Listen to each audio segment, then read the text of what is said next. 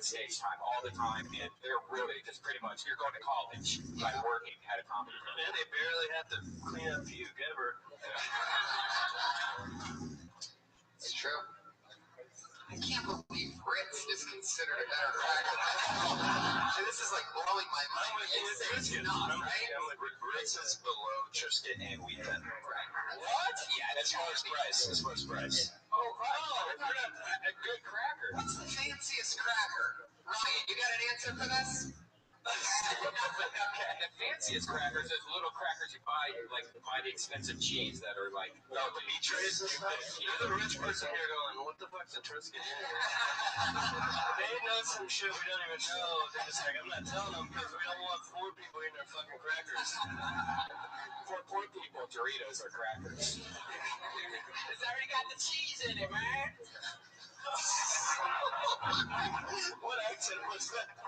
Red band on impression. Motherfucking cheese, dude. Cheese in it. Fuck yeah. What else did you talk about? ADD. He talked about that. Yeah, it's just great. You have really good jokes. Yeah. Nice. Right. You try to squeeze 3 jokes in there, and you like at the end of each joke, you just went on to the next one, and people were like ready to laugh at the end of each one. But you were like, "Fuck, I gotta do all these jokes in a minute." Yeah, I kind of rushed it there at the end. But Yeah, you could have gone for just 2 jokes and just let the laughs I ride got out. greedy, man. Yeah. This is my chance. You want to hear the laughs? I mean, there was less than a second between the 2 middle jokes, your second joke and your last joke, and they were ready to laugh, but you're like, next joke. Oh, yeah. Should have melted. I know you think that's funny. I don't even need to hear you laugh. I will continue on with my set. Do you change directions a lot like that? Like if you were to do a 10-minute set, is it just... Well, I typically kind of stack, one-liners or whatever you want to call them, kind of that are within the same topic together, so it's a little bit more organized in a flow. But for the most part, yeah, I kind of avoid some of those sharp turns that I'm trying to work on. But What was the ADD advertisement originally on? When you said it should be on like It was no, before the it was in a 30-minute infomercial, and it's like, who's going to be, like, nobody who needs that medication got that entire infomercial in their brain. yeah, that's solid. That is solid. I don't know how to help you. I feel like you did your strongest 3 jokes. It's really, That's all my material. Right. No, that's your 10 minutes. Yeah. 1 minute. Fuck yeah, Cameron Dyson. Any relation to the Dyson? I wish, man. I need that Airblade money. I don't got it. that demon fan money. There's fans that have no blade. No, they have these Dyson blade fans where it's just a big circle, and you like stand in front of it and the wind's hitting you, but there's no blade. Like you put your hand right through it. Wow. Yeah, you haven't seen that? Fuck yes. I guess Redman has disposable income. I know. I don't have one. I said it was at the whatever. It's only, I've been called a vacuum many times in my life. Because you suck. Nothing on that? Okay. Interesting what you guys choose. No, because you look like a vacuum? I don't understand what you're saying. I don't know what I'm saying. Please finish the thought. What the fuck? Iron Josh just going for it with no real plan. I love it. Cameron, we're going to keep moving along. Thank you so much. That's your Twitter handle? Great job. Cameron Dyson is his Twitter handle. He's the only Cameron Dyson. He's the only one. Let's keep flying through it. Okay. I wasn't supposed to see that. Oh, this is interesting. Hey, this is an interesting name. Brian's Street Team.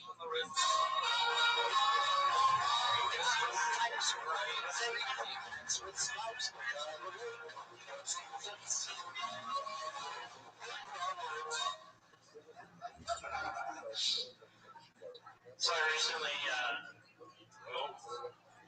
recently went out celebrating my wife's birthday by getting completely shit-faced.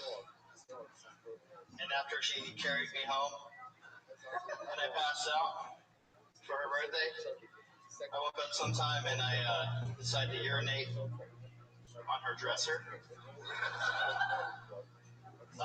She asked me in the middle of the night, "What are you doing? What the fuck To which I replied, no.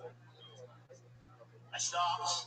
I wouldn't finish my urination in the actual toilet, says the one I created, right there in front of our bed. Came back, stepped over her as she's crying, cleaning up my cheap whiskey, urine-soaked beer, urine, and went to bed thinking nothing of it. Turns out, I pay on things. Nailed it. I don't know if that was the end, but that was okay. Yeah. A lot of urine in that. And a lot of the word urine, a lot of repeating it. It seems like you peed a lot that night. It was Urine must be like me jokes. yeah. I thought about making that joke, even I was like, I'm gonna do it. I have to take the fall for you sometimes. I love it. Okay. How long have you been doing stand-up? This is the first time. Boom! You did it again. I had a feeling. Cool. I had a feeling. I had a feeling. I can tell because in that joke there's a lot of, and then I said, and then she did, and then I did, and then it's like, so you're sort of like telling this story, but it's not really, I don't know how to describe it, but that's like a common sort of thing where, I don't know, instead of just saying what you said, you keep saying, and then I said. Yeah, it's almost like if you set it up enough, like if you're going to do an act out of two characters, if you establish it right off the bat, then you don't have to keep going back and forth, so you can just do your new normal voice, and then she's like, oh, honey, blah, blah, blah. What are you talking about? Well, you keep peeing on my stuff. Well, I went to the bar last night. You know what I mean? Like, it's two different people. So what really happened? It was her birthday. It was her birthday. I went home. Well, we went home together. Right. I woke up about in the middle of the night, just started peeing on the dresser, and she asked me. Which is in the bedroom. Yeah. You guys live together. Yeah. She's my wife. Oh, perfect. Yeah. Surprisingly. Fantastic. You said you did say you were drunk? Yeah, I was. Yeah, a lot of people do. I pee all the time when I pee. It just happened in the last year where I started peeing on rain. I think it's something about my 30s, but Did you move recently?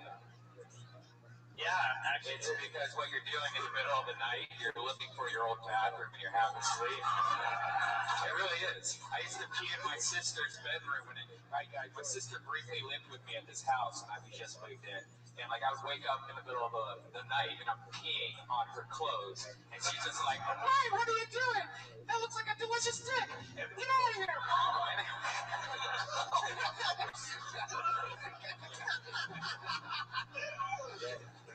If that works, he was just saying it was because you were fucked up, not like some weird psychology thing. He was lost. No, he was just like, man, I'm not going to the bathroom. That dresser looks nice. I've been really fucked up. I never peed anywhere except for the toilet or something that's very closely related to the toilet, like a sink, maybe a bathtub. A dresser, How do you know that you peed in the dresser? Because she woke up and said, what are you doing? Are you peeing on Is the it just dresser? a pee thing? Have you ever pooped in anything? I I have a friend who did a road gig with a buddy who one time they're on the road and they're in a hotel room at night, they're drinking, partying, and it's a fucking good one. And then like they're all wasted. They wake up the next morning and my buddy opens up his fridge. And he smells something, and he opens up the crisper drawer, and the other guy took a shit in the crisper drawer. He thought that was the crisper drawer. Imagine that you wake up in the refrigerator in a hotel, by the way. So, like, so the guy that opened the refrigerator was like, oh, this is definitely the toilet.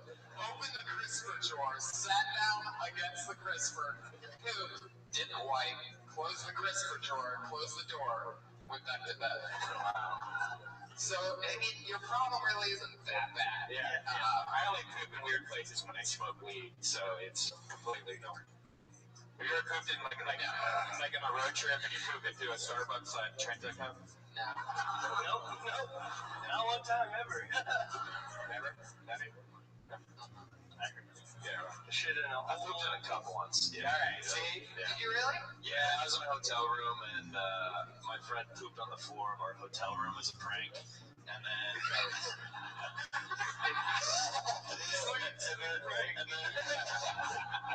well, we were staying in separate rooms, so he ran next door, he pooped on the floor, and then he ran back, and I'm like, oh, I'm gonna get him back, and then I pooped in this cup, like over the toilet, and then I ran next door and set it without him knowing, so then like eventually they found it, and it was just like steaming.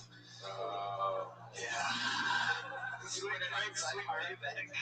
You put it outside of the door? No, inside the room. Wow. Yeah. Dude, there needs to be more poop pranks. Can you imagine like pooping in a big like pickle jar and just putting it in your refrigerator and then like your friend's refrigerator and then later he's just like, oh, you want a pickle? And he's like, what? That's not a pickle. This really took an interesting turn. I like how he shit in the cup over the toilet like it's a safety precaution. His friend just shit on the floor and he's like, I don't want to get shit on the floor though. I'm a clean guy. Yeah. But there's already shit on the floor. The hotel room has been ruined already. Fuck, we went from Ritz to shits in no time. There it is. Thanks, Jeremiah. I think they knew that was that. Is your wife here right now? Yes. Fuck yeah. Sex. Oh, is that her pissing on the exit sign? Match made in heaven. Fuck yeah, Brian. Well, you know what? First time on stage. What do you do for a day job? Just a manager. And I do some other stuff. What kind of manager? Asset manager. I manage assets. Asset manager. I would love to be an asset manager. Yeah, how much for a hit of acid? Yeah. Oh, asset. Oh, I like how you said asset. Yeah. So he's a pimp. Right. I'm an asset manager, motherfucker. Yeah, that was a bad pimp impression. Brian, why do you call it Brian? Why do you call yourself Brian Street Team? That's a carryover name. Yes. From I thought you were going to say porn. I was a porn. I am a porn guy, so now I. Parts what you used to do. Porn star, yeah. Semi-professional. I actually know you. I met you at ABM. Red Band or Eskimo Brothers. Hey, please tell me to do golden shower only porn. Just one time, it was weird. That's right. What's the weirdest thing you've done for a porno video? I Based on the dresser? put my foot in a girl's butthole. Oh, that's a Red Band song about that. No, you got some material, dude. Well, I mean, this is exactly why I asked this question. Something you can relate to. Death metal guy, it's like, that's the shit that you have to be talking. That's literally the shit that you have to be talking about. Yeah, because, I mean, you have a perspective that no one probably here has, putting feet in assholes, except maybe myself, but no one else here talks about. And if you can explain it, that's such a great storytelling aspect of it, because you can really get people interested in it, because it is interesting what you do. Yeah. I just want to pigeonhole it. As I want to do something more relatable to everybody. Like everybody has Jesus on this dresser. It's when you're eating a girl out your nose, it's fucking in the ass pigeonhole. I said with conviction. Said with total conviction. So when you said you're an asset manager, that was just total bullshit. Like, no, that's my day. I have a day job, and that's my hobby, if you will. It's great hobby. It's not bad. Are you sponsored? I do some other stuff. How's your porn name? I'm just a little confused. How does your porn name? It's a team. You fuck people on the It's a nickname that started. It was because there was two Brians in the room basically at a lot of times, and so to alleviate confusion, Brian and then Brian Street Team because I was on the street. They went like Brian Brownfoot. It was just to help to. Chief Brownfoot. I started off on the street team. I love it, man. Yeah, that's great. Fucking awesome. Brian Street Team, everybody. Another Good job, man. I knew you. I've probably seen some of his work. He's probably fucked a couple of my ex-girlfriends. Aww. What's going on over there? Somebody just signed up? Interesting. Who is it? Louis C.K.? Oh, how about this? Put your hands together for Randy Malarba, everybody!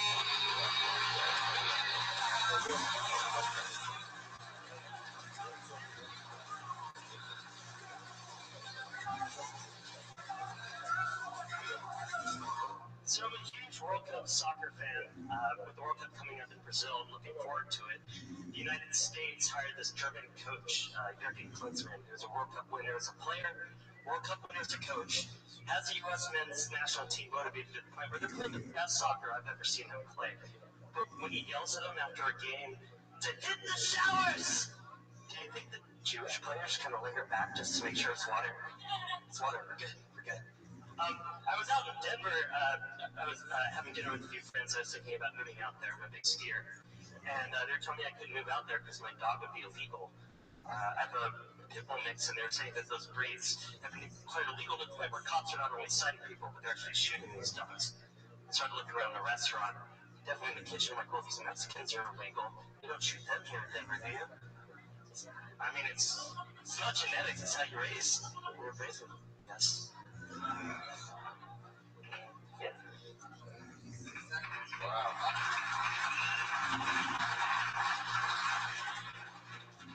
When you started it, what was the soccer team you were talking about? The U.S. men's national soccer team with Rothschild. Okay. It's just, I love it. It was all great.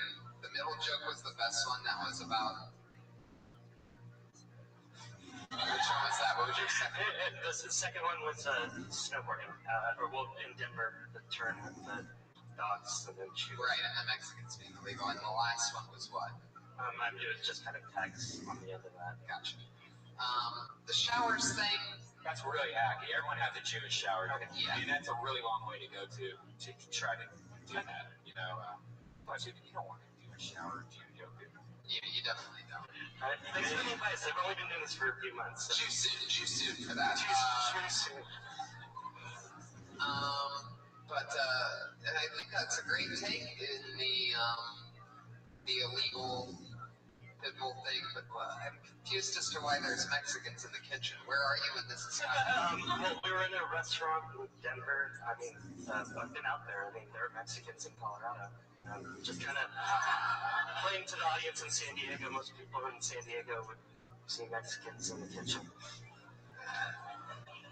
Wow, you're just a racist motherfucker, aren't you? Hey, your last name's Malarba, so I get the feeling you might be able to get away with that. Yeah. Right? Trying, I guess. So you're Asian and Hispanic. Filipino, so yeah, I guess. Oh, yeah, definitely. Mexico of Asia. Yeah. Sea beers. It's like an Asian with a tan. Yeah, totally. More brown than yellow, if you know what I'm saying. Feel free to use any of this as your own material. No, definitely. Because I'm not going to be able to do it. I'm not going to be able to do a show, tomorrow night and be like, you should have seen this Filipino last night. Anyway, but yeah, I'm sure that there's more to add with the dogs being illegal there. That is a very interesting premise. That's a promising premise that you stumbled across. Pit bulls are illegal in Denver. Just aggressive breeds. It was a conversation I had. There's another addition to that right there. How you just said, like how Mexicans It's amazing that all Mexicans are allowed, even the aggressive breeds, whereas the pit bulls are illegal. How can you tell if it's an aggressive breed? Might be the next part of that shit. Well, just looking for the fact that we're dealing with a minute, the way I've been trying to explore that is, well, you can't really tell a mixed breed dog, and to some extent you can't really tell Mexicans are illegal, so just kind of going off of the fact that cops are literally like quick draw McGraw shooting dogs out there. Really? Yeah, and then even here in the there was an article here in San Diego where they're shooting Mexicans at the border, and that's not a joke. So just trying to draw the correlations. Really Sarah McLachlan commercial. Sarah McLachlan. I'd love it if the rapper pit bull was illegal in Denver. Exactly what I was going to say. It's really depressing that they're shooting these pit bulls and not the rapper pit bull. something like that. But in your own, whatever. But make sure. Racist way. In my own racist way. And then I would say, I know it's a minute, but I would just say, just as a rule of thumb, you can go a little bit slower because some of the words, I was having a little bit of trouble understanding what you're saying. Yeah, those Filipinos are quick. You ever see Manny Pacquiao box?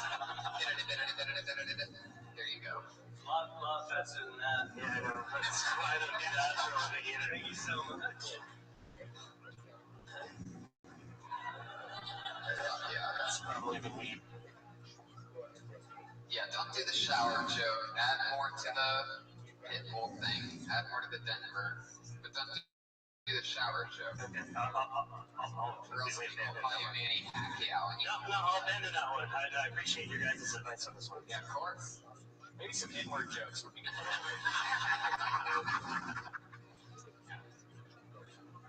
Just saying yourself, like, black people are gross. Come out of here. Both of your parents are Filipino? Yeah. How do you end up in San Diego? My dad immigrated here back in the 1970s. From the rest of the family, I was the only one born here in San Diego. Oh, yeah, congratulations. Yeah. They're all technically illegal. Well, they've been here long enough.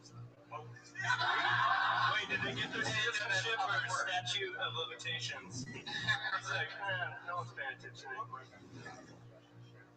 I love that. Just he just smiles. Fuck yeah. Well, we're not gonna call the immigration on your parents. Don't worry. Thank you kindly. But thank you so much for being a part of everything. Thank you guys very much. Cheers. That's Randy Wrights. That's Wrights. WRITES. At Randy Wrights. And that's 105. Yep. So let's get the floor.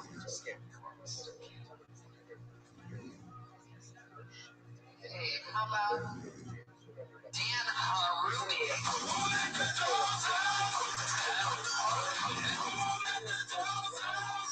Here he is.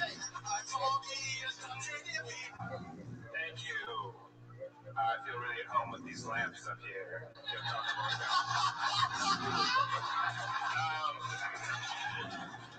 I feel like shaving is like playing a scratchy lotto ticket with my face. I feel like it has the same results. At the end, I'm just disappointed, like, right, this guy again. Someday I want to look at my face in the mirror and see Wesley Snipes. Like, it's about fucking time. I like to carry around scratch a lotto tickets just to make my life more interesting. Like when I go to a taco shop and they ask me if I want to pay a little extra for guacamole, I'm like, maybe. Or like I like to keep a scratch a lotto ticket and with like a box of condoms in my apartment. It's like, man, I cannot afford to get this girl pregnant right now. Unless. Hell yeah, $50.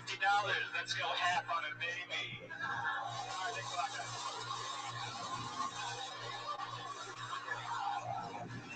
Dan Harumi bringing the thunder.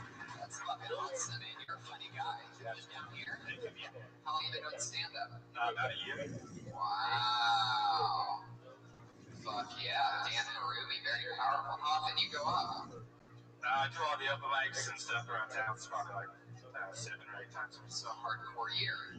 Yeah, definitely. Quite a bit. Fucking way to do it, man. You're in great shape. No, thanks.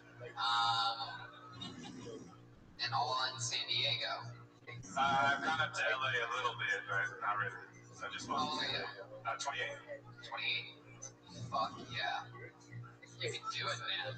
It's a lot of fucking really funny shit, and the fact that you acknowledge, you turned a little joke into the first thing. I mean, you have the fundamentals down, you have the jokes, you have a style, you seem comfortable. I mean, that's like pretty amazing stuff, right? Blatantly funny. That's hilarious. Yeah, if you can riff well and you have solid jokes, it's pretty powerful. Yeah, 7 days a week shows. It's a blatant difference than first time, then 3 years, a couple times a week. You're already, it's about reps. So It's very important that you keep that up because that's fucking awesome. That was a fantastic performance. I don't even know what else to say. I can't add on to anything. It's such a great opener. I love your stage. Is that always like your stage presence? Always kind of like this? Usually I take the mic out, but I know I just run it, jump in. Yeah, I like your stage presence all in all. So yeah, you can tell you're kicking ass. You have a job? Yeah. I just work retail. Right. Yeah. But that works. You work during the day and then you get to get up at night. Yeah, pretty much. I try to keep the job as minimal as possible. So. You try to get up here a lot? Yeah, I do the open mic every Sunday here, and then I did a little show here before. Awesome. Yeah. If I were you, I would really try to just really even try to push it harder. I mean, if that's what you're doing in 7 days a week, I would keep it. I mean, I can't imagine how hard it must be to do 7 nights a week down here in San Diego. But, maybe try to get a job at a comedy club and double down in it. Because then once you meet comedians, they're going to want to take you on the road, and then they're going to want to, this and that. It's very promising. You're absolutely hilarious. Anna Ruby, everybody. That's @Anna_Harubi. Very interesting. Fucking San Diego gem right there. Look what you guys built. Now, at this point of the show, we always have 2 regulars. If you've ever watched the podcast or listened to it, that go up at the end of every single episode, and we brought them with us, everybody. So, here we go. Going first tonight, put your hands together for the always funny Kimberly Cogden, everybody. 40 weeks ago, taking part of stand-up comedy in LA. What's up, guys? How are you doing? Nice. I grew up in kind of a poor town, so a lot of the kids in my school would steal the things that they wanted, like earrings. But what they would do is when they would go to the store and they'd take the earring out and leave the back and replace an object to use as an earring back. So I'm having a conversation with my friend Kanasia one day. And I'm like, Kanasia, what are you doing for college? She's like, I don't know. Listen, I haven't figured that out yet. But my daddy said, it don't matter where you come from. It matter where you going. I was like, okay, are you going to a place where you're going to make a lot of mistakes because you're using erasers as earring backs? Like, what are you doing? She's like, no, girl, but in the front, they is cubic zirconias. And I was like, oh, no. She's like, no, genuine cubic zirconias, girl. Genuine. And I was like, cool, but can I have my erasers back? That's it.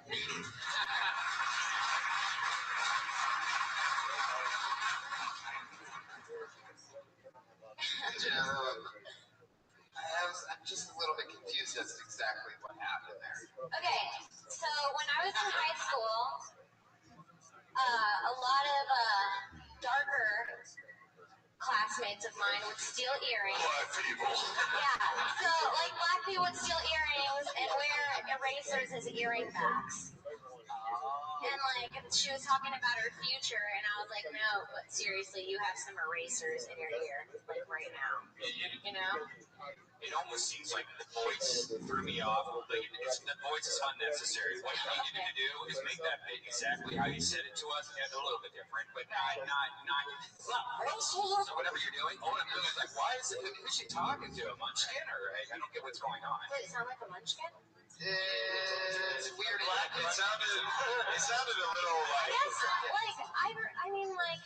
It sounded cartoony black. Someone over there knows the same black girl he does. It's like a black girl like on Rugrats or something. It sounded like one of Bebe's kids. But, you can do that without that voice, because normally when you do a voice like that, like it's leading to something or it comes back, but it really doesn't in that. The person making the voice isn't the one. At the same time, the genuine part is sort of funny. Like she's saying it like the R&B singer Genuine. Yeah. What's his song? I didn't even catch that. Holy, I didn't catch that at all. Oh, wait. She knows. Genuine. I didn't catch that. Like the whitest black girl in the room. So you're a Genuine fan? Yeah, I'm a Genuine fan. What?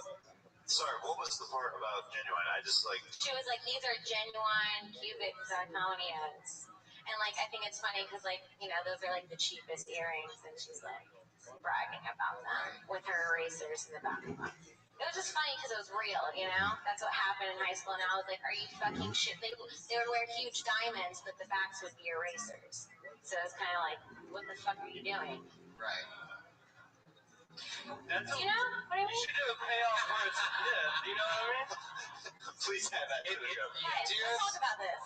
It seems like the whole idea of the earrings and the rings is actually just a tag of a story of you talking about a girl. You know what I mean? Like the voice thing threw me off. It just seemed unnecessary. I thought it was a lot funnier you explaining it as just like, no, I knew this girl, you know, type way. Right.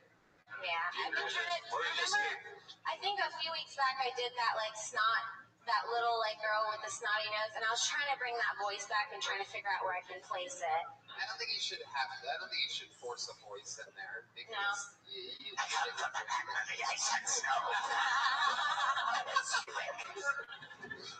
oh yeah. Thanks, Good Jeremy. old Beauregard. But yeah, you know, it's always fun. It's always a new minute. So, Yeah. Fantastic. I don't know what else to add. You gotta find a better punchline because you said the same thing over and over again about the earring backs. Like, can I get my earrings back? Or the erasers back? Can I get the erasers back? Yeah. It's funnier when you said in the middle, you're just like, hey, what the fuck are you doing? Yeah. You're an idiot. And then be like, black people are gross. I'm out of here. Perfect. There you go. That's Kimberly Condon on Twitter. Yes. Kimberly Condon, she's here. She's doing 2 shows after this, stand-up shows. And finally, your final regular here. Go Tony, put your hands together for Sarah Weinstein.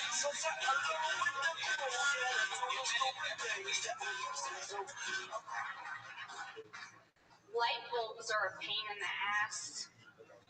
You gotta replace them at the risk getting carpal tunnel by unscrewing them. They're fragile. I don't fuck with them. If the light goes out in one room, I just move to another room. Eventually, I'm just sitting in darkness, and I'm like, this feels right. But then you gotta bite the bullet, gotta go down to Lowe's, gotta figure out where these bulbs are, get misdirected a few times, redirected, find the light bulbs, have to figure out what kind of wattage I need. Wattage? Do I need 30? Do I need 60? Do I need 90? Do I need a soft light? Do I need a bright light? I'm not trying to fuck with a fluorescent light. Right?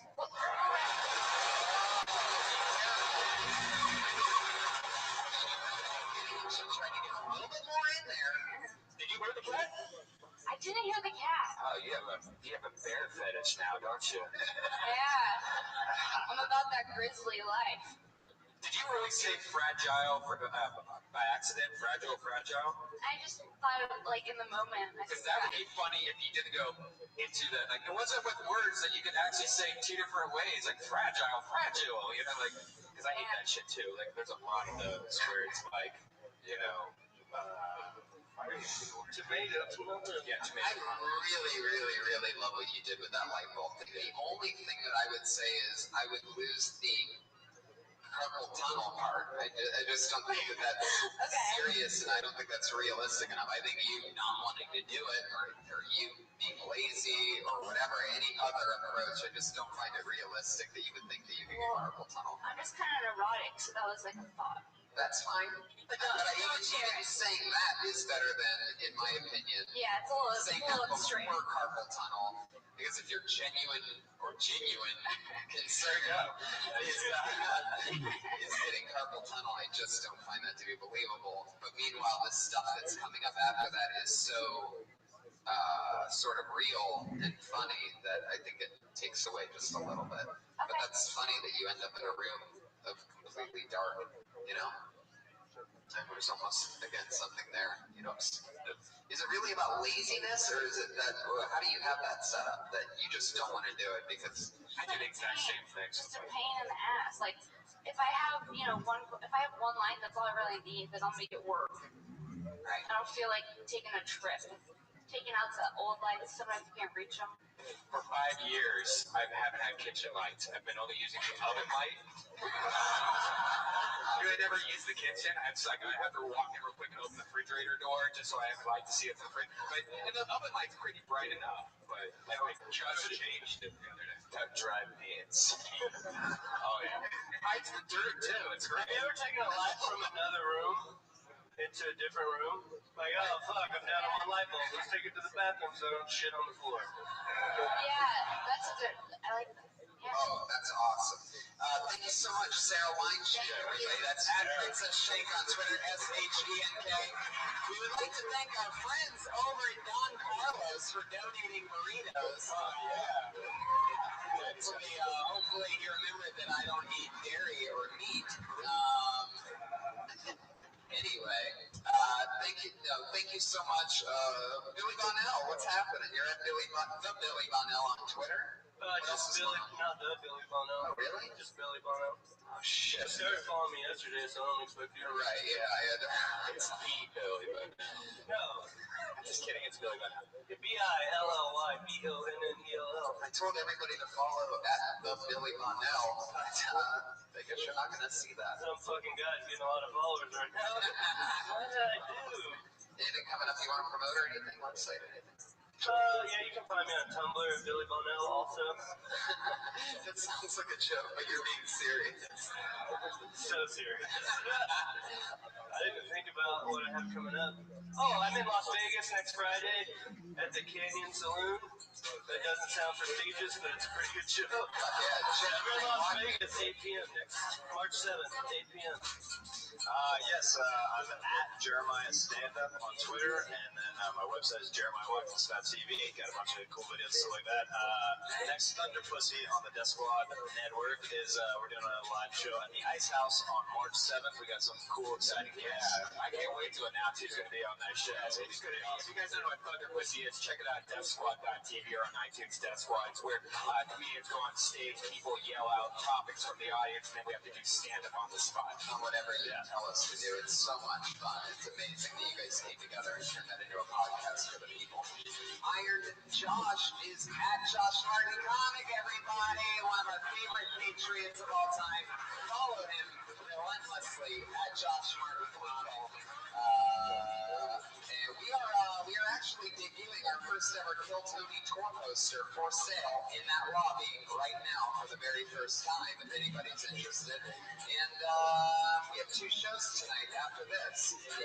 If you believe, if you're in this show right now, you get to come to the 8 o'clock show for free. Yeah, you just stay where you're at. If you want to watch a comedy show, you get free. And it's going to be fucking awesome. At Red Van, at Tony Hinchcliffe. Yep. Well, we did it. Thank you guys so much for coming out. Fucking awesome.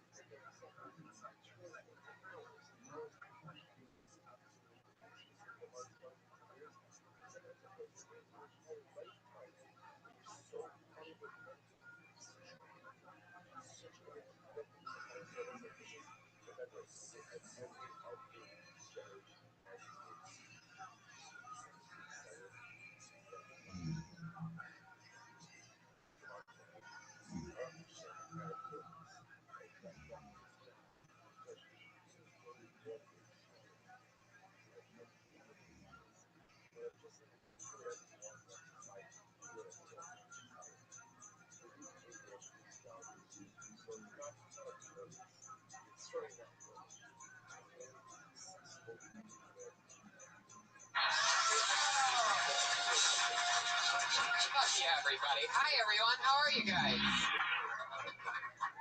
Another fun Monday evening live here in the Belly Room.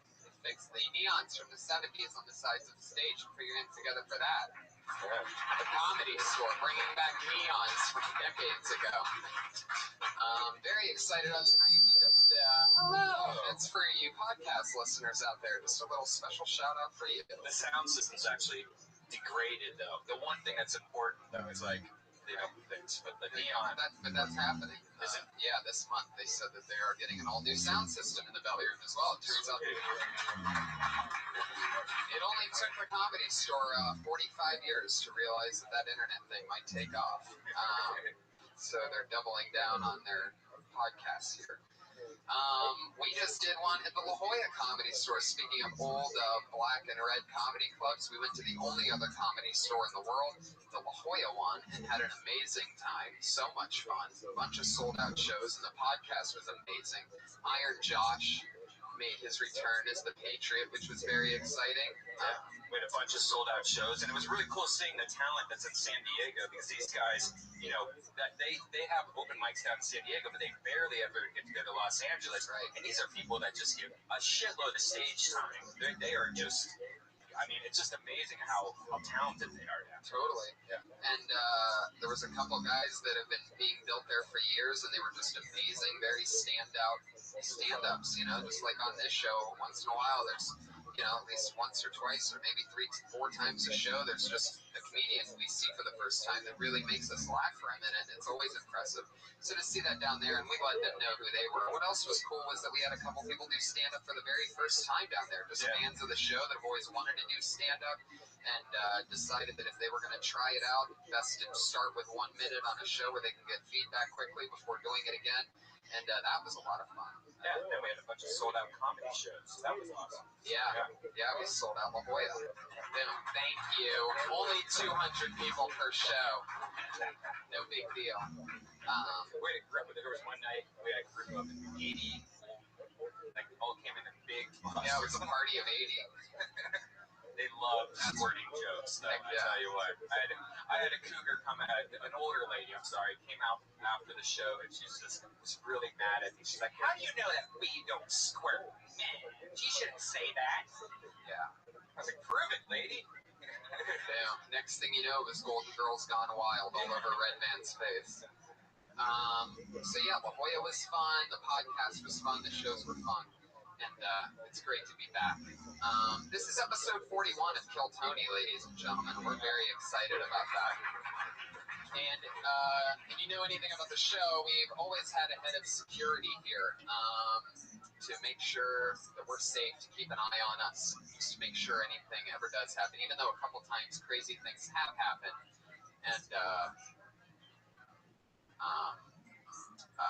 but we are safe again tonight. We've tried different Patriots lately because the original Iron Patriot quit on us, and we've had Mexican Patriot. We've tried all different kinds of Patriot. We've had a black Patriot, a female Patriot, all different kinds. Well, tonight we are combining both, our black and our female Patriot.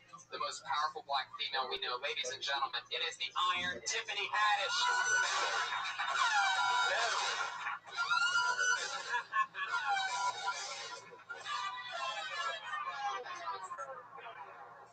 Boom. She is back with us. She was once a guest, and now she has taken the reins as the new, most badass Patriot we've ever had. How's it going? Patriotica. Patriotica, everybody. Put your hands together for Patriotica, guys. This is one bad bitch. She's a part of the Cat Pack. Yeah. And, we are actually going on the road in April to Seattle, Oregon, and Vancouver on 420. And Tiffany's along for the ride. Tiffany actually was in Texas with us. Yeah. She was there. We came up with the Cat Pack very quickly because we realized that us three together is fucking diabolical chemistry. Not even so much. I mean, definitely for the comedy shows because we're all so different. But more than anything, after the shows, we're Pedialyte! Yes, Pedialyte! That's right. Pedialyte! She introduced us to the magic of Pedialyte. It turns out that you can have 20 alcoholic beverages and feel all right the next day.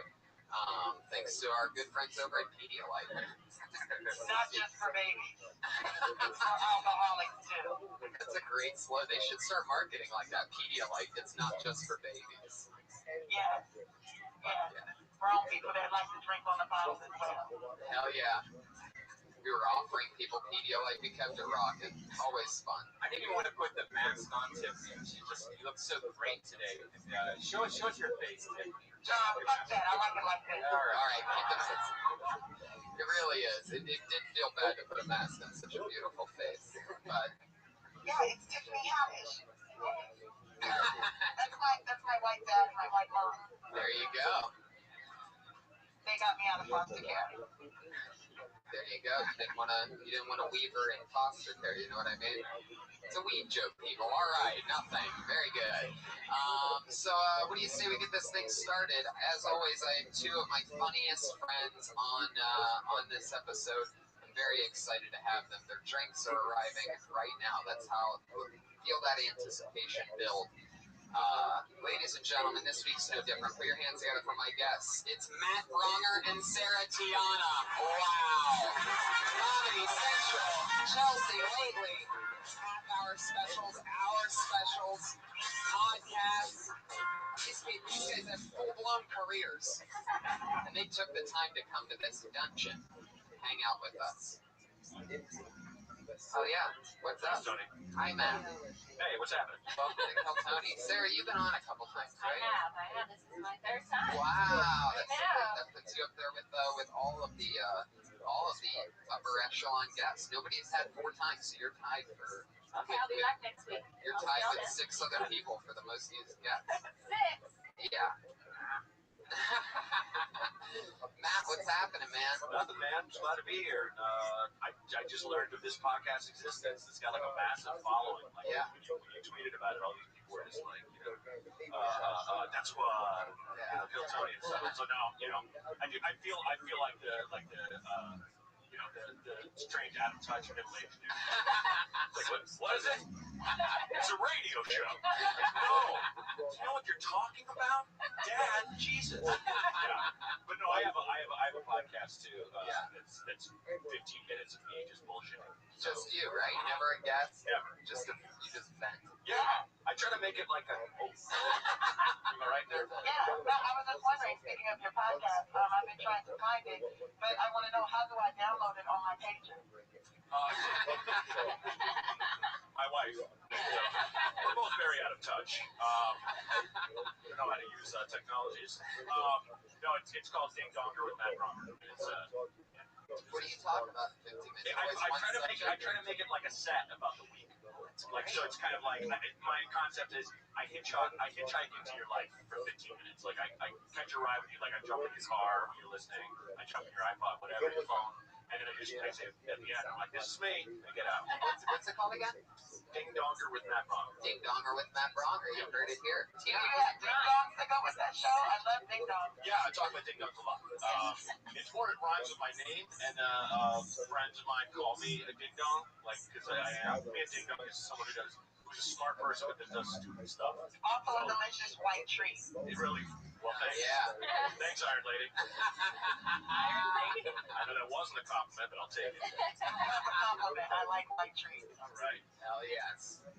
And you have a question for Sarah Tiana? Yes, Sarah Tiana, your podcast. I was listening to it not too long ago, and I heard that you got catfished by a military guy. Do you want me to kick his ass or kill him? Oh, that would be great. Yeah, if you could find him. Oh, I can do that. Looking I'm a black woman. I can find anybody. Patriotic. He owes lots of child support, so it would be very helpful. He owes you child Not support. me. No.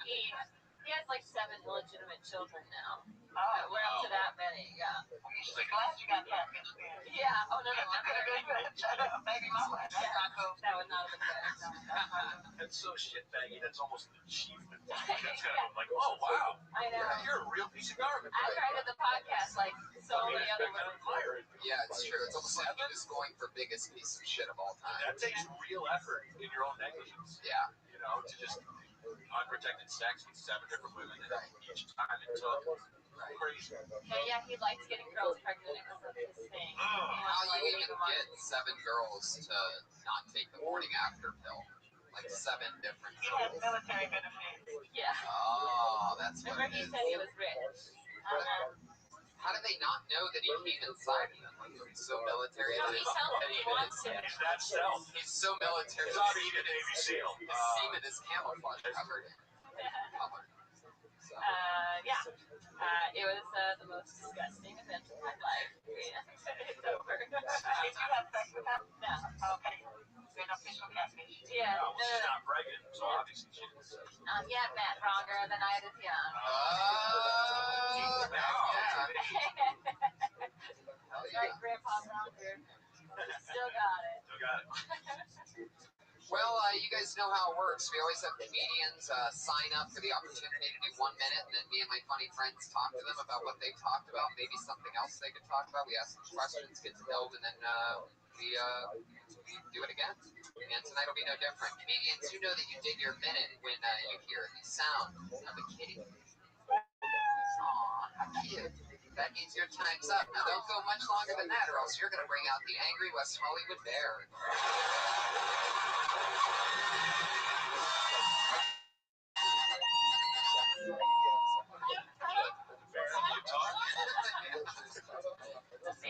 Every week the bear gets a little bit more aggressive, and we just let him do what he wants to do. We don't want him in a rock and roll fashion. On Saturday, it actually ended with an elephant. Started with a bear and ended with an elephant. Wow. And we should mention that all the songs that you guys are going up to today, on the way home from San Diego, we decided to listen to a song called Ohio, and then we realized how many songs have the word Ohio in the title. There is, I think we listened to maybe, It was the entire drive back from San Diego, so at least 2 hours worth of Ohio songs. and then we had about another 50 songs left to play. So tonight, there's a bunch of different Ohio songs that Not we're a lot of playing. it. Brian and I are both from Ohio, so we're a little bit biased towards the best state in the country. Anyway, so let's get it started. I mean, of course I'm talking about Georgia. You got Georgia on my mind. Sweet little Georgia. Sweet little Georgia. Midnight Train to Georgia. Devil went down to Georgia. Midnight Train to Georgia. Devil went down to Georgia. And T.I. has a variety of songs about him being the king of Georgia. What state has the most songs? I bet California. I think it's Oregon. So many Oregon songs. Wyoming. It's Train to Wyoming. Oregon, Sex in Oregon. 3 a.m. train to Oregon. Nobody wants to go to Oregon. Hot boning on the wagon trail in Oregon. I left my flannel in Oregon. Because I'm high. Yeah. Okay, so let's get it started, everybody. Your first comedian tonight will be. Are you guys ready for this or what? Yay. Yeah. Oh, we've had him on before. Little Asian buddy. It's Kenny Lyon, everybody. Here he is. Oh, shit. Kenny Lyon didn't show up for his spot, and you guys know what that means. That means that he is now blacklisted.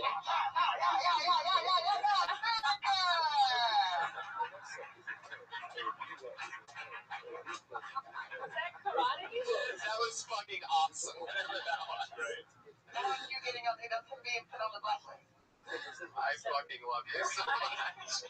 I love you too. Oh my god. Okay, so Kenny Lyon is blacklisted not only from the show for life, but also from the Comedy Store for 3 months. So it sucks to be Kenny Lyon. Yeah, it's a tough business. Put your hands together for Sean Hart.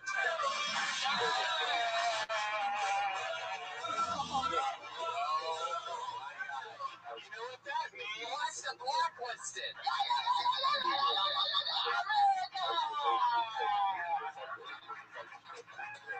Two in a row. Can we go for 3? Why am I rooting for people to get blacklisted right now? Is the whole show just blacklisted? We've never had it before. That doesn't sound fun. Black to Some blacklisted. people can room together.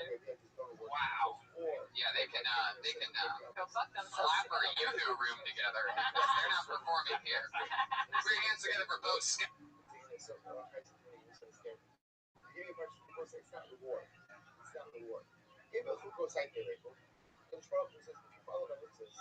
I'm going to make it easier for you to live a life of spirituality. Hey guys, I'm Bo Scott from Georgia. A little bit easier. I hope those I moved out here to get my weed card.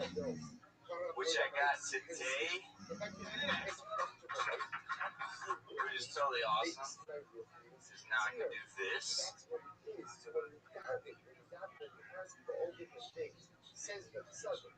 Why am I asking? You're asking because, hey, car needs gas. Person needs car also. Okay, then sometimes those requests back. Call that practicing. So I'm pretty sure if I do that all day, every day for the rest of my life, I'll never be good at it. This is how I practice vigorously.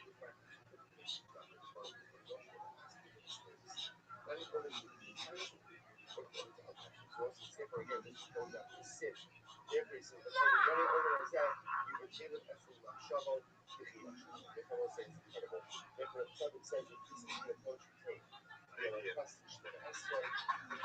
you go. 58 seconds of Bo Scott. 30 seconds of that doing an act out, which I have no idea what it was. I've never seen someone give up on comedy on stage. Sarah asked when the cat was going to play 25 seconds into that. Well, maybe it was just me. What was that thing you were doing? It was called practicing. I heard that part, but what were you practicing? Just practicing how to do that good. It's impossible. Alright, I think I took some acid before the show. I need to. I have no idea what you're talking about. Do you guys have any idea what you're talking about? I think you're basically saying, like, since you got your weight card, you're high, and you figured out this weird thing you can do that you'll never get down all the way. You'll never, like, master it. So you're just That's practicing. comedy. That's what he was talking about. Comedy. It's something he's never going to get down or be good at. So he keeps doing that shit. Well, that's not nice. The Iron Justice. All right. So, I understand what you're saying when you're saying that. Well, I don't understand what you're saying when you're saying that you're practicing. But what physically are you practicing? Like, what are you motioning at? What is in your hamstring? Are you humping something? Like, is it a bomb rip? He's practicing some of that self bombing and like they do in jail. They call it swooping. It's good you're here. Recognize that's what that was. I never would have guessed. You're welcome. How the hell would never heard of swooping? What kind of phone fits in your butt? Headphones. They put them inside of the Good answer. Good answer. People in prison have phones? Yes, they call me from jail all the time asking me to do patriotic things. Oh, okay. Yeah. So practicing. Very confused. No, what we were doing right there was making comedy, so we didn't have to talk about what you just did. That's what we were trying to change the subject, so. Okay, that's fine. I'm confused. What are you practicing when you say that you're practicing? I think everyone's looking too deep into it. No, we're not. We're just asking the obvious question. Was the joke that you got a license, and when you get your license, you get stoned, and that's what you do when you get stoned? I guess it was for you guys to interpret as you guys want. So it's performance art. It clearly missed the mark, and probably will never be done again. But that's good. There you go. Well, It's definitely a that's why I'm here, to do shit like that and get reactions and figure out what works and what No, trial and error. Absolutely. That's why I'm asking you what you were trying to do, so that I. Here's honestly what I was trying to do. Okay. I do really long sets, and I've always been too afraid to do that because of how retarded it obviously was. So here, when you get 1 minute, I can just do that, and then I'm out, and I don't have to come back with anything else, you know? So obviously that doesn't work, so it's like... Well, it could work. I think what you need to do is, instead of doing or this, just like maybe practice out being high together. You know what I mean? Like it's like what I do this? No, because it looks like you're fucking something. Yeah, like a lot of hunched over. Like that. Yeah. No one smokes weed and just does this, you know? Yeah, who does that? I've never gotten that For a high. podcast for people who I do that. No, I know. It's practice getting arrested so he can actually poop himself on when he's in jail. Right, it's true. All just gets back to hooping. What was supposed to be funny is just how ridiculous that was, and it was like way over everyone's head. I just had fun doing it. I think that's. I wouldn't say it I was. wouldn't say it was Over anybody's head. I would say it was under everybody's. Exactly. It looked like you were trying to show us like you were doing something. So instead of making it look like you're just high, you should have been spinning. You should make like butterflies and things. You should instead just doing better. Yeah, it was eerily specific. Like I couldn't tell if you were fucking a bomb. That's what I was guessing actually. But when you were doing it, seemed like you were fucking a bong, and I'm like, okay, so it was meant to be the most random thing I could think of to do. Copy that. Gotcha. And that was Pretty random. Yeah. I could see why you were afraid to do that during your longer sets. Totally. I'd be afraid to do that bit too. Yeah, well, good for you for getting up here and trying it. Yeah, definitely. But thank you so much. Oh. Oh shit, Mo just left Patriotica hanging. Bo underscores Scots. Boom. Just got the double bird. Mo underscore Scott on Twitter. For you podcast listeners that were wondering what the fuck you just heard. B-O. It looked like he was fucking an imaginary bomb. Yeah, it looked like he was hitchhiking on one hand. On the other hand, he was like just, I don't know, slapping an ass. He was putting his finger in his ass from this side. That's what it looks like. Well, No. That's why I said he was moving. trying to get the cell phone out. Something I always ask my guests is, and I may have asked you this before, Sarah, so either you answered it or I didn't.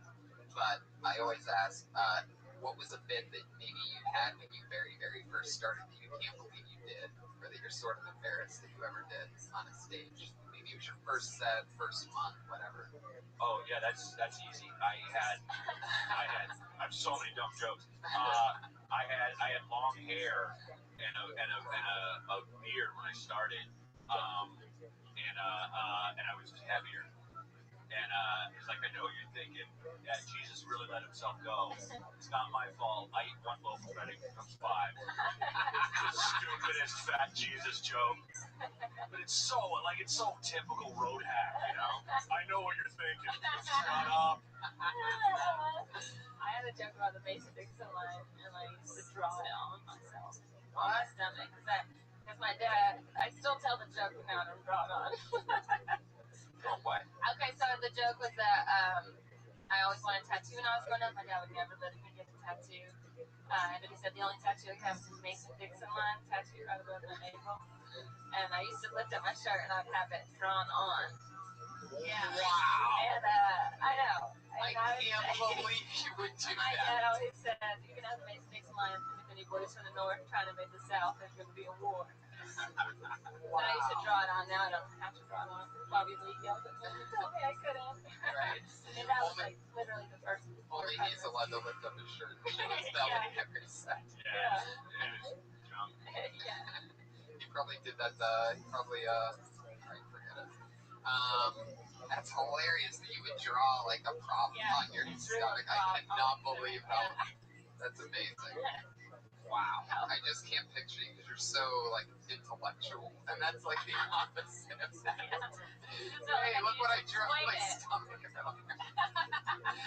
Oh, you were that guy that used to like piss himself like every set? Like that was, it wasn't real. He had like a water bottle in his pocket and he'd tell a joke and we just eat it and he'd go, oh.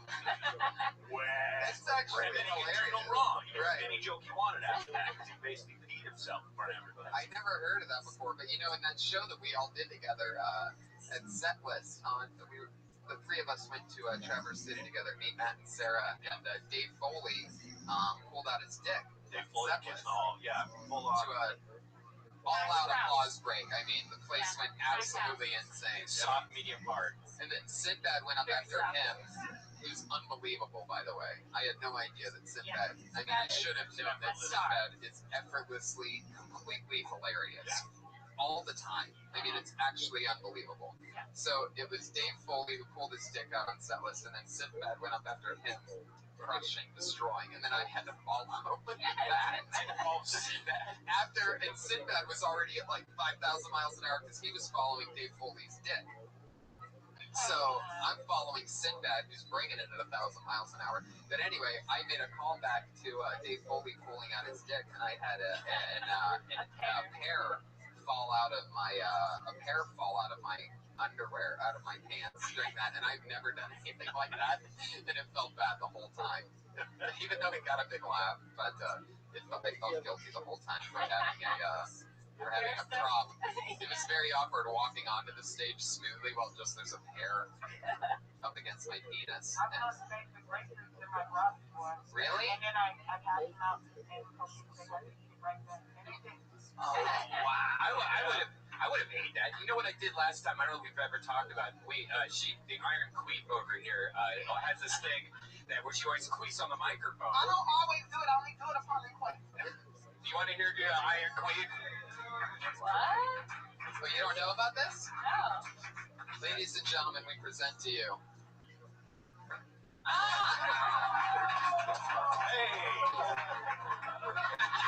Congratulations, everyone! We won! Oh, we won tonight, guys. All of us. We can do it again. Happy Monday. Field 71. And so she did this on Thunder Pussy, which is another podcast on Death Squad. She did like 7 or 8 of them. I ran on stage, grabbed the microphone, and smelled it as a joke, not knowing what actually smelled like queef. And it did. What do queefs smell like? It smelled like everybody's breath. My microphone smelled. Right. It's not No, everything it's just... like vagina. My queefs don't smell. You want me to come here? I'll see you. All right. Queefun. Oh, okay. There we go. Oh, shit. Get in there, Brian. I think she just shit her pants.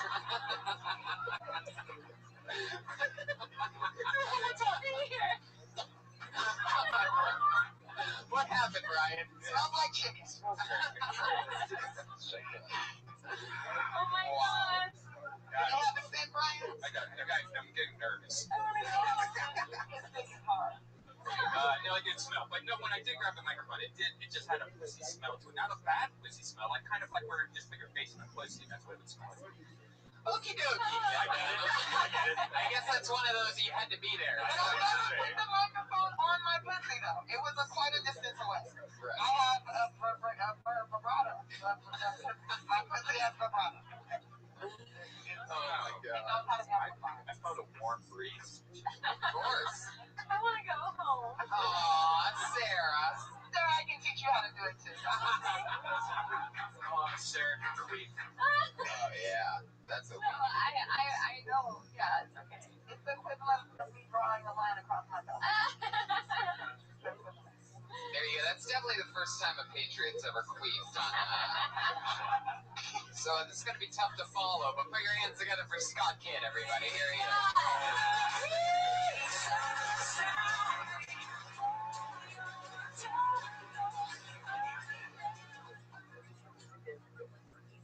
So I was wondering the other day, who would make a better lover? Helen Keller or Mother Teresa? Now, Mother Teresa, she's a mother. She can be a mother to all children, let alone your own. And you know that, like, even if you got AIDS or some crazy disease or lost your leg in the war, she stayed by your side. Mother Teresa's a saint. She helps so many people. I mean, she's an inspiration. But man, Helen Keller's got that retarded pussy, y'all. What am I?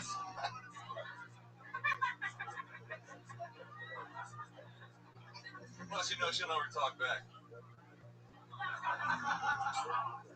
Thank you. All right. Some people might say it's too soon for Helen Keller jokes. And then some people might say it's too soon for Mother Teresa jokes. But I say, I don't know. That's an interesting one. That's a long build-up for a retarded pussy. And I think when you come in with a retarded pussy, you gotta commit. You gotta stutter a little bit where it's like, one of my favorite things, it's funny to me, is when a comedian goes filthy, but they don't go confident at the same time. It's like, so you grab her tits. Hey, come on, tell the story. I was like, you suck my dick. Okay. You know, you kind of stutter and the retarded pussy, you're already laughing at it, you know. You should just, get a retarded pussy and just drop the mic and just walk out. You know, like, that's who I am. Yeah. And then you sell your retarded pussy t-shirts right there.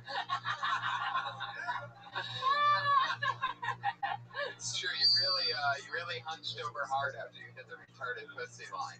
Yeah. It was a hurdle, huh? I think you could find some negative things about Mother Teresa. Oh yeah, she does a lot of horrible things. She did, but she kept like her whole if people she was taking care of, she would keep them in poverty for the attention. Like there's a whole article about it that is read that like blows it all to bits. Like the whole she's a saint. Right. Well, she deserved to die the same day as Princess Diana. Then she's like that. They planned it. Less They attention. made a pact when they were in They got. the same sorority. I only felt like was Helen Keller retarded? She just was like blind and deaf. Yeah. So that was Actually very smart. Yeah. So retarded. She was a public speaker. Yeah, ironically, but Right. Wah wah. But, So she could also talk back.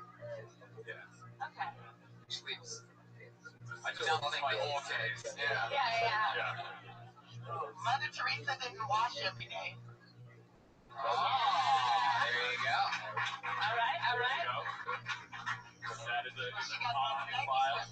That's a con. That's a con. That's a con, not a pro. Yes. It's such a strange choice of a strange dichotomy. It's like, that's the only two options. Who's the girl in the attic? Sigourney Weaver. Who's the girl in the attic? The Jewish girl in the Anne attic. Frank. Yeah, I always get them confused. Me too. Yeah. I was thinking Anne Frank before. Yeah. It's easy to get them confused. They're both two brunettes who didn't talk for a lot of their lives. One had to stay quiet, and the other didn't learn how to talk. I think it's such a funny premise of like, just saying like, oh, I don't know which one would make a better lover. Like, you said lover, right? It's a wife. So like, and then you talk about Mother Teresa as if she were a wife. She would say like that, like a lover would, So I think if you're gonna really use that, then like you should really truly weigh the pros and cons, and then it'll get funnier the longer you stay in the list. Like you're really weighing this out as if it's that important. To me, that's kind of funny. Just like the longer you talk about it. And even if you don't, you like not to harp on retarded pussy. I like the phrase. Even when you say that, just commit to the sincerity of the moment instead of going like, what? Like, but Helen Keller did have that retarded pussy. Like great. Like have it. And you get even crazier with your descriptors, for the pros and cons. And then you can say like, oh, I mean, maybe it wasn't retarded. Right, Just yeah. like not as smart as the rest of the pussy I normally. Very quiet. Yeah. Very quiet. And then you can see what was coming at it. Like maybe, one of the perks of hooking up with Helen Keller is that, you can prematurely ejaculate, just slide something else in there, and she would never know the difference. But a con, she's gonna write about it. You know what I mean? Right. You could fuck great sexcapade with you. She would write about it. You could fuck Anne Frank without her knowing. If you get herpes, she just thinks it's a message for her. Okay. There you go. I heard Anne Frank was closeted. Was what? Closeted. She was addict. Joke about how she's She was an addict. She was a drug addict. Anyway, she was killed by the Nazis. What's going on? That we can make fun I did not see that one coming. It's a trivia fact. A history minor. Well, I guess her pussy wouldn't be as good because she was like pretty much cremated, so you can't really do anything with it right now. Well, you can go there too. I thought we were scraping the bottom of the barrel, but you got another inch of soil there. Maybe he could do something on what they sound like when they have orgasms. Like when Mother Teresa comes, she calls out before the Lord. When Helen Keller comes, she goes,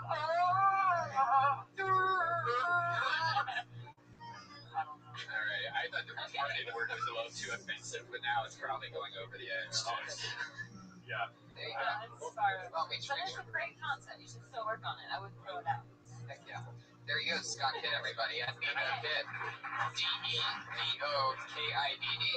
Scott Kidd. He's been on the show a few times. Always fun. Can I order another one of these delicious beverages?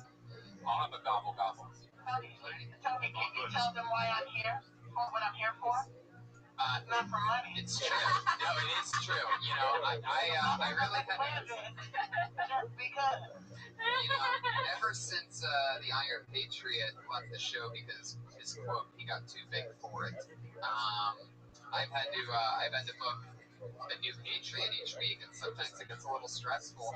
It was getting late today, and I'm like, oh, jeez, how do I do it? And then I saw your name in my contacts, and I'm like, there's no way Tiffany's going to even be available. But I promised her. She goes, will I get paid for it? I go, no, but you'll get at least 50 new Twitter followers. She goes, that's not good enough for me. I need 100 Twitter followers. So, everybody that's listening right now, even if you're not on Twitter, please go build an account and follow Tiffany Haddish. For those of you that are on Twitter, you should absolutely already be following Tiffany Haddish. Every single person in this room should be following Tiffany Haddish. I tweet sexy pictures twice a week. Yes. And she's absolutely hilarious. She's great. And it's a great way to get more funny tour pics of us all together when we're on the road together because, man, that's still my favorite Vine. There's a Vine that we made out there of us fucking partying one of the nights we did the road in Texas together. 3 cities, 3 different nights. And there's one where I'm just fucking like, we're listening to rap music and Tiffany's ironing out her weave, even though the iron's not really on. We're making a video and the camera pans out and I'm just dancing like a gangster with this big bottle of Pedialyte. Drinking it. And Like a real music video. it really does look like a real music video because it's with the beat and everything. It's so funny. She brings up a fucking monster in us too. And it's okay. Man, I can't wait to get to Canada, man. I'm fucking a French Canadian. Shit. Patriotic style. Oui, là, what is la queen? Alright, let's keep it moving. Your next comedian. That's right. So 100 new Twitter followers for Tiffany Haddish. So please, please, please follow her. Every single person. She's one of the funniest people I know. Put your hands together for your next comic. It's Hillary Adams, everybody.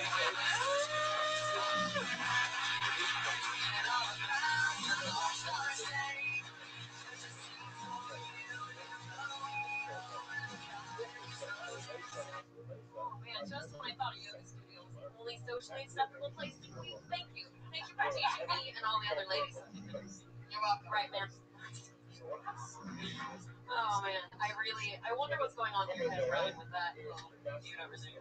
Is you need a therapist suggestion? I have a couple of good ones. I might be able to help you. Which end are you on? I'm not sure. Anyway, I'm going to start my stuff. Sorry. As a young woman, I'm forced to look at myself in the mirror and think, if only I would take my clothes off and swing around a pole, I'd have $400 extra tonight. But I've been to a strip club, and those girls work way too hard for $1. You put $1 down, you get titties in your face, another $1. It just doesn't seem right to me. And, those are things you could do, I suppose, as a lady, using your sex for money or whatever. You could do prostitute, do that. And I've sucked so many dicks that got nothing but a bad memory and just a better definition of a douchebag that I think to myself, if I sucked a dick for money, I could go see Book of Mormon. Like, I could. And that shit's expensive. I want to see that. I want to see it. And, okay. That's the plan. Okay. You have great shoes. She's wearing great shoes, you guys. I have them in black. Shoes off. Use the microphone. Fuck yeah. Those are nice shoes. Thank you very much. Yeah, they are nice shoes. It looks like something Tony would wear. Yeah, that's true. You take it down from a 9 and make it look like a 6, so I'm not freaking. Well, you spent the first 30 seconds talking to the Patriot, talking about a doll on the table that's in front of Brian, but I'm pretty sure that your next 30 seconds was about how you can have more money by Being a strip club. right. Sure. Yeah. Yeah, correct. A bunch of facts. You can't really make habits. You could have the money for Book of Mormon by doing that. Was there I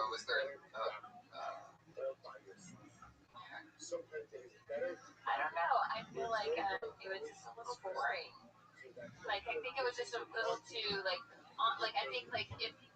think your description of what girls do on the pole, if that was different, then it would be a good dichotomy for like what you would be able to do with that money.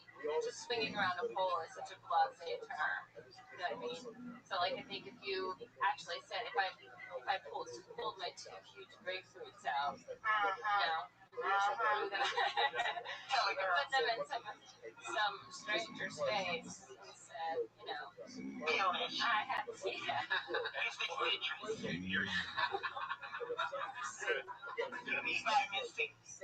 It comes down to like what do you value, like as living in that joke. So strippers don't really work hard, but they demean themselves for money, and that's like, so what's like, how far will you go? Have you ever been on a pole that is hard to strip? I get it. I'm not saying it's. They're going to be in the Olympics. Yeah, I used to work at a ladies' club. I'm stripped. I was the realistic dancer. I was just like, you could probably date this guy. Ladies and gentlemen, David. I come out with a lawnmower, you know. But it goes to if you're like I guess I can suck dicks for money because I've done that, you know, kind of like get into like, you know, your and the part where Book of Mormon was the part that got the audience because it's such an absurd concept, but everybody can relate because those tickets are like $100 or more. So you're just like, yeah, I'll blow a guy to go see this amazing play. Like that was really funny. Yeah, I think you just need more examples like that of things that like you would be willing to do that you already do for money. That would pay for it. And what you were saying was the exact scene that started all of these jokes, but I mean like it's a bunch of comedies like squished together and there's not a lot of details or act outs or yeah. You should also, just in your personal life, write a list down of things that you want to do and what you would do for them and give them to me. That's not comedy advice. That's just you being a creep. Yeah. And why you dragged me into that, I have no idea. nobody wants to be a creep alone. Yeah, see? Brian does. Brian has no problem being I a can creep. tell you have good stage presence and that you think of things and that you write them down. How long have you been doing stand-up? Years. Where are you from?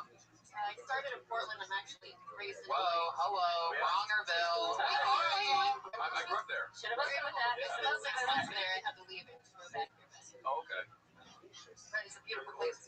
Yeah. Love it. It's so awesome. It's become a lot cooler since I left. Like, And Ron Probably is the co-founder of the Bridgetown Comedy Festival. Would you like to be on it this year? Congratulations. I submitted. Oh, there you go, Matt. She submitted. It's too late now. Next year. Yeah, it was a joke that didn't get a laugh, and that made it awkward. Kidding, he wasn't gonna put you on it. I knew you were kidding. I was just gonna go with it. And not all of them are winners. So I know. I think there are so many other things. Like there are so many things that, like, as a woman, that you're just like, oh, I just don't feel like getting my car washed right now. Like I would literally blow a guy to just not have to go take my car down and get it cleaned and then have it brought back. Like there are like so many. or like an example of like a guy who you had sex with or blew, same thing. Had sex with or blew. That you regret it. And you're like, well, God, you know, I blew Dennis. Yeah. You could have gotten tickets to, you know, Book of Mormon out of that or something. You know, like. Or making it more personal inside my story joke. Or if it's like sometimes like I just wish I had a boyfriend that would kind of do those things for me based on the payments I've already retroactively given him. Right. There you go. Like a Bitcoins for blowjobs. Yeah. I mean, girls like literally like. Don't porn stars have like lists on Amazon or something? Yeah, spoil me. Wish lists. You know, like if you had a wish list, what would it be? I'm sure it wouldn't be like sunglasses. It would be like, oh my God, somebody wash my dishes. There should be an app for that though. You know, like if you really want something, like what would you do for sex? Because that would be an awesome thing if you really wanted your car washed. Like she'd be like, all right, you can just like think with me. All right, I'll wash the car for you. No, you would? Yeah.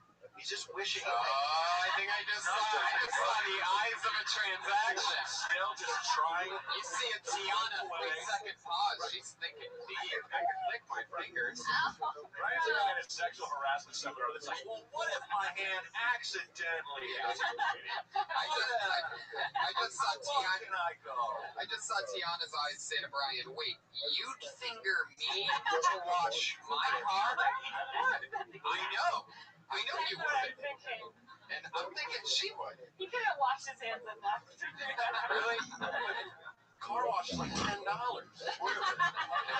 like $10. That's what I mean, though. But like just having to go and wait for it to get done, like the whole thing, the Yeah, whole but the car process. wash would do a way better job. Obviously, it's not $10. I get a nicer car wash than that. Okay, I'll give you I'll give you a detail 41 if I can eat your ass up. Oh, gross! Oh my God, no. I think that's a win-win for you. Get your car and your ass clean. It's so funny because I would do that. Don't knock until you try. Oh my God. It's nasty coming from Brian. Hey! Because we all know where his mouth has been. In your fucking crotch. Right. We've seen it get queefed into only in the last 7 minutes, so. Hillary Adams, thank you so much. Hillary_Adams. Hillary with 1L_Adams on Twitter. I need to take a little screenshot. Oh, there you go. Brian is in love. This is the thing that happens every time a female's on the show with Brian. Those of you that have been listening. Yeah, my car wash, it takes a long time. It bothers the hell out of me. Finally get a car you like, you want to keep clean. You go to get it clean, it's like a fucking 35-minute dent in your day. That's why you go to a place that this restaurant next door. You go over there to him. Perfect. Okay, I'll just drive 50 minutes to save half hour. Well, I'm sure there's one around here that's close to a restaurant, but you don't have to sit No, it is. No, I know. But it's still it's like there's fucking 50 people, 50 human beings. I'm not going to name any specific race whatsoever. None of them cheerleaders. Never cheerleaders. It's never how it looks in the movies. Never. You have a dirty ass. I would like to know if Tiana has an Amazon wish list. I think female comedians should have an Amazon Yes, wish list. I agree. No, I don't. Do you? I'm thinking about starting one. Okay, if you start one, I'll start Yeah, one. I'm going to request hair. I'm going to be requesting hair. Oh, me too. That's a good idea. Hair, makeup, clothing, I'll tell you what, dildos, vibrators.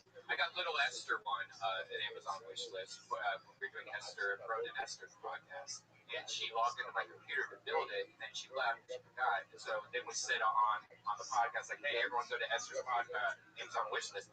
But when she was gone, I just sat there and started adding like anal beads, like all this like ridiculous stuff, and people just started sending her. She didn't know it was on there, so she got a bunch of stuff. I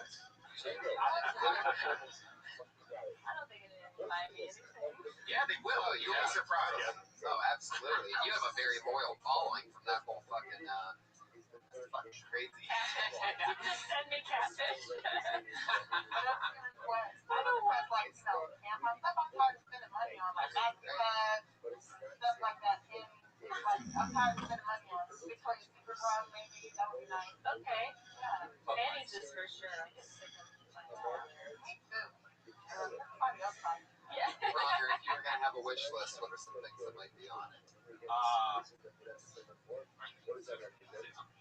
Like books.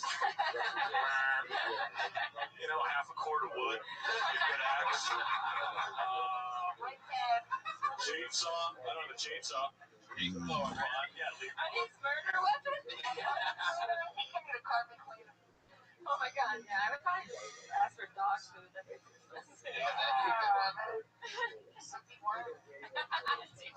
Coming up to a song by Cameron called The King of Ohio, Put Your Hands Together for Jay Light.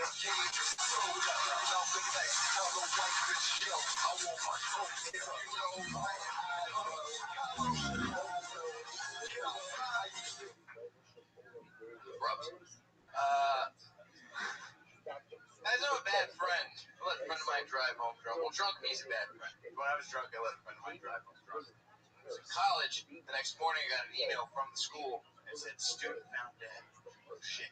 I read the email. It was some other kid.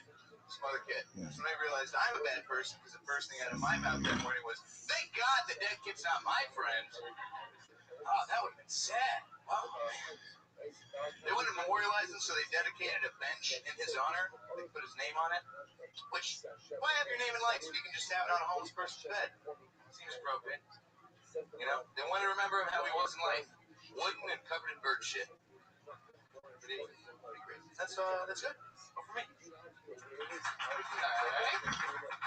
That is interesting that they make people weird things when they die. That's what really stood out to me in that whole thing. Is like nothing worse than dying and being memorialized by something as stupid as a bench.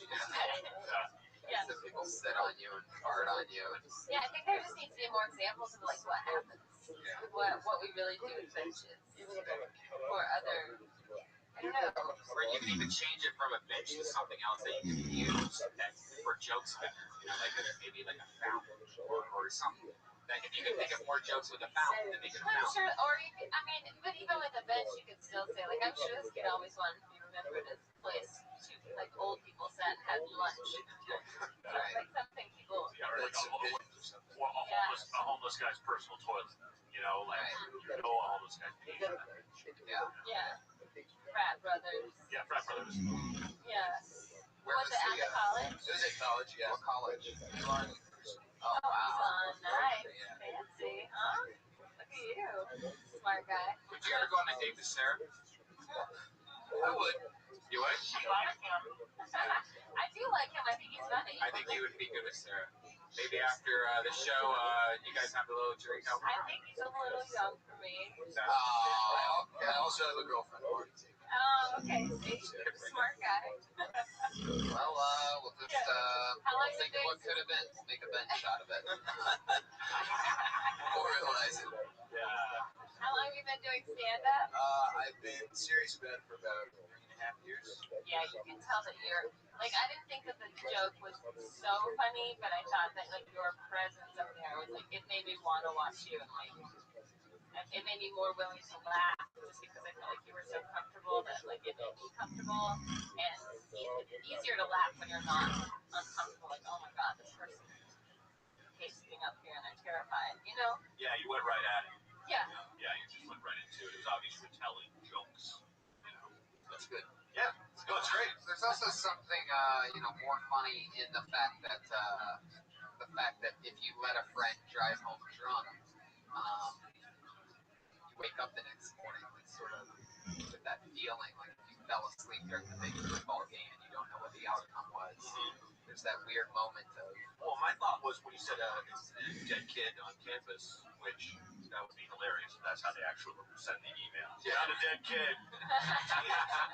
The dean really couldn't care less about this person. You know, but my first thought was, did this kid get hit by your friend? Or was it, so you could go through those things where you're like, did he crash? Oh my God, did he kill someone? Did I let him go kill someone? Oh no, I don't know, it's some other dead kid. Sweet, you know what I mean? Like, oh my God, yeah. So like, it's such a great concept of just. Yeah, I know a lot of you are wondering how he died, but I didn't even get that far. Yeah. I got the name. I saw a different name. I was not my problem. Delete. None of my business. What's for brunch? The chem test, yeah. And maybe there's also something in that your buddy that drove home drunk that night gets to sit on that guy's bench and just like, oh, unlucky motherfucker. Yeah. But I did decide, after all of this, that I shouldn't let my friend continue to do this, so I sat him down and had to talk to him. Just happened to be on the bench of the desk. Right. Yeah, definitely bring it back and play with it. Yeah. Swing all that stuff in there. And you can always reference that bench in other bits. What are other things though that they do instead of benches? Well, they give you like a stone, like that you walk on. Yeah, like a emporium, like where the death happened, like a bunch of flowers and a picture of the person. We had a couple trees on campus that were also dead people. Trees. like saplings. That's just lazy. Yeah. And this tree. Yeah, this tree. Guess what? That's the circle of life. Did it say that the friend killed was killed by a drunk driver? Or No. I missed that. He died of respiratory problems. He said like an asthma attack or something. I don't even know. His parents were smokers. Right. Secondhand smoke. Is he an athlete? I don't remember. Might have been. Was it a sex? You couldn't read that far. I just probably didn't get that far. Just thinking that maybe there were. You guys notice he has black people in? I've been told that before. Oh shit! I smell a new joke being written. Wow, he does. Yes.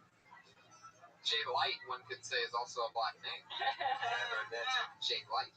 Are you hiding that you're really a black man? Dark. As far as I know, I'm not. I don't think so. Well, maybe I'm like a scratch off black. We'll find out. A scratch off. I like that. Awesome. Fuck yeah, Jay. You have a black guy lip joke. And you should say that. That's pretty fun. I have been told, someone did no tell me that I have dick sucking lips before. I don't know. Was that your dad? So, Here, I have a joke for you. Come on, Dad. I have a joke for you. A lot of people tell me I have lips like a black guy, but I don't think I do because these lips eat pussy. That's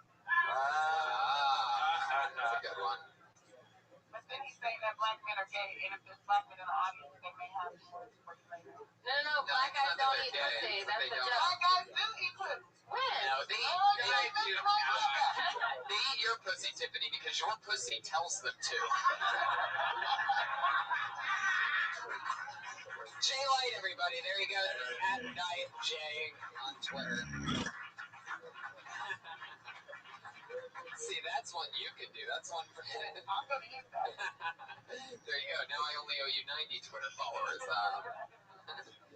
Okay, let's keep this fun train moving along. Jay's a funny guy. Bring your hands together for... Oh, this doesn't sound like a real name at all. I just skip that one. Put it down. What if it's somebody's stage I don't name? give a shit. Alright, so if you signed up with a weird name... No, it's not Mugzilla, you fucking weirdo. We knew you. Bring your hands together for Trey Stewart, everyone. Oh! You know what that means? He just got blacklisted.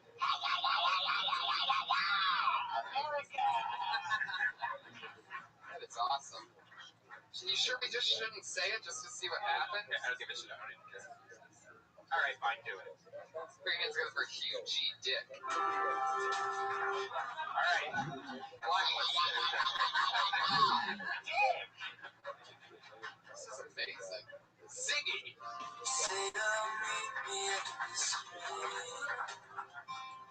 Blacklist Ziggy. Most blacklisteds ever, actually. You know that? Put your hands together for Brett Banta. Very talented.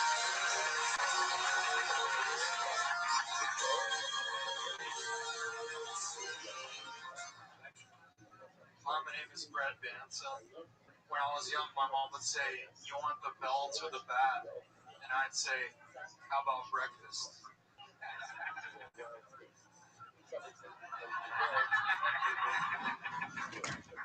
I had 4 stepdads growing up. It's always weird when you have 4 stepdads.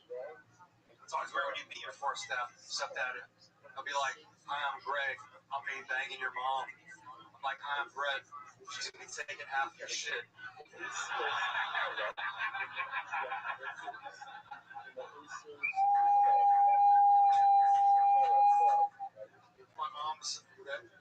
My mom's really competitive. She reminds me of Kobe Bryant.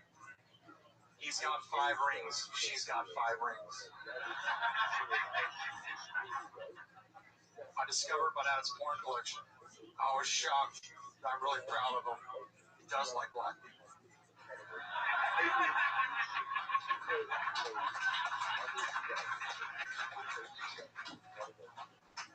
You know those guys that are skinny like me that wear the tap-out shirts, the no-fear gear? Like you're just asking for trouble wearing those shirts. You really got to fill one out if you wear one. They only come in one size. Asshole. I was wearing one at the gym the other day. I got into it this weekend. Thank you very much. Wow. Brett Banta. That was awesome. Yeah, that was awesome, man. And that was totally different stuff than you did. Was it last week? 2 weeks ago. 2 weeks ago? Yeah. Brett Banta, so funny. I would say, so funny. I just don't think that you have to say Kobe has 5 rings, my mom has 5 rings. Because you always talked about 4 stepdads. So I think you should like, my mom's a lot like Kobe Bryant. Like you could do that joke and like she has 5 rings too. You know, as opposed to saying like, because you're almost stepping on your own joke, right? Okay. My mom's competitive like Kobe Bryant. They both have 5 rings, something like that, right? Yeah. They're both competitive. They both have 5 rings. God, that's so awesome. Did great, man. That was really good. Oh, thank you. Yeah. Wait, what was the last one That though? he does like black people joke. That was fantastic. Yeah. I'm proud of my dad. Such a great joke. Totally. I like how about breakfast. That was my favorite. Do you want the belt or the bath? I think you just need to enunciate that. And it could have been this microphone because it's kind of it's hard to hear, but it could be where I'm sitting. But yeah, just make sure. And then the setup on the ring joke was a little too long. All you have to say is I have 4 stepdads. Like right. You say that, she's like, what? Like it's such a grab. You know. Wouldn't it be funny if he said, my dad does love black guys? Yeah, I thought of that. I didn't know. I think he was vague. Yeah. I didn't know if he had it. You know, he had a fetish for black women or black men or black men with white women. Like who knows? I like that it's just he does like black people. It's your imagination just runs wild. And normally I don't. Normally I let the bear do its duties, but I am a little bit curious. How does that next thing end that you were talking about? The tap ball shirts, yeah, I kind of ran wrong by like trying to say it a little bit. Yeah. I say, those guys that are skinny like me that wear the tap out shirts with the no fear gear, like you're just asking for trouble wearing those shirts. You really got to fill one out if you're going to wear one. They only come in one size. Asshole. I was wearing one at the gym the other day. I got into it with this meathead. I got slapped around a little bit. Fuck her. That's good. Great. Hey, Brett, you are a monster. Yeah. Please smile for me real quick. There you go. Yeah, he's gonna smile. I haven't been able to smile ever since I got sober, so it's been 3 years. I practice smiling in beer sometimes. Congratulations, man. That's huge. 3 years. So, yeah, totally. I'm not religious, so I'd still love alcohol. Right. Start with weed. Start smoking weed. Well, I do. I got a weed card. It helps me sleep. There you Today go. I'm not totally sober, but weed does help me kind of sleep for 7 hours. No, that's awesome. Yeah, whatever gets you through the day. It's not a drug. It is a spice. This spice is a spice. Now, just out of curiosity again, how long have you been doing stand-up? Almost 2 years. Right. Great. But is that like off and on, or like? Yeah, I mean, I was thinking about last time I was like, I'm getting to 4 nights a week, but I'll go. It just depends. I'll try and get up 3 to 4 times a week, but there were a couple months where I didn't do it. I'd say like a year and a half, real trying to get up to open mics. Good on you, man. Don't stop, man. You are a monster. You definitely have a natural knack for it. You absolutely killed tonight. That's Brett Banta, everybody. Brett J. Brett J. Banta on Twitter with 1 T. Brett J. Yeah. I just give a shout out to Jeff Yaw in Ohio. Sure. Listen, he's a huge fan of Kill Tony. Jeff Yaw. There you go. There you go. You can do whatever you want, Brett. You are the man. That's Brett J. Banta with 1 T and Brett, B-R-E-T-J, Banta, B-A-N-T-A. That was so good. Amazing. I love when somebody comes up here and just owns it. Yeah, He's totally. gonna be famous. Yeah, I know, right? 2 years? Are you kidding me? Yeah, because I'm gonna get pregnant by him. He just needs to start smiling more. I'll make him smile. I think it's fine that he Yeah, does it. I think it plays right into his dry one-liner style. Either way, this way when he does smile, it's like fucking. Surprise. Yeah. Okay. And boy, this is always interesting. Let's bring up a regular who has been on the show a few times. She is always funny. I do believe this is her 4th appearance. 4th, yep, and you know her, perhaps you know her from some of her work in the porn industry. She's here for you tonight, always funny. It's Missy Martinez, everybody.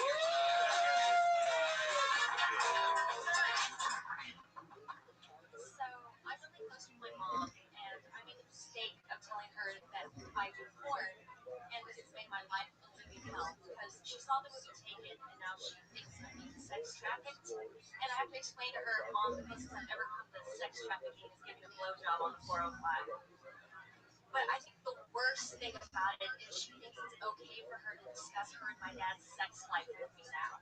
I had to sit through 10 minutes of her explaining why she won't ingratiate my dad, which coincidentally is the name of a movie I've been in.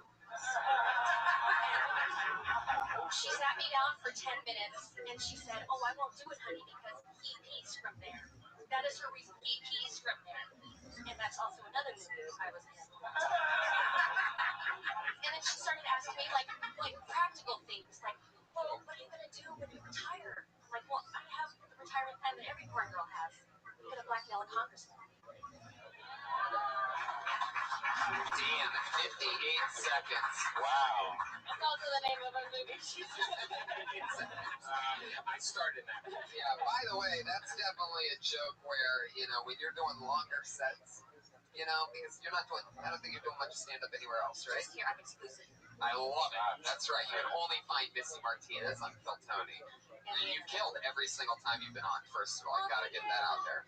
Second of all, what I notice about that thing, that's also the name of a movie that I was in, is in a longer set that you'll be doing a couple years from now or something, 15, 10, 20 minutes. You do that joke a few minutes in, and then that is just the most magical setup ever for your closing callback good night.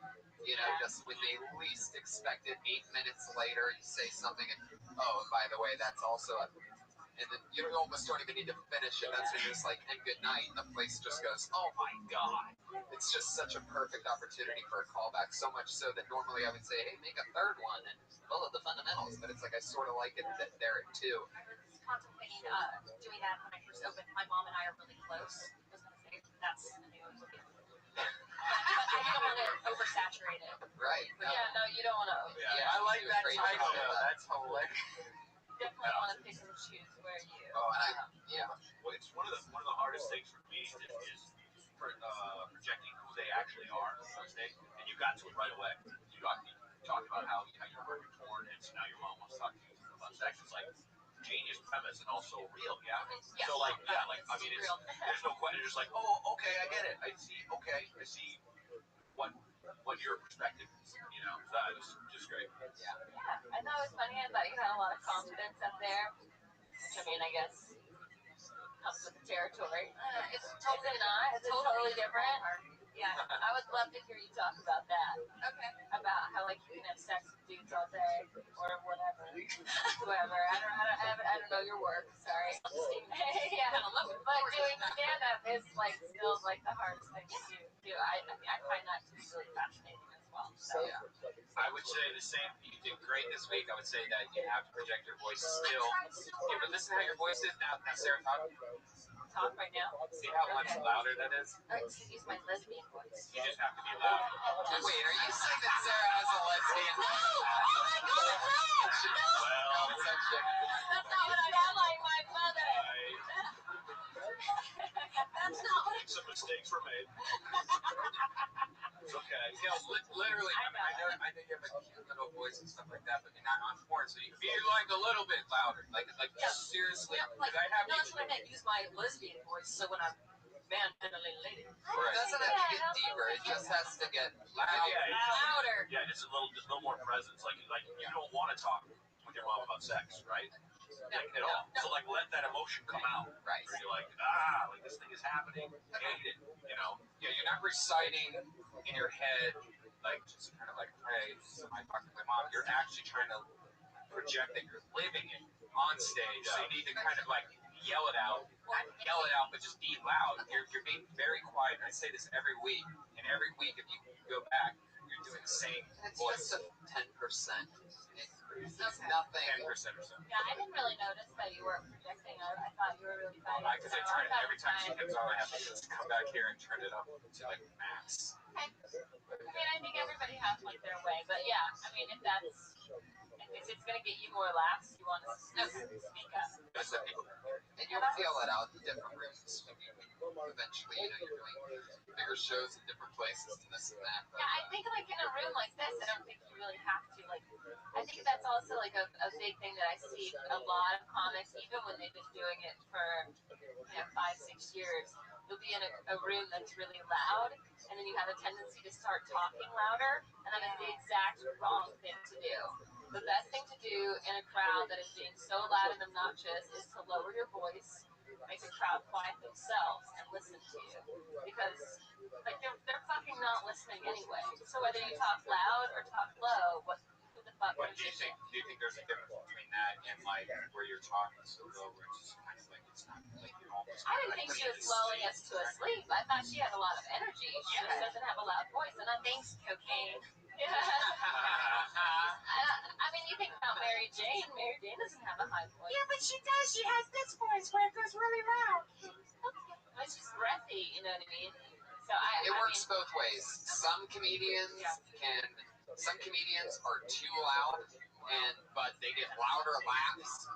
Literally, they get louder laughs because audiences don't realize that extra energy helps them. And some comedians are so quiet because they make the audience lean forward and listen, and then they're hanging on every word. Right. So it works both ways. I don't know how big the variable is, but it must be a lot. He must be really turning it up. It's probably about, I'd say about 10 okay, well, next week we'll not have to give you this stuff. Well, you should be talking right now then. Huh?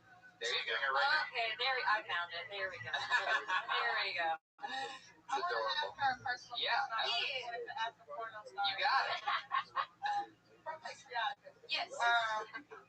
When you be having sex with multiple partners in like one day, does your vagina feel like kind of raw? And then how do you fix that when it be raw like that? Like, well, what a lot of girls do, I try to keep to one penis per vagina a day. Because I'm religious. But what if you get your vagina seem bad? Oh no, you take a warm bath with Epsom salt. Epsom salt, and that makes the swelling on it. Because I was with this one dude, and I mean, he beat my pussy close. Yeah. Yeah, you know that happens.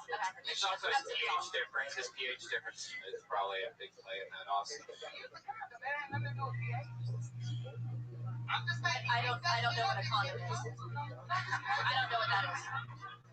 There you go. Take a bath with Epsom salts and blow the bubbles like we know that you know how to do. Oh, jacuzzi. Mitzi Martinez is Mitzi X Martinez. We couldn't be happier to have her be part of this show.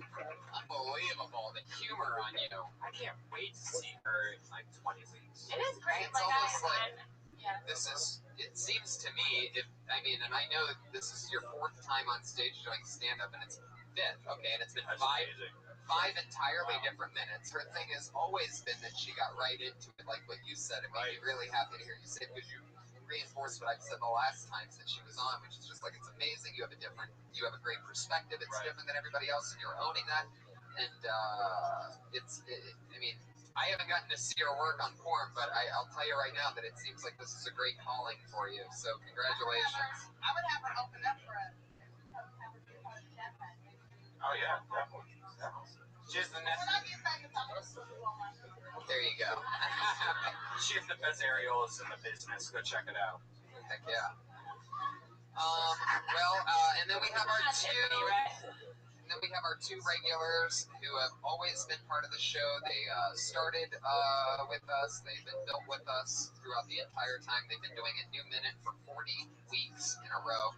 And this is no different. They were just with us in La Jolla. They did an amazing job. 5-minute sets each for multiple shows. And they're with you here now with a brand new minute yet again, even though they did a new one 2 nights ago. I sort of feel bad for them. Put your hands together for this first one. It's always different, a goofy sense of humor, always fun. It's Sarah Weinshank, everybody.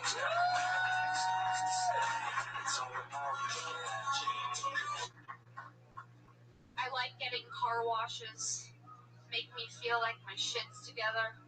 Be having the worst day, but if my car is clean, feel slightly better. They're like Band-Aids. But the whole car wash experience is overwhelming as fuck. You pull up, not even ready to get out of your vehicle yet. There's just a team of Hispanics with vacuum hoses. Yep. I just stand there like, I'm not ready. I'm trying to clean my car out as I'm pulling up.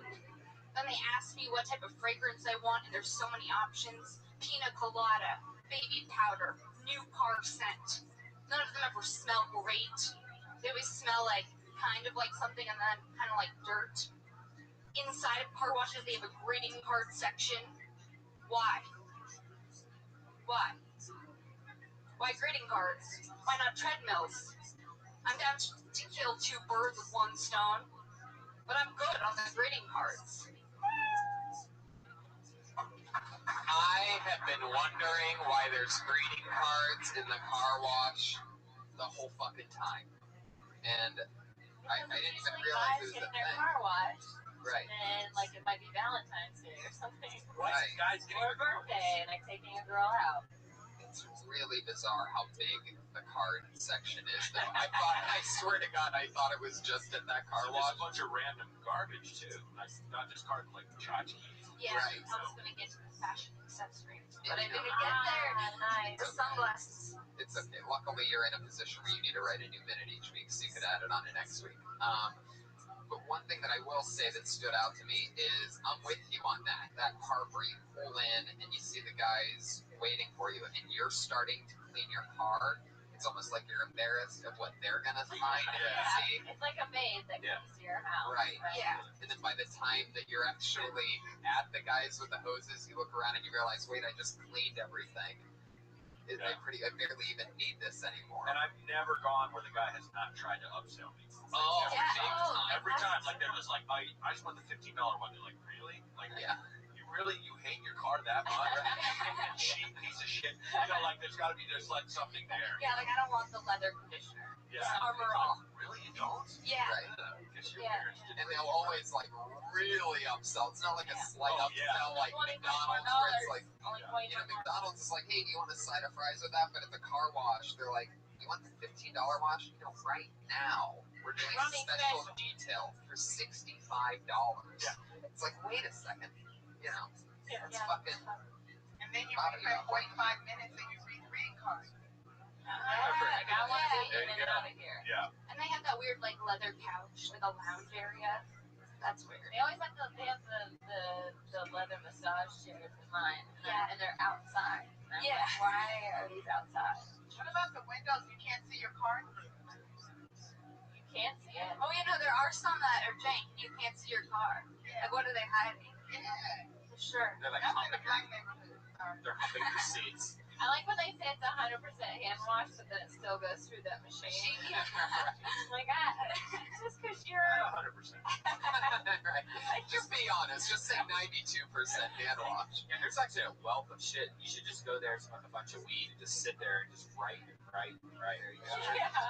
We've all been there, man. And how about the girl just at the register that just got out of jail? How about that chick that's taking your money? Oh my God, are all the car washes the same? Like, Yeah. I miss the ones you drive through, Right. yourself. Yeah. I miss that claustrophobic panic attack. Totally. The sponges start coming out, and you're just You start looking at your rearview mirrors and your antenna like, there's no way I'm gonna make it through this. Yeah. Those are at the gas station. An adrenaline rush straight through. Yeah. We were at sex during one of those car washes, like 2-minute time that you have. It's not even 2 minutes, first of all. So if you had sex in one of those, it's like a 50-second. Have you? I've had like hot makeout sessions in those. For What? sure, yeah. Yeah. Really? Yeah, That's something you do. It's like you're with the girl, like, hey, you want to fuck around real quick? Hey, you want to go to the car wash with me? Oh my god, it's so much fun. It is fun. Because it's like getting clean on the outside and it's dirty on the inside. There you go. You can take that with you. That's Sarah Weinshank. There she goes. There she goes. A new minute every week, all the time. That's at Princess Shank on Twitter. Always funny. And your final comedian of the night, a regular since the very beginning. She dropped out of Florida the University of Florida. She was a Gator, and then she dropped out of college because she fell in love with stand-up comedy during her stay here in Hollywood. And she absolutely destroyed at the La Jolla Comedy Store, guys. So she was built completely here. She's here for you right now with a brand new minute. It's Kimberly Congdon, everybody. Hi, Kimberly! Hey, guys. So, hooked up with a girl for the first time the other day. It was interesting. Let me tell you about it. It was a different experience. So I got there and I got naked and she started feeling on my boobs. And then I laid down and she told me something that made me a little uncomfortable. She was like, "Hey, this might be a little uncomfortable." And I was like, "Okay." And then she told me something that made me feel better. And she was like, "But don't worry, your insurance should cover it." Because I was at the gynecologist. And, I mean, like, she gave me eye contact. I didn't wear my red lace underwear for nothing. We were definitely together. We were talking about birth controls, and she suggested one that I wouldn't get pregnant for the next 15 years. And I was like, I'm 23. I won't be able to get pregnant in 15 years. Like, did I have to start when I was 5? Fuck yeah. But I don't know why you wouldn't get pregnant in 15 years. Yeah. Because I'm going to be like 45. Well, the way society is going, can you not get pregnant after like 32? No. Mary had a baby at 43. I don't. God, I hope so. I can stop using birth control. Wait, you're 24. Yeah, I'm 23, but you know what I mean. I was just saying, like, you can't, like, after 30, you shouldn't be, like, having. Are you kidding me? I'm fucking 40. I can still get a girl knocked. My mom had me when she was 38. She's gonna be here next week. How are you gonna explain? Well, like, I just. You I can't be read it's ignorant not on healthy. stage. Okay, it's not healthy to have kids after 30, Brian. Huh? It's not healthy to have kids after 30. Uh, That's what they I'm say. a fucking genius. That's it. My mom had me I when she get was it. 38. I get it. That's Some kids are fine. That's Some really kids ignorant. come out with an extra Fine? zone after 30. You're calling me fine? That's No. it? Wait a second. I'm very offended right now. Well, that's just ignorance. Nobody that's just fine wears gold shoes and is in the Writers Guild, okay? And those stats aren't right at all. You need to really check those stats because you act like you check those stats like 15 years. Has anybody heard that you're not supposed to have, like, it's suggested you have kids before 30? It's a higher risk. It's a higher risk, to the right. woman, not to the baby. You're gonna make Well, I'm worried about myself in this situation. Most babies come out smarter when their parents are over the age of 35. True. For others over 35, the child usually comes out 10 times smarter than True. if the mom is 19, because that bitch don't know shit. Very It's true. It's more of a risk if you have babies too close to each other, like every 9 months or something. Then they're like at higher risk to like be a little. But I really loved the 45 seconds before that with the gynecologist and all that. Yeah. Everything. I think that's a great. You maybe push the gynecologist part back farther because I think you did a few jokes after you said she was a gynecologist, and you could probably just keep the gynecologist at the very end to be the very like bam. To make people think I'm really hooking up with a girl and it's just like someone's treating me. Yeah. But I think it's fine To relax. leave the insurance thing in the middle though too, because then it leads. That just sounds funny, but when gynecologist comes right after that, it sort of ends the mystery. Like you can do it any way you want, of course, but She wanted to keep the lights on. I wanted them off. Right. right. Lots of other I wanted to say something, you know, and they make you stick your butt forward all the way. Something about that, but I didn't know guys would get it or not. And that is it. Kill Tony 41, everybody. That was Kimberly Congdon. She's on Twitter at Kimberly Congdon. Matt Bronger, you're on Twitter at Bronger, Braunger. Anything else you want to promote? Correct. No, just listen to Ding Donger and Matt Bronger if you like. You know, I love it. There you go. Come out. Next week. Oh, okay. Sarah Tiana. You had seen me in Phoenix. Sarah Tiana, and she has other stuff coming up too. Yeah, you can just follow me on Twitter for all future news. Oh, I'll be on Chelsea next week. Ooh. Tell that bitch I said hi. Okay. Tiffany Haddish is the queen bee of just Death followed you Squad. on Twitter. Follow her on Twitter so that Tony doesn't get shot by Tiffany And Haddish. I will shoot his ass if I don't get 100 followers. And Tiffany, are you still with doing all the TV stuff and all that? Yeah, I'm gonna be on New Girl again. That's Yeah. great. And Tiffany will be with us in Portland, Seattle, and Vancouver. 418, 419, and 420. That's the 420 weekend with the Cat Pack of the Death Squad. Yes, Tiffany's official Cat Pack member. God, I hope I survive that weekend. I'm Tony Hinchcliffe, Brian Redman. We did it again. Thank you so much, audience. Thank you. Have a great night.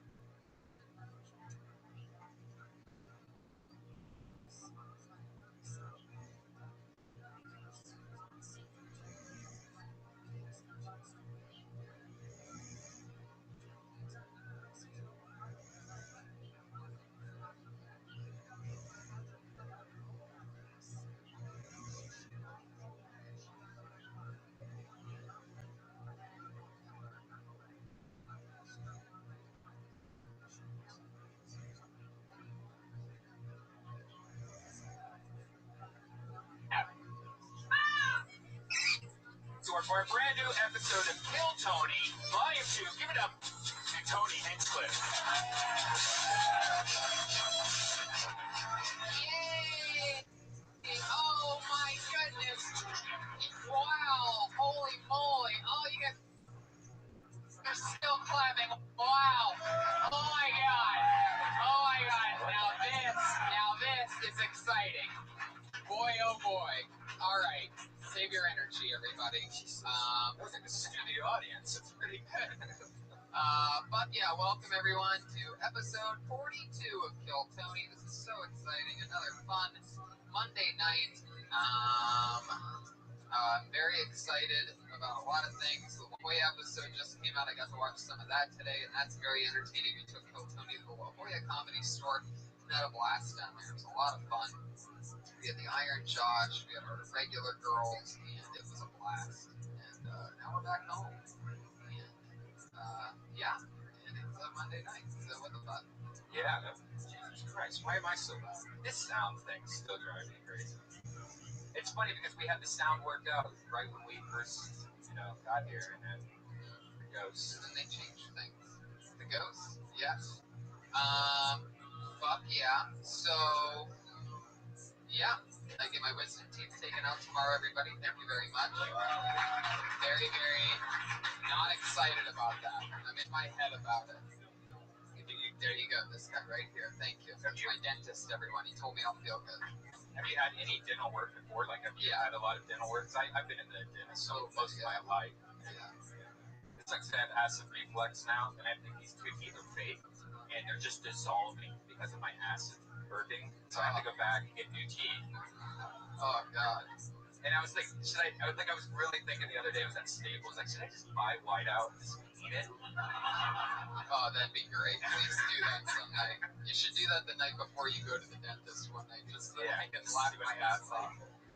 Start dazzling it. Oh, yeah.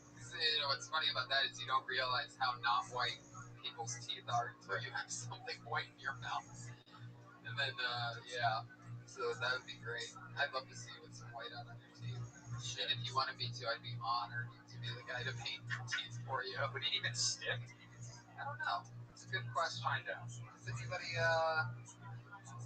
whiteout? Yeah, this guy knows a lot about that. You just did the old, you just gotta... Yeah. Alright, anyway, there's a battery here. That's exciting. We'd like to thank our new sponsor, Sony Alkaline, getting in the podcast game. Thank you, Sony. Congratulations.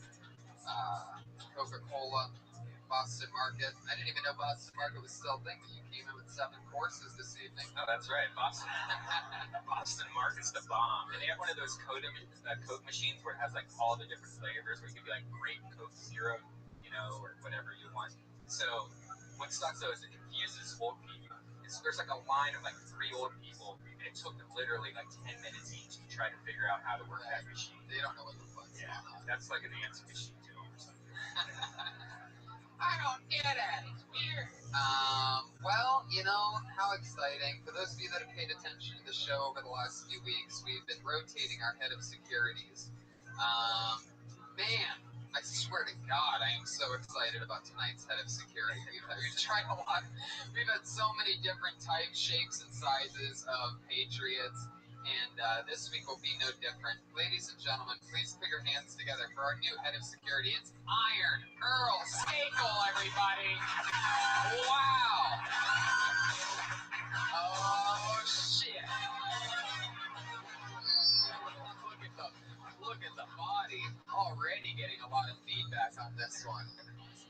But yeah, rumored to be one of the meanest Patriots, one of the most anti-comedian Patriots. I'd like to tell all you fat, lazy, unfunny, out of shape open micers, you better be funny or you're out.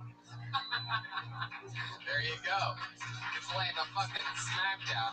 This is one of the first times where the security guard's actually a security guard. It's also our first Patriot that isn't wearing the mask. We looked at him with the mask, we looked at him without the mask, and we said, you know what? His face is funnier than the mask, so let's just leave the mask in the box. Put on the headset. You didn't have him wear those big bifocals that you wear. Superpowers come from these glasses. I can see how ugly all of you are. So hold your women down while they see what a real sexy robot is all about. Fuck yes. This is the Patriot that will steal your wife from you. Oh, wow. He is flaunting something on the audience. Fuck yeah, he's wearing the iron bra. It appears. I can't believe that part wasn't connected to the rest of the outfit. That is great. This is great podcasting, describing what this looks like right now. For the people listening to the audio, just imagine a gay porn fit with one person. Fuck yeah. It's like one guy, one cup. Solo masturbation scene in the belly room. Just imagine a real sexy body in your woman's arms. Oh my god. This gyrating emotion, too. Okay. Well, fuck yeah, I'm so excited to have you here.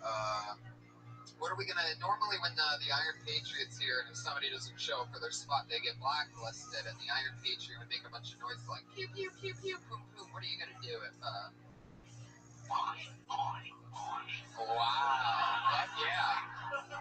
If they blow it here tonight, you're gonna make the blow, alright, fuck it. Well, let's keep this fun train moving along. You know, yeah, it's true. We had an interesting thing happen tonight, and we have made some quick. Yeah, what? Do I have a thing coming? There is a thing coming? No? What are you telling me to do? Oh, We have yours. yeah.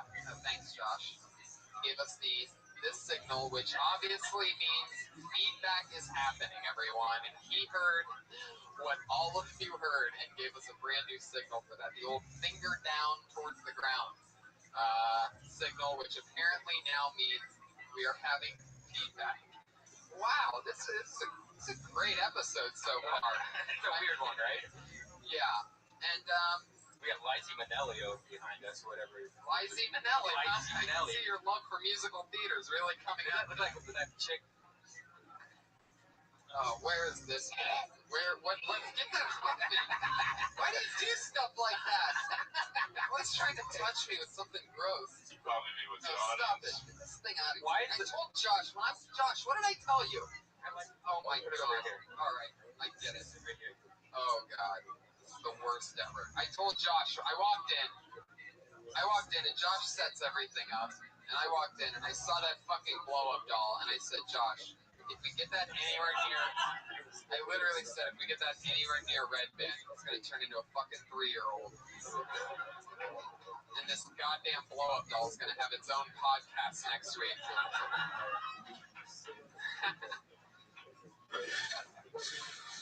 Okay, there you go. That's for anybody who's watching, listening to this. Should be. Hopefully, this will help our views on Vimeo. Having a podcast that can only be listened to. All right. That'll be the audience after the third comic. Okay, let's just get the blow-up doll out of here. Who wants a souvenir blow-up doll, everybody? Okay, there we go. I actually like it. Keep it. I want it behind me. I know you do. Okay, stop touching it. It's very distracting. What's this thing? Oh, it's a new kitty cat. Okay. Missy Martinez. Oh, Are you stalling? I am because one of our guests couldn't make it, and I'm just realizing that it's official that he's probably not going to make it, which is a real shame. But luckily we have substitutes, and He even tweeted it today. I just hope that he's not dead. well, don't say that. However, I think he got tired tweeting.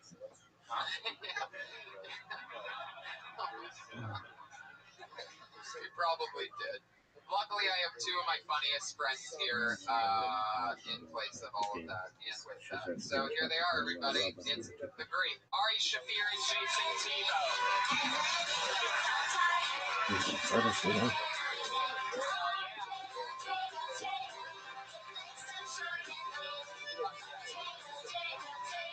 Welcome, gentlemen.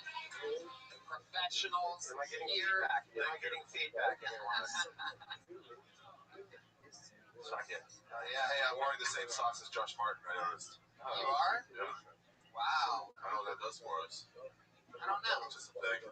Where'd you get them from? Josh Martin? Yeah, I don't know. I mean, I didn't realize, but probably that's the cupcake store. Interesting.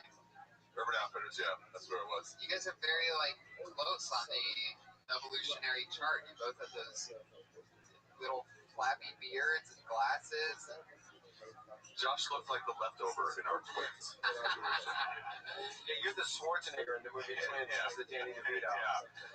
There's a little left if you want to do another one. I think that would be an excellent idea. Hey, nobody asked you other one. I'm sorry, Ari. What do you guys think of our new head of security? You ever seen anything like that before? We were saying earlier that he's the first one of all the Iron Patriots that actually looks like a superhero. Yeah. If he showed up, versus all the other ones, I'd be like, oh cool, someone's about to get their ass kicked or fucked. Either way. There you go. That's the rustic. Probably the superhero with the worst vision ever, that's for sure.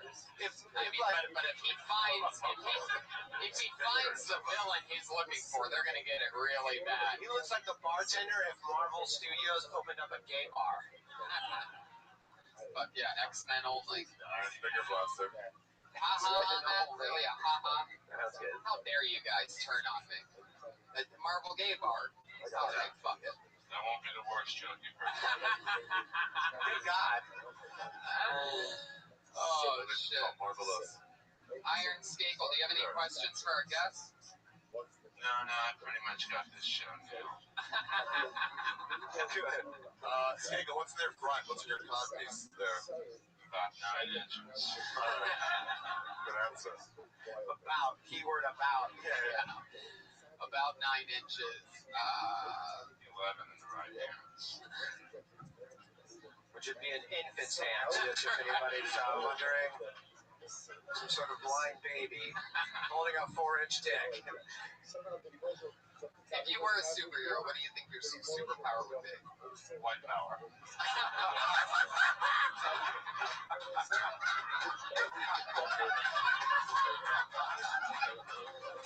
Holy shit. Wow. It was so fast. You didn't even let me finish the question. I think he didn't even hear the question. He was just coincidentally saying white power. It was the slightest pause. Like he was thinking of maybe invisibility, but white power. What's better than invisibility? White power. White power. Wow. Splendid. Splendid. Splendid. Awesome. What would you do with that power? Everything I could. I'd be white. Question for Earl. Do you know that you're actually white? Yeah, I'm white. I got money. I wash roots backwards. Why is that? Well, I did the same thing with Philadelphia. Tom Hanks gains weight. All right. Hey, they all can't be fucking home runs. Set the bar too high. Set the bar high. I'm working back down. Did. Some what Marino did. This is great. I'm so glad to have all you guys here. You guys know how the format works. A bunch of comedians signed up tonight for the chance to do a minute, get some kind of criticism, constructive. Let me ask the comedians a question. Have any of you guys gotten anything off this? Have you like people tweeted you guys and stuff? When they hear you? Yeah? Oh fuck yeah. Good. That's pretty cool. That's pretty cool. All we got to do was a talk from Jamie. She was drunk. Just sat up there like, here's what I'm going to do. Oh, he used to do that? Yeah. Yeah, he once told me he didn't do that when we were on stage still. He would do that when you were on stage? No, afterwards. Oh, yeah, you have to go up to him. He once told me about 6 years ago, he goes, buddy, here's what you do. You come back here, you wear a cowboy hat, talk about being from South. You get out. Good. Yeah. From Ohio, though. Yeah, it made no sense to me whatsoever. 4 days later, you're in there in a cowboy hat. Yeah, y'all. Sure do love it. Here in Hollywood, there's a snake in my food. There's a snake in my food. Anything to make it, guys. Jeannie Masada wants me to put on a cowboy hat. Guess what? I got one in my pocket at all times. You would make a great Woody though from Toy Story. That's really funny. I know, and that's why. You would. That's why Pixar, if you're listening, Live action. make a live action Toy Story. I'll play the hell out of that shit. That or I'll be any a parakeet. ventriloquist dummy of any kind. Hey, open micers, can I ask you another question? When this happens and everyone's having fun up here and talking, like shooting the shit, you guys get a little bit like, oh, yeah. This guy's not even in it. You're part of the audience. Did you sign up? This guy's the only guy to stand up for the comedians is the non-comedian. I'm sick and tired of the four actually funny people talking. Let's get to America Doesn't Have Talent. Of course, no, I know. And so you guys know how it works. Comedians' names are in a bucket. We pull them out. Comedians get 60 seconds. You know your 60 seconds is up when you hear that sound of a meow of a kitty. Aw, how cute. Better wrap it up then, because if you go over your time, you're going to bring out the angry West Hollywood bear.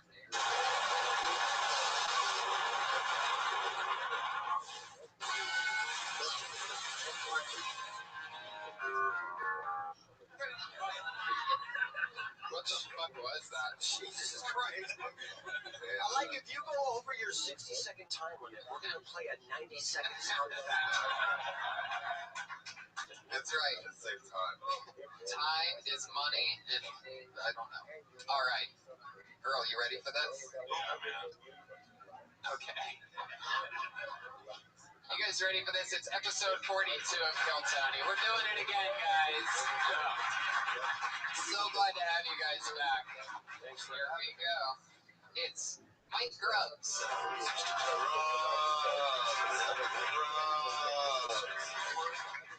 Alright, guys. Does everybody know what a safety word is? Yeah. Yeah? Alright. Safety word is when you're fucking, you want to have some rough sex, but you don't want it to go too far. But I've learned that it's a complete waste of time because a lady, rather than saying it, would rather just treat you like an asshole. So my girlfriend wanted to try it. I'm like, alright, let's do it. So we're getting into it, fucking crushing that shit. I got my hand on her mouth. So she can't say that she actually can't breathe because I was crushing it, But she finally gets away and falls on the floor. She still hasn't said anything. So I sneak around, I give it right back in, and then she spins around and she's like, what the fuck? I can't believe you would keep fucking me and I couldn't breathe. And I'm like, shit, now I don't know what to do. She seems like she's serious. Do I fucking stop or do I slap her in the face? Because she hasn't said Fargo yet. I don't know. No, it's not even close. Not even close. I'm guessing 40. What was it? It's 54 seconds. 54. All right, that's good enough. Pretty good, but you don't have to end it with, I'm hoping that's my time. Well, I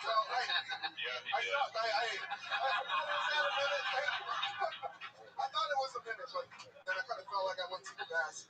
I think it's probably one of those things where you probably practiced it a few times and it was a minute and then you were a little nervous. Talked a little fast, so you shaved a few seconds off. So Sweating under the eye. That leads to Yeah, you are. Do you always sweat underneath your eyes? No, I'm still fucking trying out some white power over here. That was fucking hilarious. goddamn right it was. I was nervous I had to follow that. Here's a joke, Red Man. He fucks hard. No, but what was the... Yes, he kills shit. Really? Only maybe winning. What's not to get? There was no truly defined point. No, I think it was a funny story. No, but what was that last thing he said? The Fargo? Fargo was the same. That was the same word. She didn't say It's like the movie Fargo is what you're talking about, right? Yes. Yeah, just like a safety word. Is that any safety word? Yeah. Probably could have picked on maybe a funnier safety word or something. I don't know, man. Okay. Yeah. It's a 54.32 second story. For one punchline. That probably could have been wrapped up in maybe 20 or 30 seconds, maybe. And the funny thing, it's just a little wordy, little long to get to that, you know. I like that part where you're fucking her and then she fell and you kept fucking her. That's my favorite part. I think that's the best part of the joke. Yeah. Can I ask you a question? Is it a true story? Yeah, 100% true. Follow-up question on his daddy that story. How rock hard was your boner? It was real hard, and when she was down there coughing, catching her breath, Yeah. pussy was tight. Oh wow. Real tight. Listen, right now I'm like, no, I'm good. I'm guessing this isn't your wife that we're talking about here. Like, Yes. you're very excited Well, about this experience. Probably his cousin. What is my kind of wife mean? We have a kid together, and we've been together for like 6 years, but we're not married. Oh, wow. There you go. That must be the trick to having it all happen. Do not get married. Stay rock hard after 6 years. Boom. So much so that you don't even let the girl get her safety word out. That's amazing. I had a girl tell me we need a safety word, and I go, if we have a safety word, then how do you know you don't have control? I denied her the ability to have a safety word. Wow. I do that. She goes, well, don't go too far. I'm like, no, I'm going to go too far. Wow. What did you have in your hand at the time of this? Like fucking A boner. a chainsaw? Damn right. This guy, a boner. Damn right. A boner wasn't even his. I needed a tool. Hold the boner. Whose boner was it? Fuck yeah. Yeah, it's interesting. You basically, what you're saying is that you're banging a chick, and she can't get the safety word out. And it's almost a good thing. Yeah. I don't know. Is it? Well, what do you think it's funny? What did she say after everything was done? Since this Oh, no, so what really happened at the end was I was just like, are you okay? Do you want to stop? And she said, she was like, well, I couldn't fucking breathe. And I was like, oh, well, sorry. But you didn't say the safety I'm word. sorry is the worst safety word that I've ever heard of. She was mad. I didn't know what to do. I was like on the spot. I was like, you wanted this? What did she fall off of? The bed. You guys were on a bed. Yeah, We're on one end of the bed. on a peg. She rolled Kind of over. like, Game of Thrones where they kill the king and then they put his head on a plate. Yeah. Imagine her body like that on his rock hard boner. Right. So she wasn't just on the bed. She was propped way above the bed, trying to be showing hey, this can happen to you too if other girls come by. I love that you're telling me this, and over your shoulder he's just nodding. Just Yeah, this is exactly. He's got it right. Yeah, man, that's my kind of life. I basically Game of Thrones beheaded my wife with my dick. Almost. That's great. What did your 5-year-old say when he was watching it? Hey, he was with the.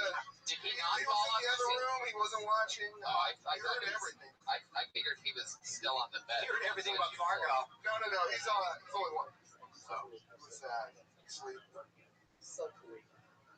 When you got your girlfriend pregnant, did you have to talk about abortion at all, or did you just? No, not at all. You didn't get any say. You didn't want to. No, I didn't want to. If I could make a real quick suggestion to the young comics, if you find yourself in this situation, make your safety word abortion. Yeah. Thank you, Red Man. Yeah, you really wanted to have a kid, huh? No, when she got, I can't wait to your kids listening to this podcast. Not before she got pregnant. But then after she got pregnant, I was like, all right, well, fuck it, let's do it. That's the worst reason to have a human. Yeah. But ironically, that's probably the way it happens the most. Yeah. Was that a way to keep the girl into your, keep her into your life? Like No, not connection? Were you into fat chicks and she was losing weight? So you were like, all right, let's go get some weight different No. Or was she into fat dudes gaining weight? Yeah, that was going to be my next question. Did you gain weight after you knew she was pregnant because you knew that you had her locked in? No. I tried to lose weight because I wanted to be more desirable, but I didn't do that. Was she a big tip? I thought you were going to say you wanted to lose weight to be, a role model for your child, but it's still just about boning at the end of the day.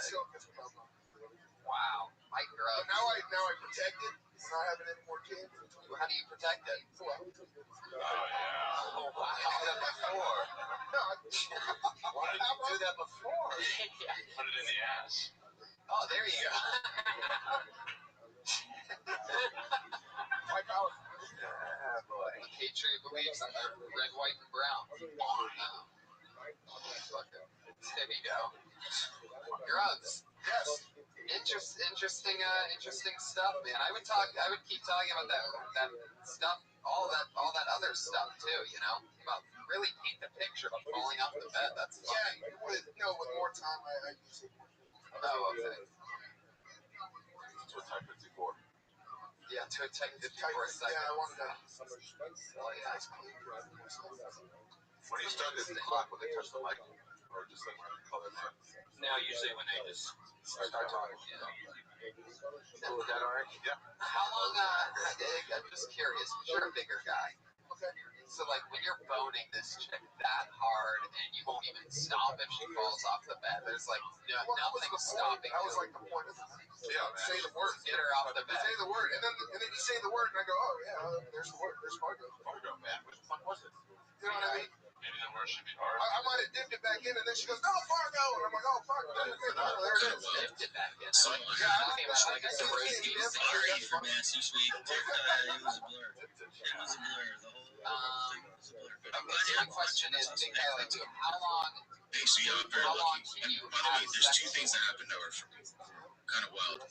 So I had some friends of mine. Some friends, because I'm still learning about the damn Cybertruck, right?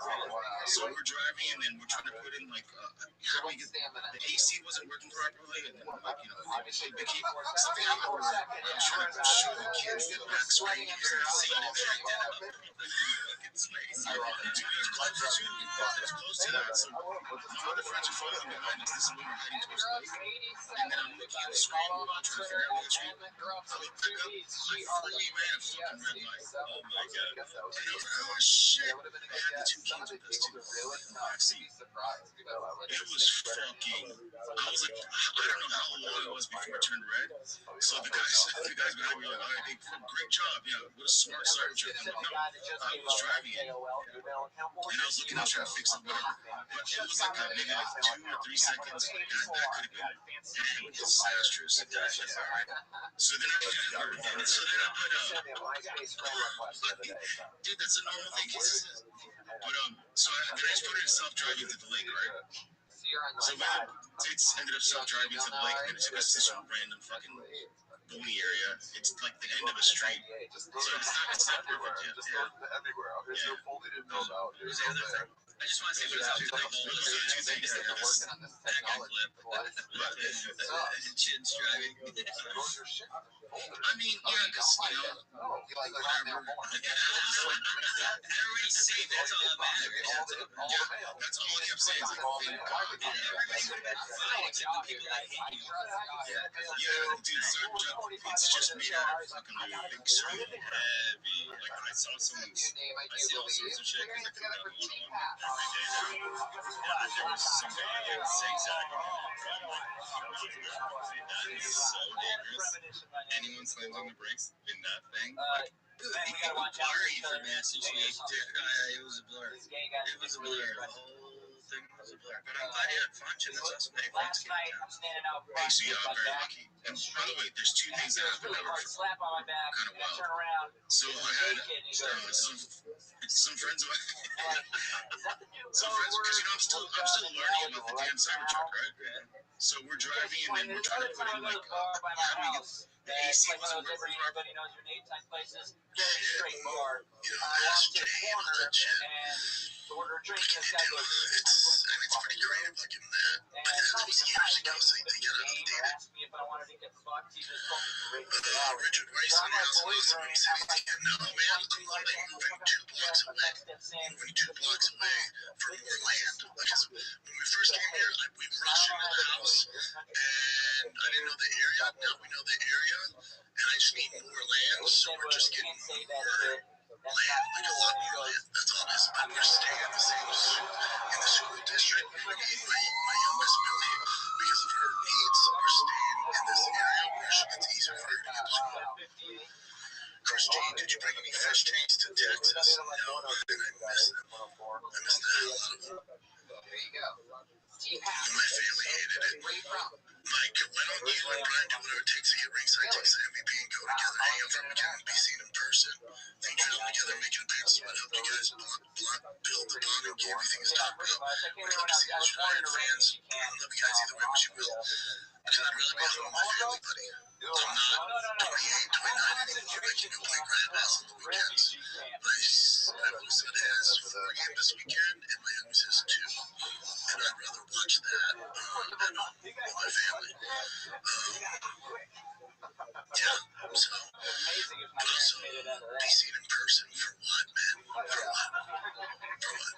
So, alright, so we're still talking about the first year of your life. So you get out of this Ryan, AB, so if you've answered this way, just give us what your current fish tank situation looks like and learn an update on us. Thank you, Brian and Jim, for all you that you do. One love.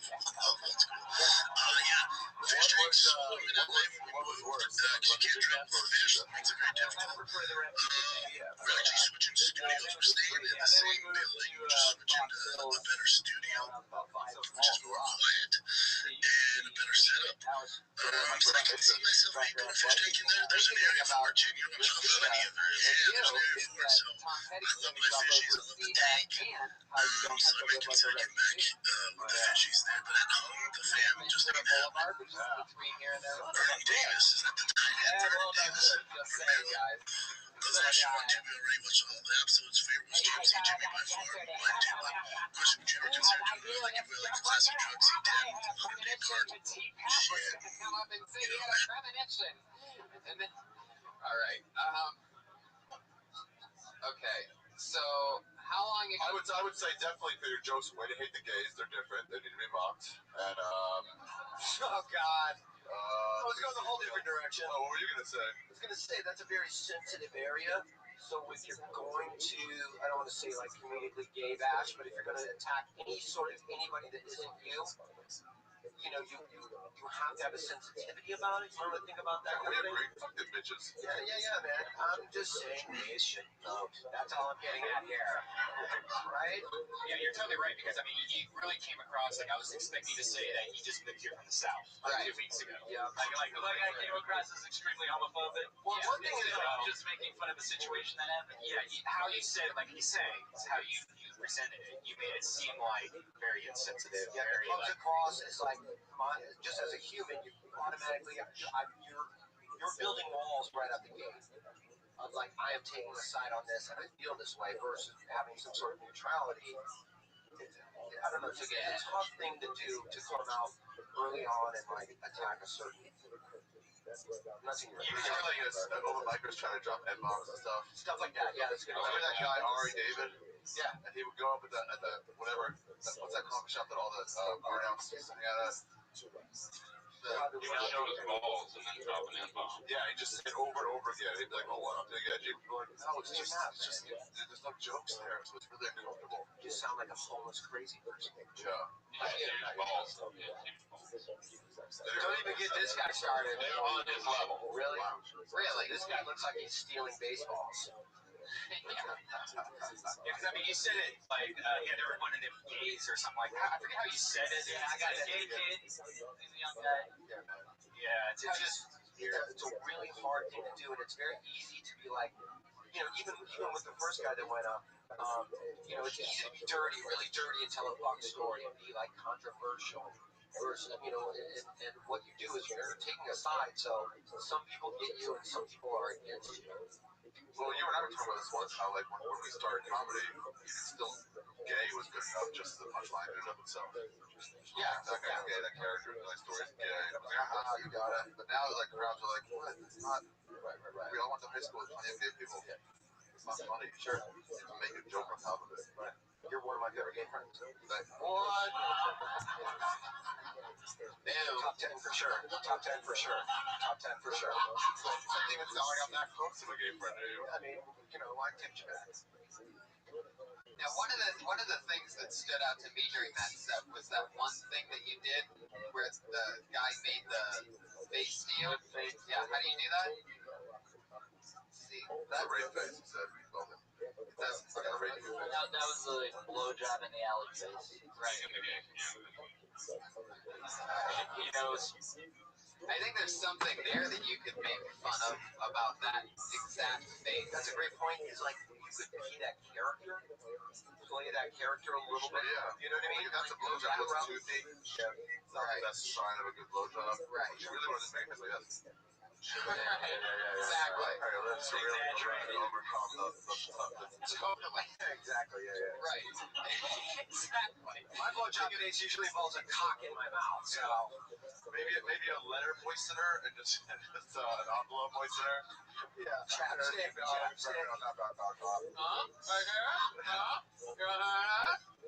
That seems like it would be a better blowjob mating call than the bite your bottom lip until your head back hard thing. What's your real name? T-Pap is not your real name. It's Thomas Pap, but I've been called T-Pap my whole life. Okay, so Teddy was also named Thomas. That was actually, I was gonna say that. T-Pat is what they used to call Tom Petty. T-Pat. Really? Yeah. Have you ever thought of a stage name? Tom P. Petty. Oh, you're gonna die. All right. Everybody relax. All right. So, yeah, I think we pretty much covered that, Thomas. Thanks, guys. I'd imagine that he hates being called Thomas. And his Twitter is IDTT Podcast. What's his podcast about? Just It's just my buddy Parker and I. We just have a couple beers and talk about popular topics, stories from our past. We bring on the interview characters. What was your take on Ed Snowden? Fucking patriot. What's his thing? Yeah, tattletale. Twitter thing. IDTT Podcast. IDTT Podcast. I'll drink to that podcast. By the end of it, we're fucking Blitzkrieg. Right. Not really that much, but the first 15 minutes. the next 3.5 hours. Not talking about So good. He really winds down after that. There he goes. Everybody ends in a fight.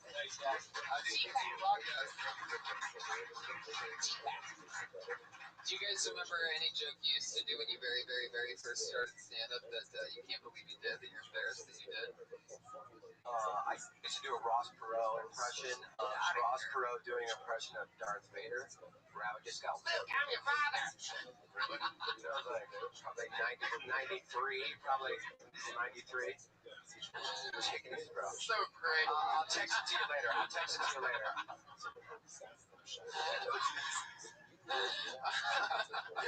true.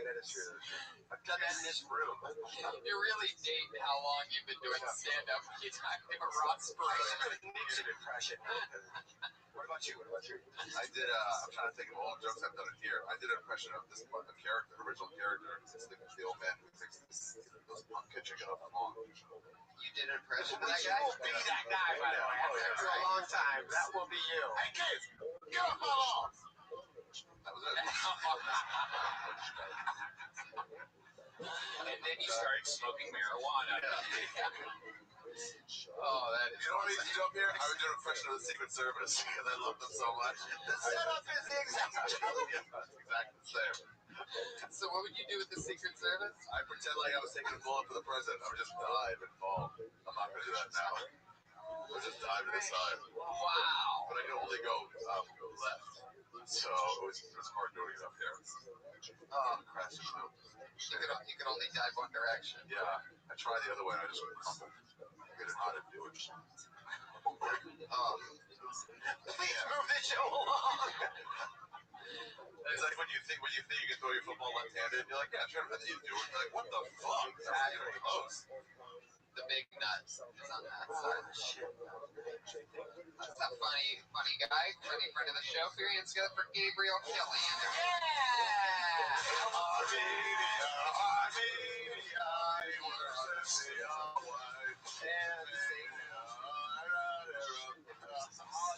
What's up, everybody? Man, I wasted 5 hours at the DMV this morning. I didn't have any personal business there. I was just hanging out, trying to be cool.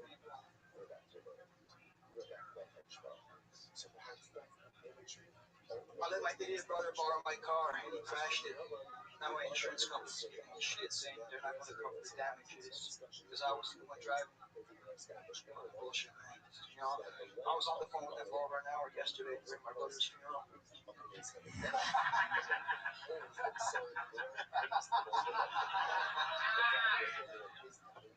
I knew a girl who died. Every once in a while, I remember having sex with her, and I get a little bit creeped out. But I guess it's okay, though. She was only dead a couple hours at the time.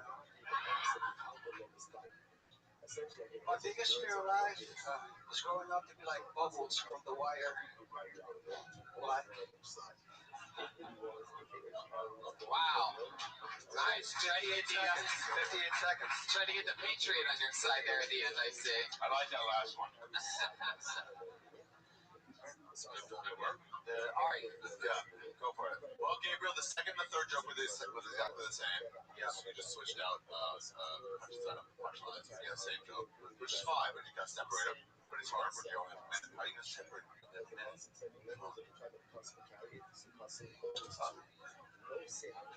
Tell him to defend yourself, not nuts. What I'm saying is this. I agree with him funny, though. The first two, and no offense to anybody else, but, you know, and maybe they're just getting warmed up now, but both of those jokes I laughed at. The second one, like Ari said, I saw it coming a mile away because it's the same setup. Just did the brother thing. You can space them apart. If you're doing a much longer set, if you're doing a 30-minute set, you can hit one in the first 5 minutes and one in the last 5 minutes. Forget about that.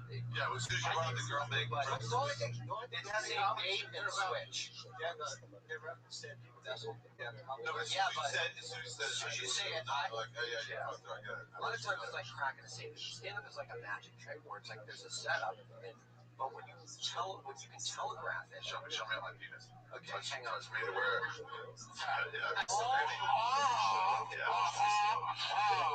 So,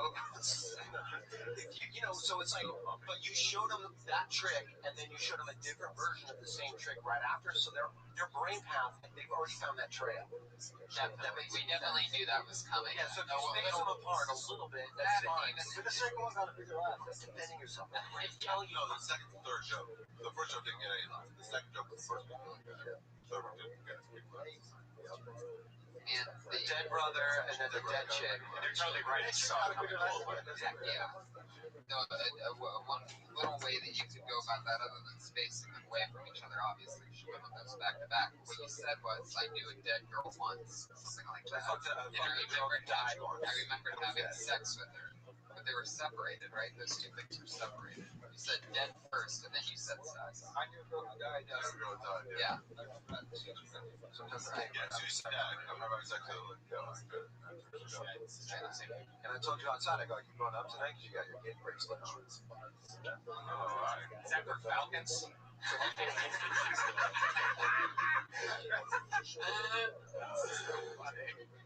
What is it with my Falcon things? Respect, Falcon. Respect. I fucked a dead Falcon once. Is Sam the Armenian comedian your father? Or is Sam Tripoli your father? You look like Sam Tripoli got AIDS. You look like Sam Tripoli's AIDS infected him.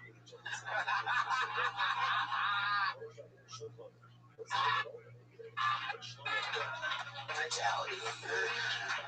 That's what you call shining an apple, kids. Oh my god, I love it. Now, good job. Yeah, Funny, good job. job. The first time, really good misdirection. I was like, I don't know where you're going. Yep. You've definitely seen, like, of the few you've seen, you seem like you got more stage time than that. You seem comfortable. did you get that shirt from Buca de Beppa? Table 34, missing a cloth. Table 73. It's got a 34 on the back like a dorsal fin. And your friends. We talk about your shark.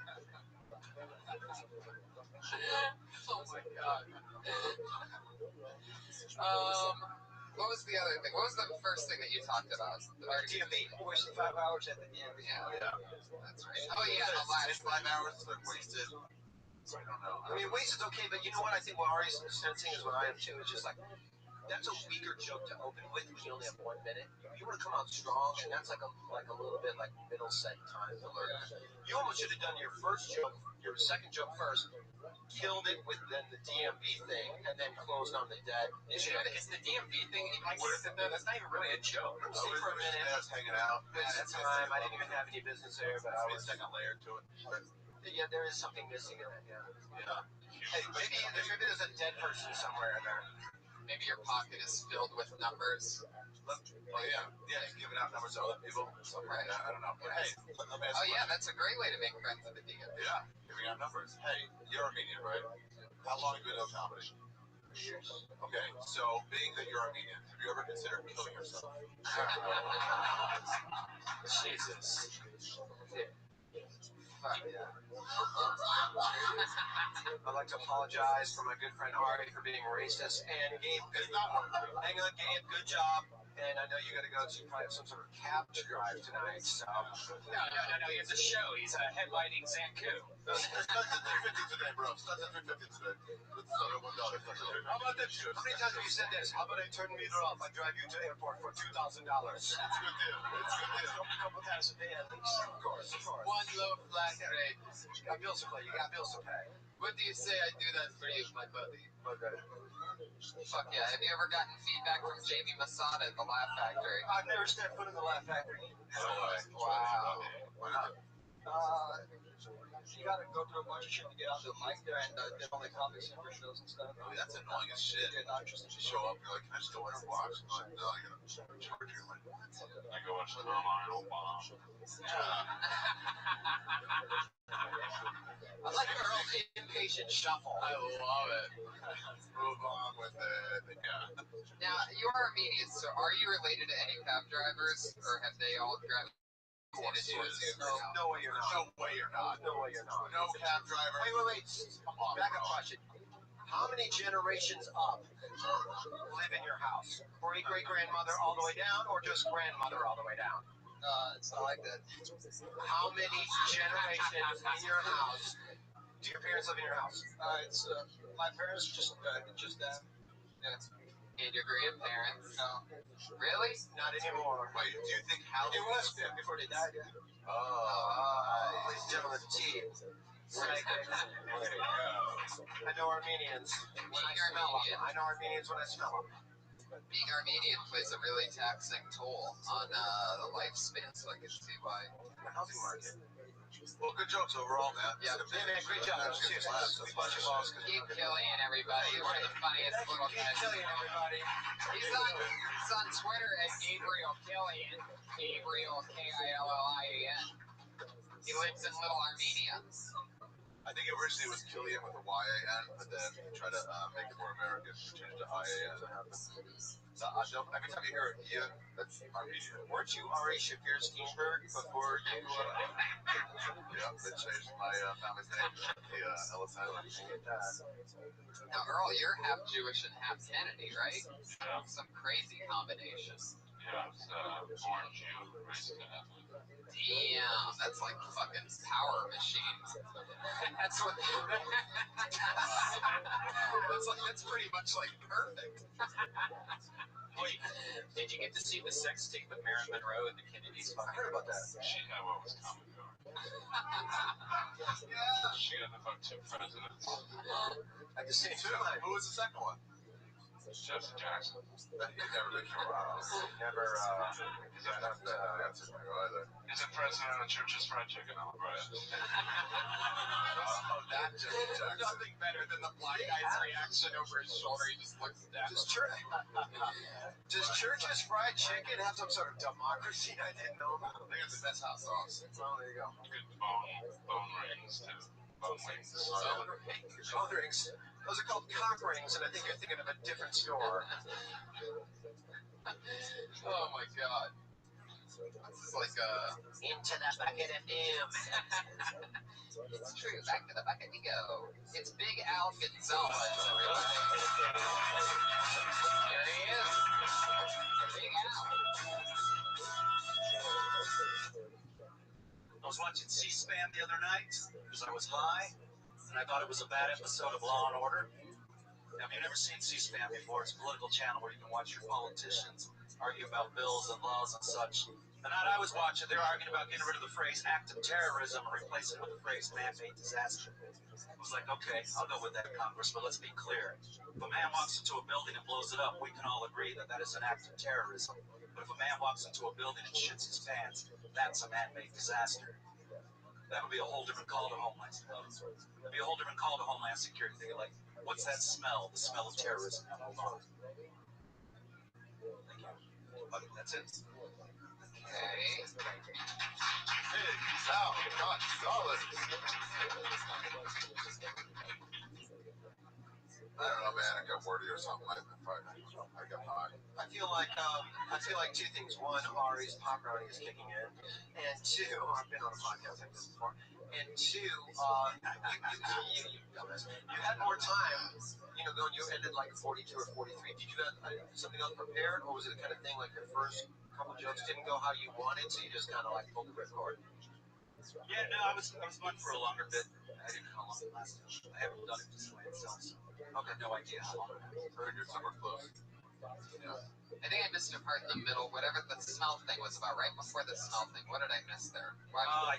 I stumbled on my word. I was watching C-SPAN. C-SPAN because I was high and I thought I was watching a bad episode of Law and Order. And they were saying how they should classify. They were talking about how they were going to get rid of the phrase act of terrorism and replace it with the phrase man-made disaster. And I was like, I'll go with that, but let's be clear. If a man walks into a building and blows it up, we can all agree that that is an act of terrorism. But if a man walks into a building and shits his pants, that's a man-made disaster. Can I say something real quick? Yeah. The Law and Order thing, it really came across like you set something up that you never went to. Oh, yeah, sure. You could probably just nix that and go, I was watching C-SPAN and they were talking about this. Because I feel like the little bit of the negative reaction you got was everybody, its brain goes, how is this show like this show? And you never gave them that. And then you went a different direction. So they had to rethink and then, you know what I mean? Okay. I mean, that's all I would say about that. Yeah, we had this guy in my high school. He used to start stories way too early. It was weird. He'd talk about some basketball game, and they'd be like, "Yeah, I remember I was in high school, and I graduated. I got like an A in that class. But then I moved on to college, and a bunch of my friends there were going to a basketball game. And you're like, what does this have to do with the high school thing? Yeah. And it just never had anything to do with it. That's a good analogy. Yeah. Mordecai was his name. Wait a second. You went to high school with Yeah, can you say that without clearing your throat in the middle of it? What was that? Mordecai. That's what I was saying. What? Mordecai. What? Hi. Mordecai. You're really good at That's an H. That's plenty of H's. Yeah, like about 5 of them. Yeah, a couple C's in there too. That's like a hard ugh. Mordecai. I've heard of a hard R, but I've never heard of a hard ugh. Sir, do you have any examples of a hard R? Hummus. Not in this current environment. Yeah, what's a hard N there? Earl? Not in this current environment. Yeah, there was a 42-minute joke. The end of the joke was, there, and I guess you can tag it up, make it a little bit more fun. But I think that even the end maybe think of a different way, or different natural disaster, or whatever, man-made disaster. Because I don't, it just didn't pay off for me. That last joke. It seemed like there was a lot of build-up, and then it was like, oh, yeah, that's cute, but that's not a. If they end up getting last, it seems better. doesn't. It's worse. This is hard to fucking. It's hard to it's hard to admit it. It's hard to admit it because something as simple as you setting up something and then taking a hard right turn, it can take took them 35 seconds to readjust what you're doing, so it's tough. For me, it's hard. Because they don't deliver in this style. Yeah. They do a very slow kind of style. Right. Yeah. I was trying. Otherwise, that joke would have taken 2.5 minutes. Now, when you say that joke would have took 2.5 minutes, is that because you're uneducated or because you chose to use the word took there?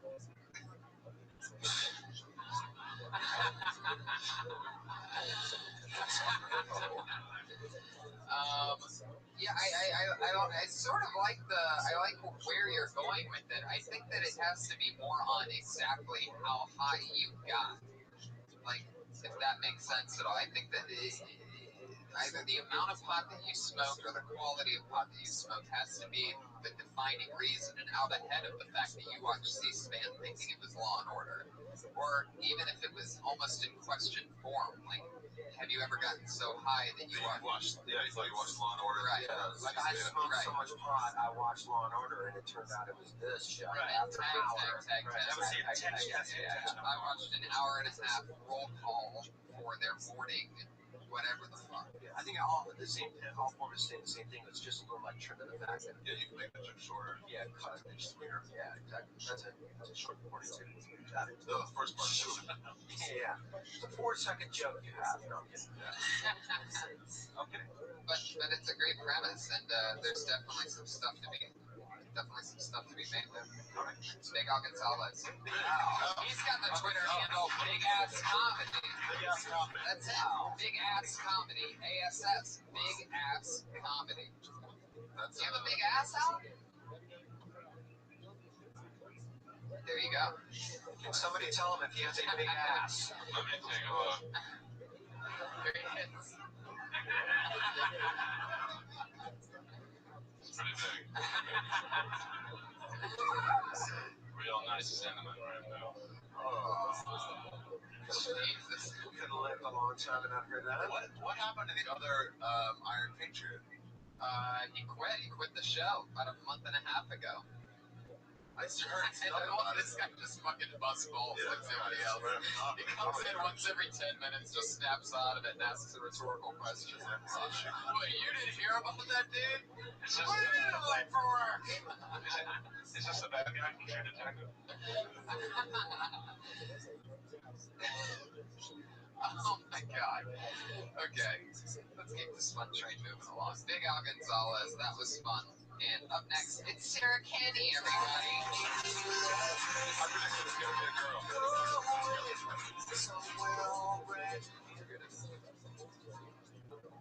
So over the years, as our population has grown fatter and fatter, the fat joke has really suffered. Your mom is so fat. She's as fat as my mom. Your girlfriend is so fat. I bet you just have sex with her. Anyway. So my roommate and I have been living together long enough that our periods have synced up. We get them at the same time. But there's something really messed up about that, because I don't think that my roommate should have blood coming out of his penis every month. You should really get that checked out. Whenever you hear somebody say, I'm usually not like that, they're definitely always like that, in my experience. I think that's Alright, yeah. Sarah Kenny, everybody. Time for Sarah. Sarah Kenny. Someone just won a television. What was that sound? It's a TV elephant. Yeah, that was good. I don't know, man. Fuck, this is so hard. It is hard. It is hard because, it's hard to get momentum. Oh yeah, good joke about the blood cock. Yeah. I like that. What was the one before that? the fat joke. Fat joke. Yeah. You could, with the fat joke thing, and I know it's a minute, you can get to it really quick. You can set up the how fat America thing is, because if they don't, and tag that, like Tony always says, if you can tag that little 10-second setup or something, and then you can just pound those out. Yeah, I do have. It's funny. Those are funny. Yeah. Funny. It's funny. People are getting fat. That is true. Fat, what is it? Yep. As the economy gets. Hey, Earl, Iron, if you had to pick one people that would be the fattest and laziest, what would they be? Open-minders. Great answer. Great answer. I met this girl when I was a judge. She did an abortion joke at the top. Yeah. Oh yeah, that was you. He did the mic stand left and right. Oh, yeah. I was gonna tell another joke for you. About 8 seconds. It would take about 8 seconds. It's almost a minute. It would have been just. Is it much like that joke? This.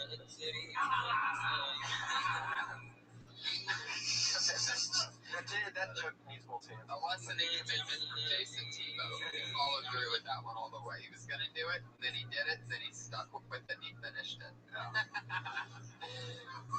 And that's enough from hindsight, Hitchcock. Hindsight is always, you know what the difference are.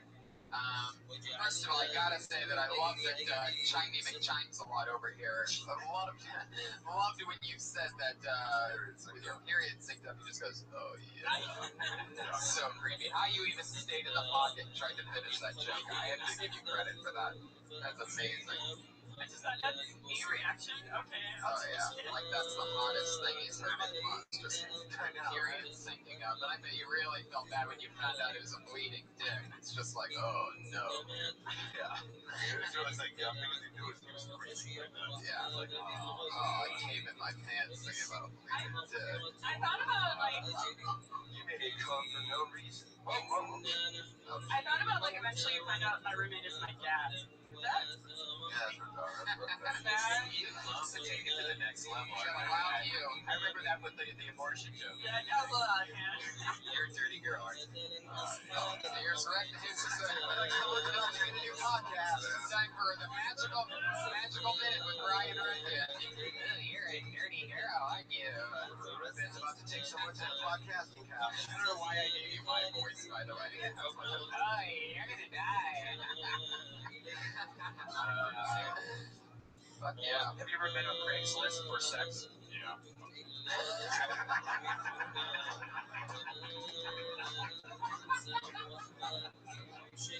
Yeah, that's how we met initially. Oh. Yeah, we're thinking robots. Oh shit. Yeah, very good. I would like to see more of this one. You could actually do some more fat jokes, I think. I think there's probably some in there just to try and figure out. Well, I'm excited. There's a better Barbie doll coming out, so I've been working on feeling it. Really? Is that true? Yeah. I heard. A fat Barbie doll? Yeah. They're worried that the regular Barbie doll is a poor role model. Well, they're worried she's too skinny, but it's more in that, like, if people think that this doll is supposed to be a role model, it also means children didn't want to have nipples or a vagina. Is it just a Cabbage Patch doll, or is it a different? That's my yeah.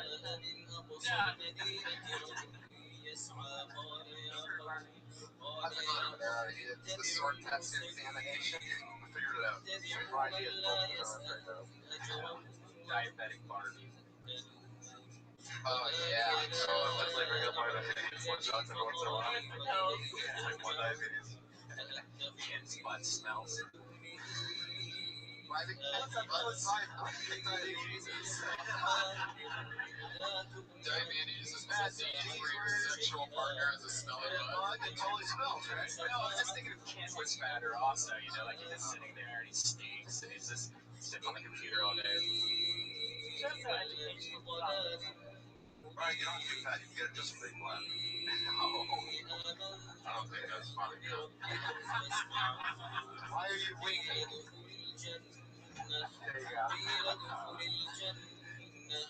قال يا ليت قومي يعلمون بما غفر لي ربي وجعلني من المكرمين وما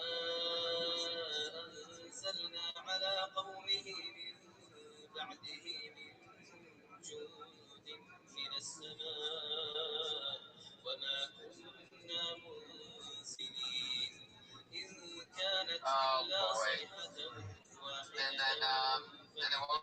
joke again?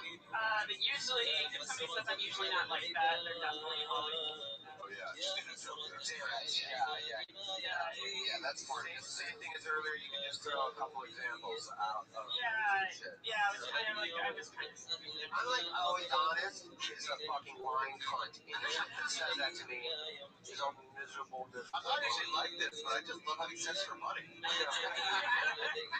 why do you have a PayPal account for your twat? Listen, that's why you're on the clock. No, it's not you. Why do you have a PayPal account? All right, Sarah Kenny, there she goes, everybody. Sarah, what's her Twitter account? See if she breaks the record for most normal Twitter accounts. Somewhere big ass comedy has gotten it. S. Kenny Comedy. No, still big ass. Comedy. S. Kenny. S. Kenny Comedy. Yep. Sarah Kenny taken? Of course. Was Medium Max Comedy taken? Or normal sized ass for the three girls in the room that just went, oh, is medium sized ass an insult? No, it wasn't. It's like every guy here with their girlfriend, they're going, she's like, do you think I have a medium ass? Whatever that means. Yeah. So what the fuck was up with the medium ass thing, huh? I don't have a medium ass. Oh, I aren't all women beautiful? No, they are not.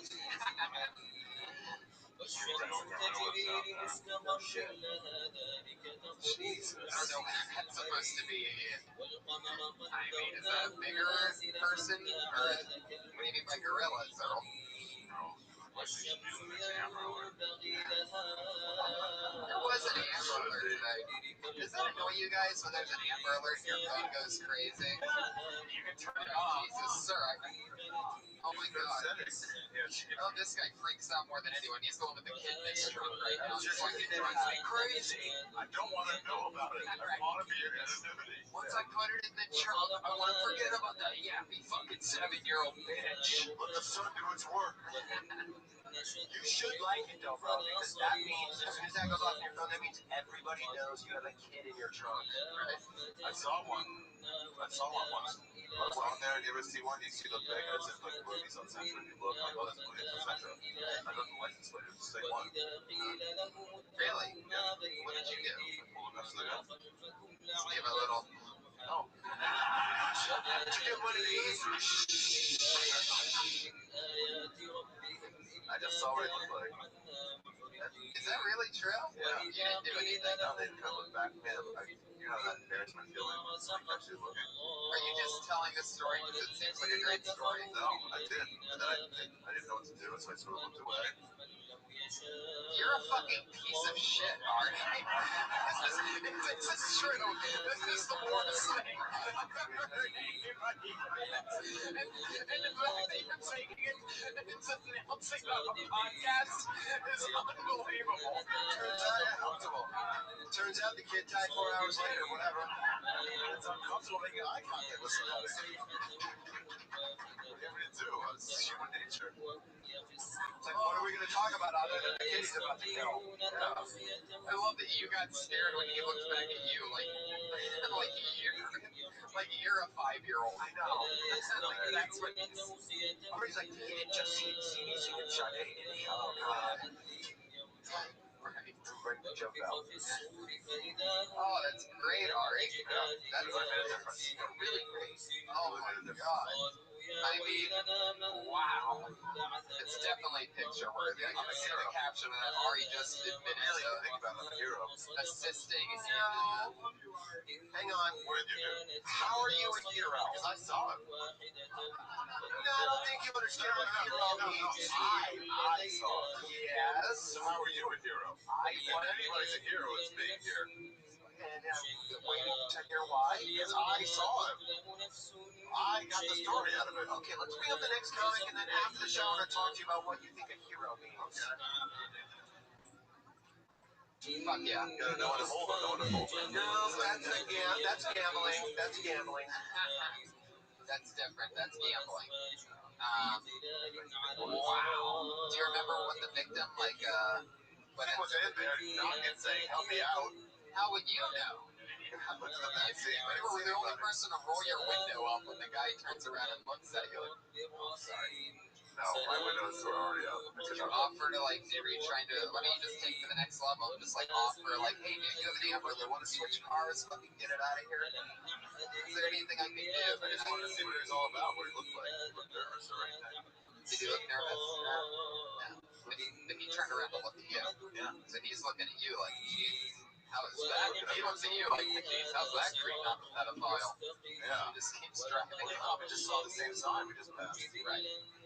It was like coming up. I was like, oh, that's not, I could like cross-reference it as we were like going. Maybe he was just the world's dumbest pedophile and he saw the Amber Alert and he was looking at your car like, hey, is that the guy? Maybe he forgot that. Yeah. All right, your next comedian, every time she is available to make it here, she does this show. She's always funny. You guys may recognize her from...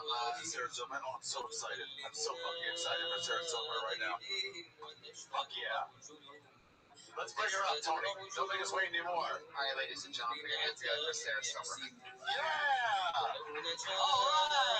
right. You're right. Apparently, Sarah Silverman was in Ralphie Bates' trunk, and Ari passed them and didn't say anything. So. Instead, I think Ralphie is. really waiting for it on that one. We know Jimmy Kimmel did. Holy shit. Yeah, I know. See what I did there? No, everybody, you might recognize her from some of her work in the adult industry, and she does stand up as well. It's Missy.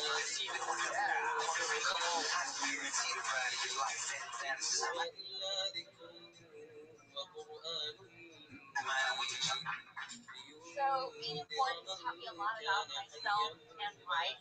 For instance, I learned that sweatpants and Uggs can be formal attire. I learned a hidden talent of mine is photography. Apparently, I am the handsome Adam who takes pictures of my own butthole. And speaking of buttholes, I learned it can be a picture. It can. Another thing I learned though is that how much porn stars and comedians have in common. It's actually really, really eerie. We both have the same statistical chance of dying of a drug overdose or rectal trauma. We have both sucked a lot of dicks to get to where we are. You know, literally. I hope figuratively. We both spend a lot of time with 7-inch black things by our mouths. And I think the biggest thing we have in common is our dads are very disappointed with our career choices.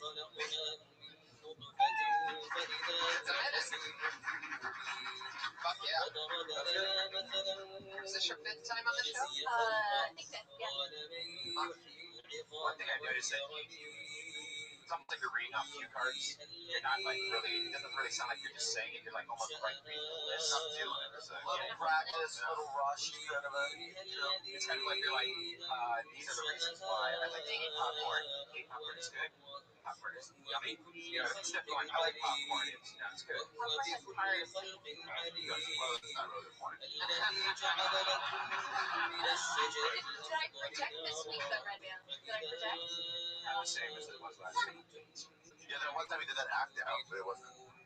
أوليس الذي خلق السماوات والأرض بقادر It's protein.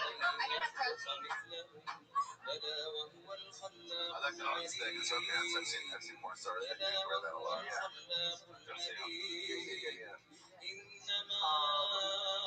funny. You know, you had a lot of. I think you were one of the first ones tonight that for 1 minute you had a lot of jokes within that. Oh, yeah. That's one long story. You know, you had 4 or 5 different. That's hard to get in that short amount of time. So I thought that was funny.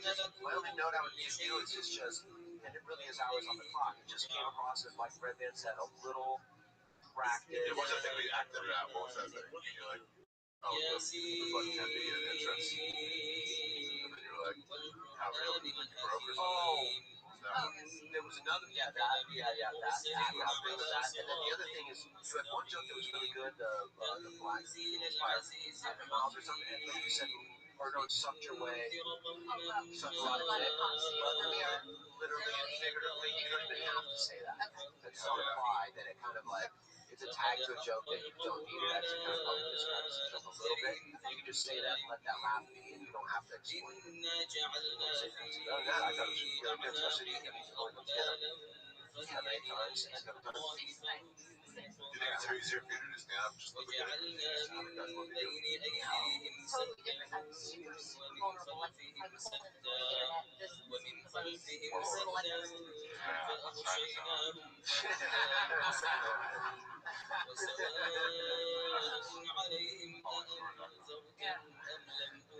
Yeah, but I didn't make Amber Alert to my quarantine. Oh, that'd be an interesting one. Amber Alert, yeah. I was like Eureka Gold would be a good one. Eureka Gold? Yeah, I would really talk about more into إنا نحن نحيي الموتى ونكتب ما قدموا وآثارهم وكل شيء أحصيناه في إمام مبين واضرب لهم مثلا أصحاب القرية إذ The porn star جاءها clothing, I really like what he was saying. I really like that whole thing because they all wear like a shit that says something on their ass, like juicy or juiced, or whatever it is. Yeah. فعززنا بثالث فقالوا I love me, Daddy. Are those things real when they do like the fake agent things? Off the couch. Oh, yeah, if you have an actual agent, that does not happen. No, but two girls who were trying to get an Oh, agent. no, the new girl thing. It's basically a thing that has an office. What happens? قالوا ربنا يعلم Specifically that one, I think is asking about the brown couch. I guess. I'm not exactly sure which one it is. I guess I'm asking about all those things. Like, are any of them real? Are they really bringing girls in for like an audition for something? I think Feels that way. some of the homegrown is actually real. وليمسنكم منا How'd عذاب you get أليم started to do that thing? قالوا Oh, really? See my butts? معكم Behind this main door. It's a good بل Did you have to do that thing where you gotta like do it with the guy and it's gonna tell you like, oh, that's good enough? Start shooting.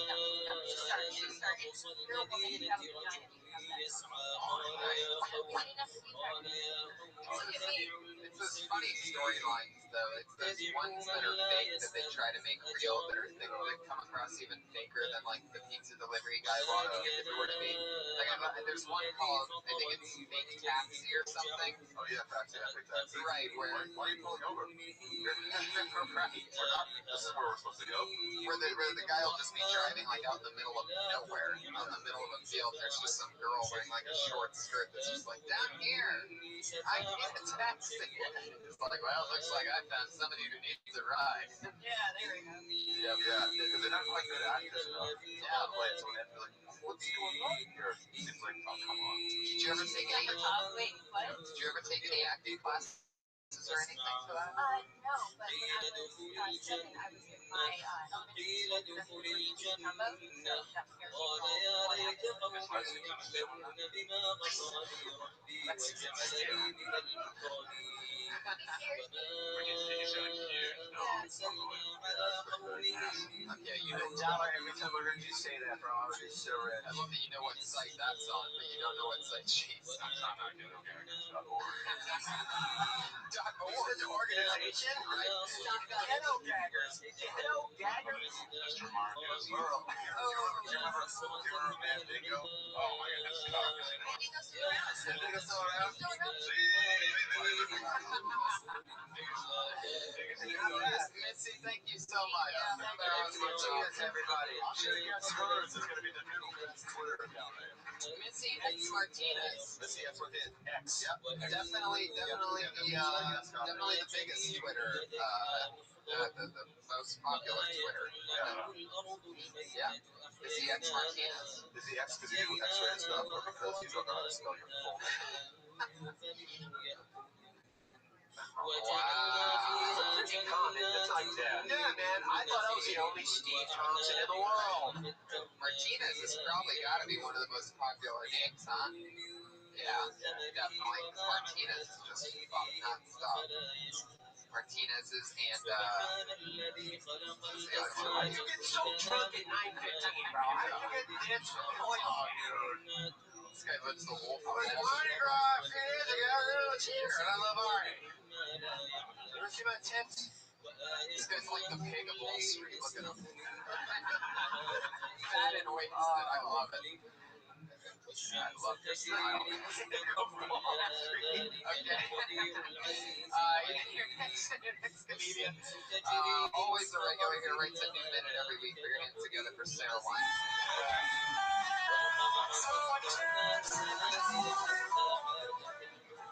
Pinatas.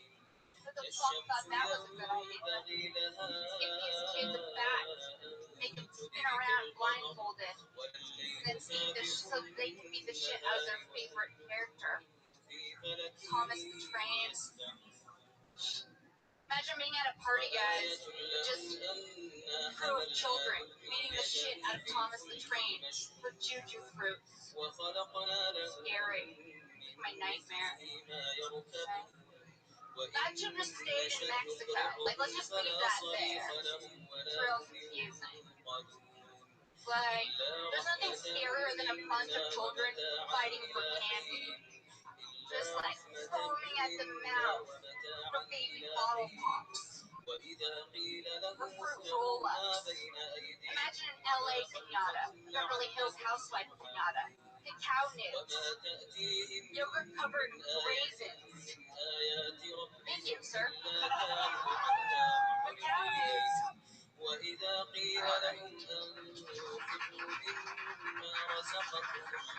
That's all on pinatas. That's a lot of pinata.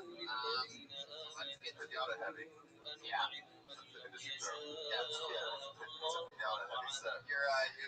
You're definitely beating a machine goat instead of a dead horse. Just have variety. We're right up the good faces. A young Sarah Wineshank impressed with her shiny boots and pinata heavy material. That is how they write things. Stupid. Good crowd work. That was so quick. When shit like that happens, the audience automatically senses it. So the quicker you just put that out, that gets them totally on your side. That was great. How you handled that. By the way, don't never do that at a real comedy show, sir. You'd be thrown out immediately.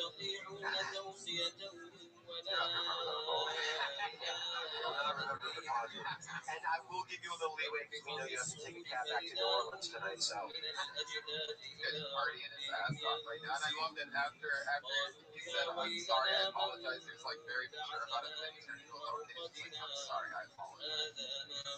he's trying to not laugh at me. When he started drinking, he was clean shaven. Oh, shit. Yeah, I mean, you're staying in the pinata pocket, that's for sure. You're definitely grinding it out in there. Well, it's only a minute. It's not too long. So you're working on, beating it out, everything. You do every one of these, right? Yeah. So there weren't any punchlines. There wasn't really anything that made me go, It was a lot of premises that you haven't totally beaten out yet. Right. It'd be like, that's fine. They're going to beat up the same. It's like Tommy, what is it? Thomas the Train. The Train, yeah. But then it's like, and then there has to be a joke about a beat up train or something. Right. Well, let's talk about Black Friday. Like how the person that character that's with the dude that beats the shit out of someone. Oh, right. Or like Daria, that came in or something like that. Yeah, it's definitely one of those or something. It's definitely one of those topics where you're gonna want to raise the stakes. And there's one part where you said something that where you feel like that should stay in Mexico. There should be an example of something else that you think should stay in Mexico. And when you can say it's like vomiting something else Mexican because it should have stayed in Mexico. Right? Even that's very funny. It's like Mexican. By that I mean it should have just stayed in Mexico. It never should have come up here. Anytime you say something, and somebody else did this earlier, anytime you say this in comedy, something is like something, you have to give an example of it, or just don't set up, a similar metaphor. You set up a similar metaphor, you have to give them that, otherwise it short circuits them, and then you're just taking a left turn. Okay. That makes sense. Like bugs are a lot like, I don't know, whatever it is. Bugs are a lot like Brian Redman. Yeah. I didn't have time to joke. What would that be? They mostly hang out with shit. That's not bad. You guys are shit, right? This fucking guy. I know. It's not a stupid kid. Alright. Sarah Weinstein, thank you so much for making Sarah Weinstein. She's on Twitter. Princess Shane. Princess Shane. S-H-E-N-K. I thought her name was Weinstein. Wow. Yeah, that's every girl that you went to Jewish college with. Yeah. What was the college you went to? What was that called? Shoot University. Residential. How much was tuition? Be careful with that fucking sword, man. Yeshiva We have a very serious blow up topic. You'll be here with Yeshiva University. Your final comedian of the night. Put your hands together for Kimberly Kahn.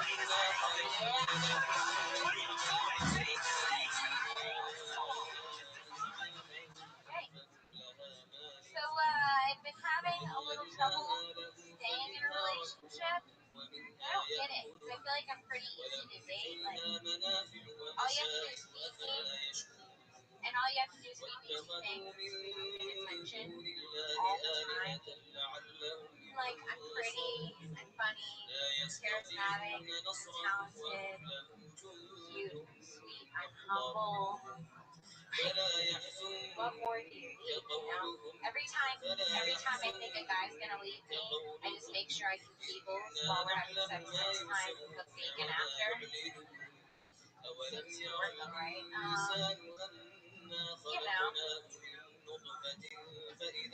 Guys,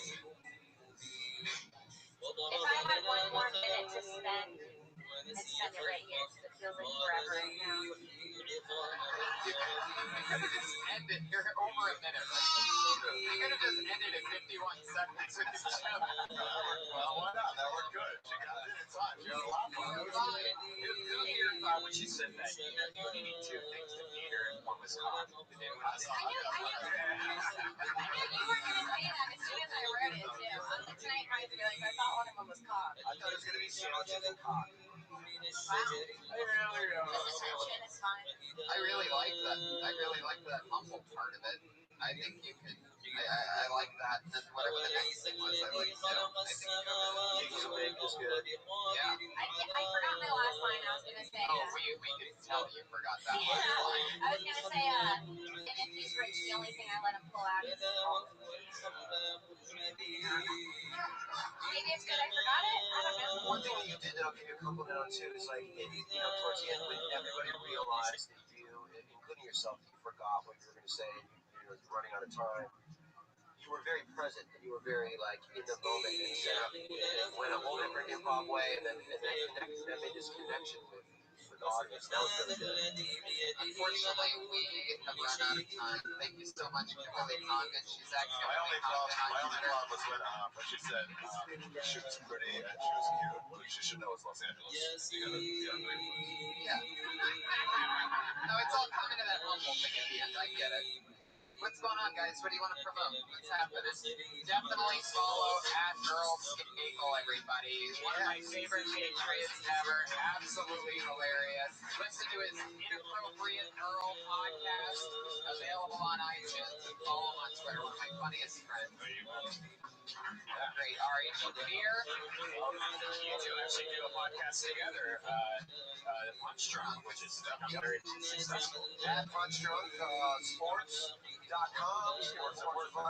You vote for Red Band on there, right? Looks like you're locked it up. And voting is still open for that? It almost seems like you guys are just trying to draw attention here. That's all. I don't know. It's way too long already. I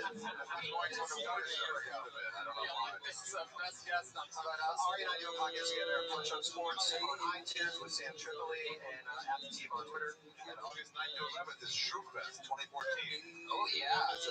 Thank you guys so much for coming out tonight. I got a tweet from Ralphie May at some point during Greatness apologizing, saying that he's sick. So I'm sure if you guys live around here, come back next week or the week after. I'm positive he'll be here. Me and Tony are going to be in Portland, Oregon, April 18th, Seattle, April 19th, April 420, big 420 show in Vancouver. This podcast will go up within a month. I was just going to say, this podcast will never be out by April 20th. That changed since you guys. Thank you guys so much. Have a good night, everybody.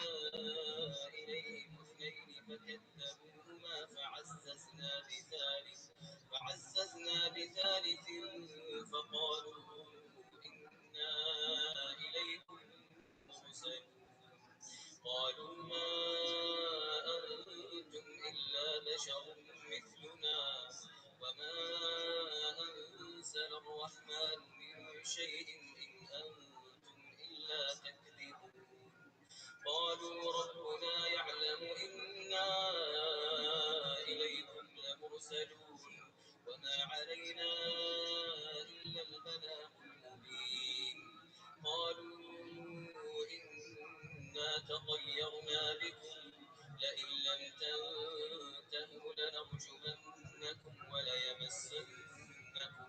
وليمسنكم منا عذاب أليم قالوا طائركم معكم أئن ذكرتم بل أنتم قوم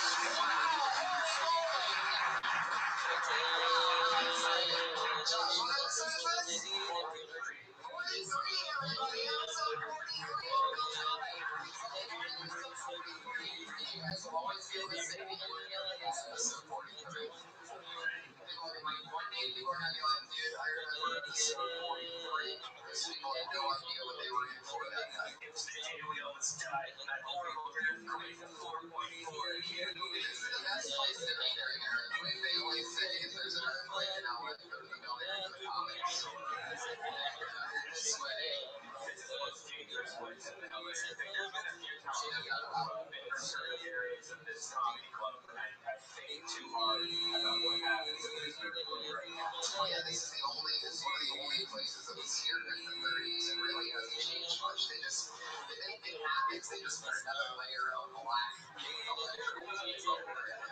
Obviously, it's basically made of black shiny wallpaper shit. And it's just to catch the asbestos in a way. It isn't like snowing asbestos in here. It's a fucking old cancer is built in, and that's the type of thing you want to perform comedy in, right? For some reason. We all have thyroid disease now. They were like, why do Canadians only live to be 35 years old? That's because they're fucking hanging out in asbestos land. Did you feel it this morning? Did you wake up? Absolutely. So much fun. I love earthquakes. It's the most exciting thing. Like, in the morning, I obviously, I'll go to bed at 6 or 7 in the morning lately, and that I can sort of do away with. My favorite thing is when they happen during the day after I smoke some pot. Because then when it happens, I'm just sort of ramping up. Like, it's the ultimate, just like, whoa. You see the ground sort of fucking do that thing. And, yeah, I love that. I think I felt it because I had like a really cushion bed. That's how hard it was walking. That's it. He felt it. See it. And I didn't feel it. Nice. Exactly.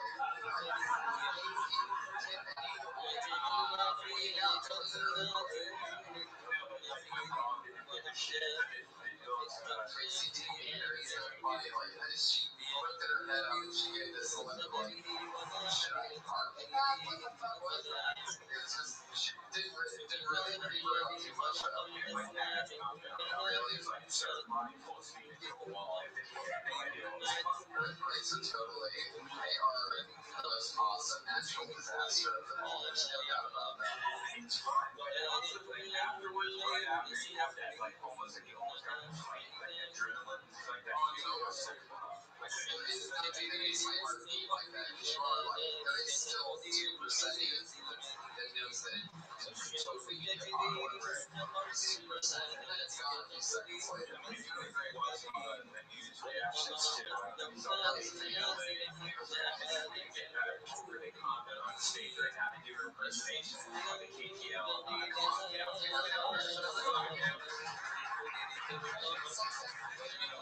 She's talking with me, and so I look at the news anchor.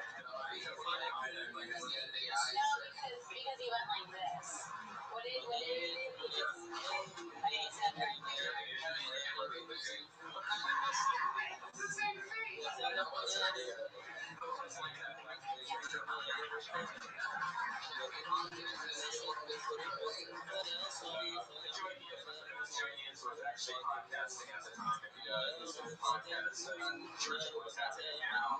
Funny his reaction. That guy wakes up at 6 in the morning. Unbelievable. That seemed like a good idea. But yeah, so thank you guys so much for coming out. I'm excited to be here. Another fun episode. What else is going on? Anything else to talk about before we bring up our head of security? Went to Dallas, got to see Steve, got to know about that bar that we went to in Dallas that we talked about where so much craziness has happened.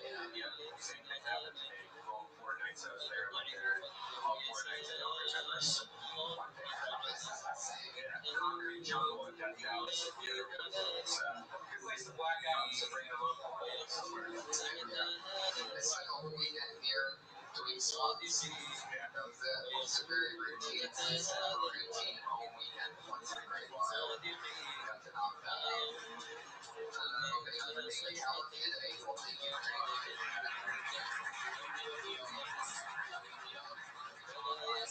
It's not all right now.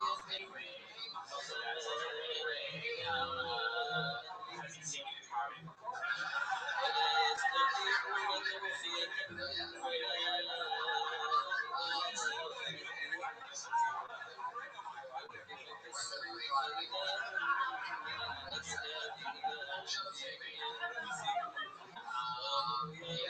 Yeah, we worked together on the burn, and just an awesome guy. He's here from Jeff Rothschild in Ottawa.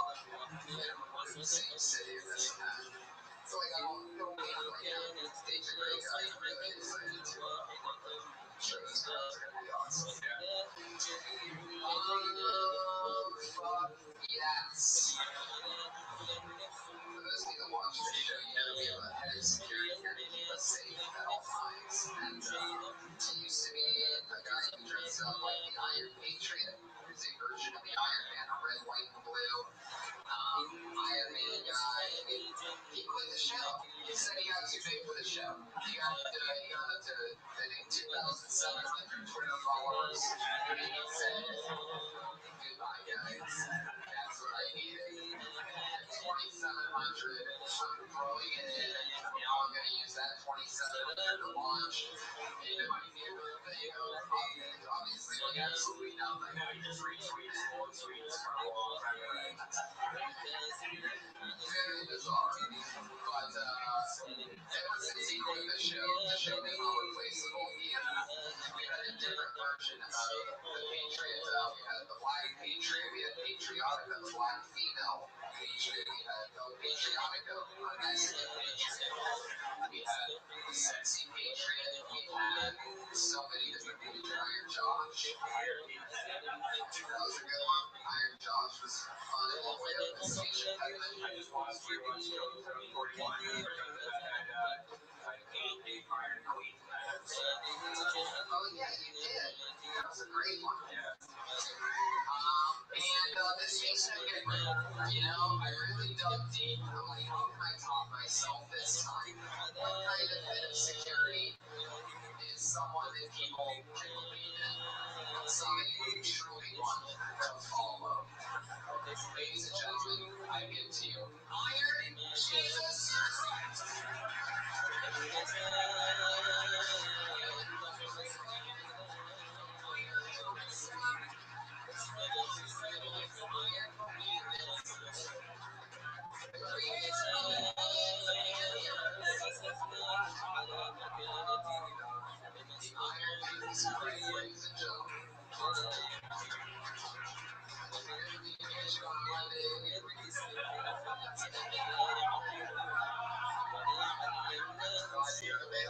I see that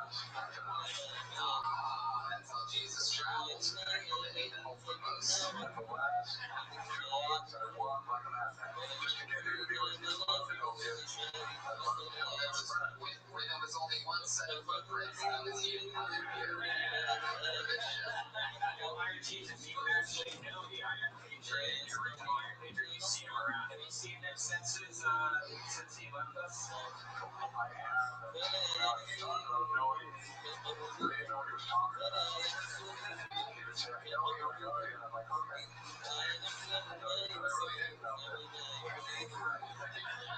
Associated, you know? It's just me dropping Jesus everywhere.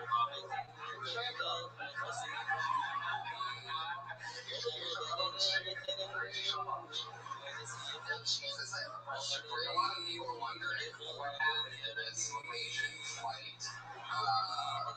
What's the number? 370. A lot of people are asking, where is this flight? Just, I know there's lots of different lords and gods and all this. I'm wondering if you have any idea of what happened with the would be your guess. There you go. Also, there's your leader. Straight up shoulder to shoulder.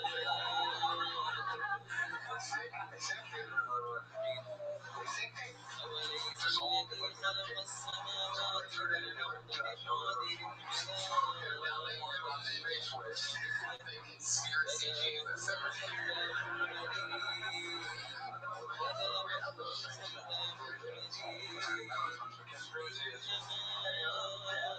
What I want to know is, and I've been wondering, my thing is, I almost wanted to tweet about this. I guess I'm just going to create an open forum for a second here. I guess I can talk about it here.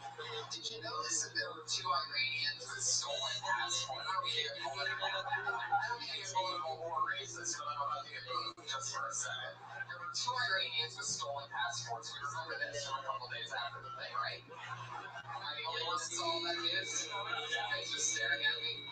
You're right. And then all of a sudden, a week's gone by, and there's a chance that it was hijacked. It definitely wasn't the 2 Iranians. Is it not the craziest fucking thing you've ever seen? Does it make any sense whatsoever? I think so. I think that's an understatement because the Vietnamese from Malaysia or whatever they're called. Remember when they said that the US was saying, no, the airplane probably for an extra 7 hours, and then like the next day, Vietnamese said, no, that's not true. But then like 8 hours, they only got extra. It's so weird. First day, they had it. They're like, 2 Iranians, 2 stolen passports were off. They didn't know. The second day, they found out that 2 guys were Iranian. Hey, I don't want to be Mr.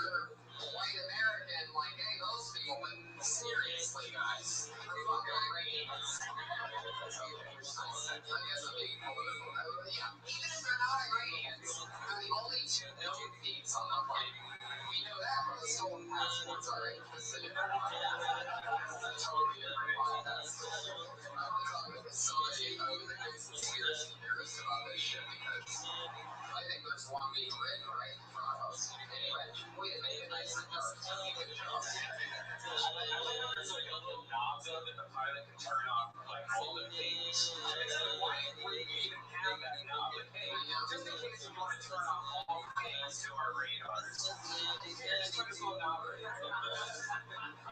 It's insane. It just dawned into our why are we talking about this? Exactly. This topic of the second about this flight 370 topic is really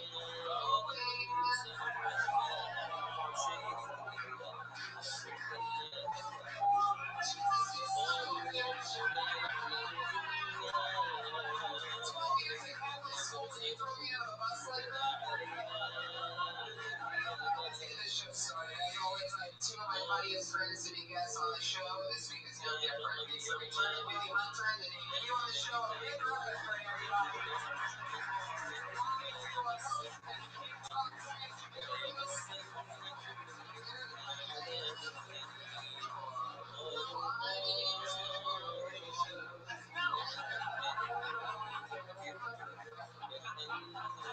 Welcome, gentlemen. It's good to be here. Hell yeah.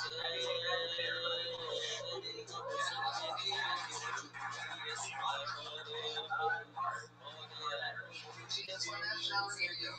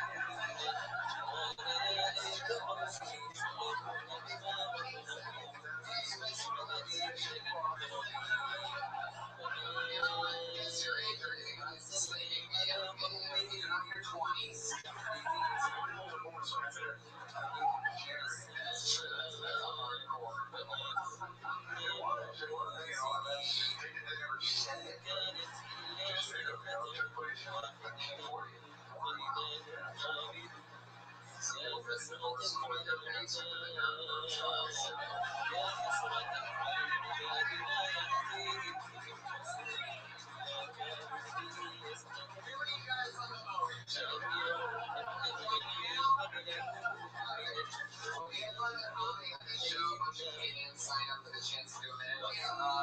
As always, the Iron Security always asks our guests a question. We have a question for our guests tonight, Iron Jesus Christ.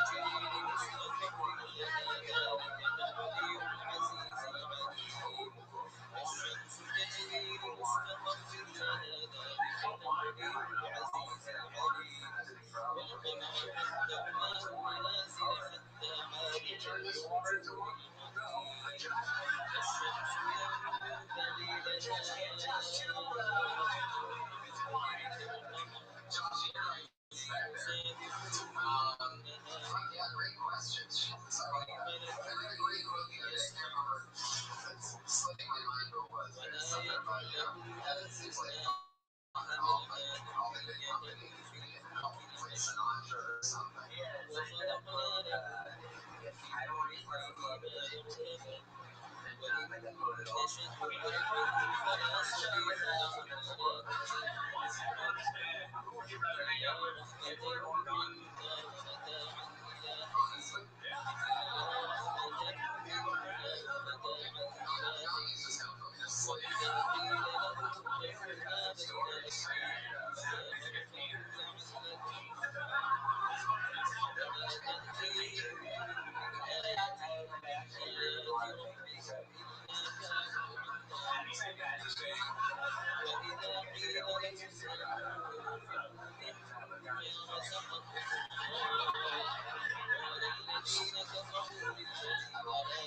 You guys know what we do here. Competing and sign up for the opportunity to get 1 minute of stage time, and then we try to help them out with comedy in any way, shape, or form. Not like we're know-it-alls, but we just give them our feedback and maybe try to punch something out, make it bigger, help them out, talk about their lives, maybe figure out something else that we like to hear them talk about on stage. Since there's comedians, they usually get 1 minute of stand-up, and then they know that their minute is over when they hear the sound of a kid. They have to wrap it up after that because they keep going and bring out the angry West Hollywood Bears.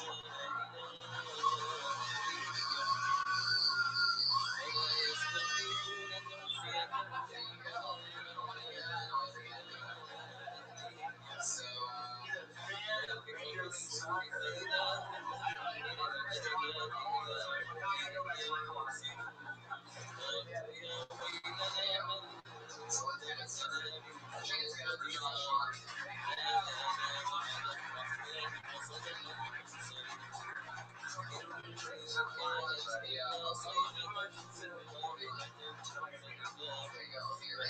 What's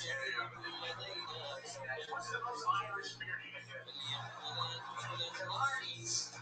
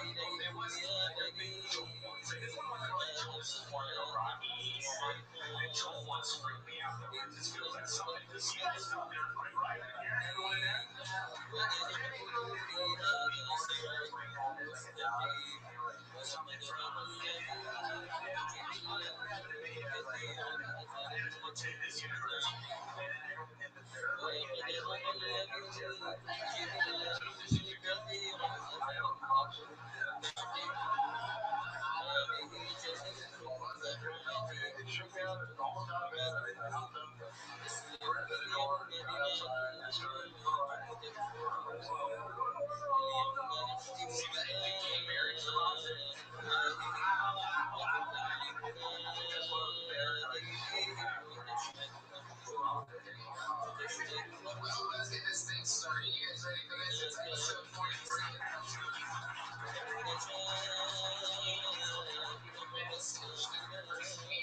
Testing out how you pop in the cherry on 43 movie.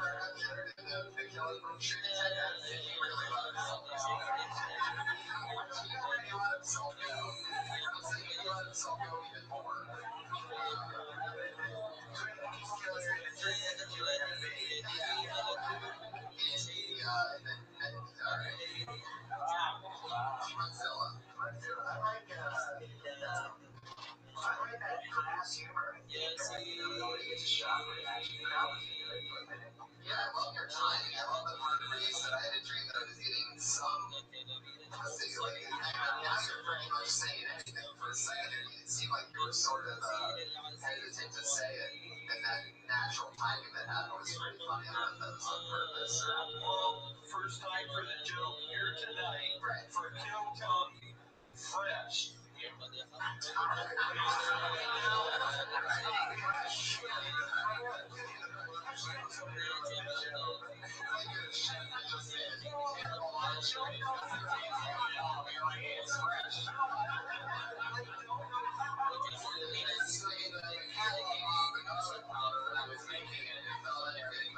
It's not moldy. Tony, I don't know if you noticed it, but girls are going back to bushes again. It's becoming very popular. Are you talking about the bushes that you bring girls in?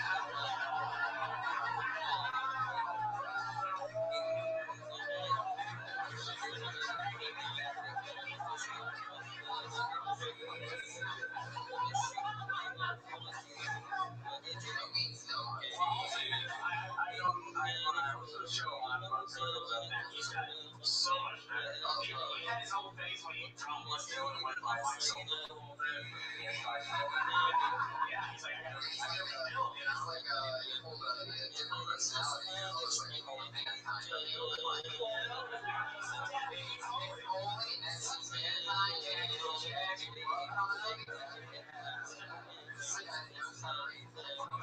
I remember one time you came out wearing a mask. What was that about? Well, I enjoyed it. I really did. It was a great match. The boat I checked out.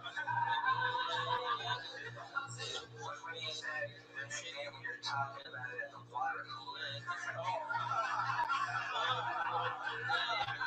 That's a water cooler.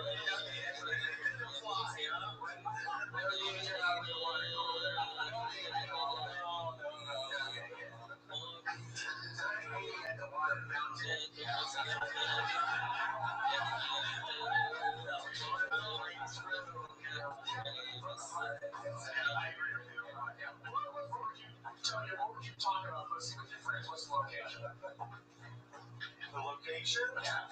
I like Green Town. I see what you're doing. When you have to about the location, planes, like don't see like now that I acknowledge it to make it but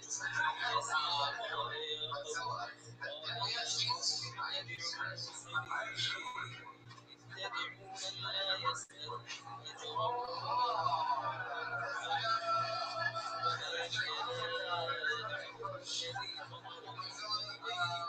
This was fun. It was fun chatting with you.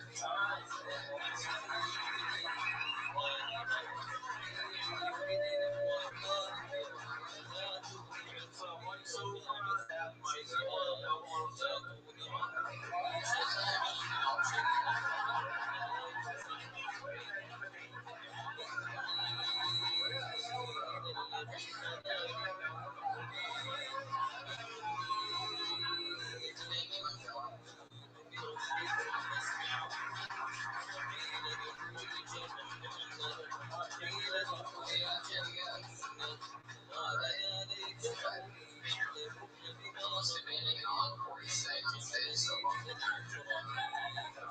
question I always like to ask my guests is, do you remember any joke that you did when you first started stand-up comedy that you're embarrassed about that you ever said on stage? I tried to make a joke about my friend said, I said, I'm gonna order pizza. They don't get a medium. It's just only this. She's like, no, man, order large, just 4 slices. I was like, slices wrong.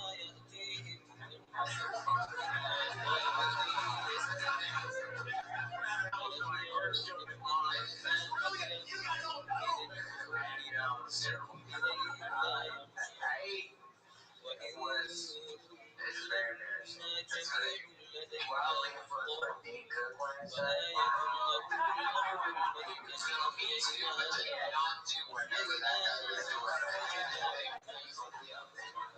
So I saw my friend laughing at Vicious Circle in Youngstown, Ohio. I have to move to LA and start doing stand-up. It needs me. I swear to God, that's a true story.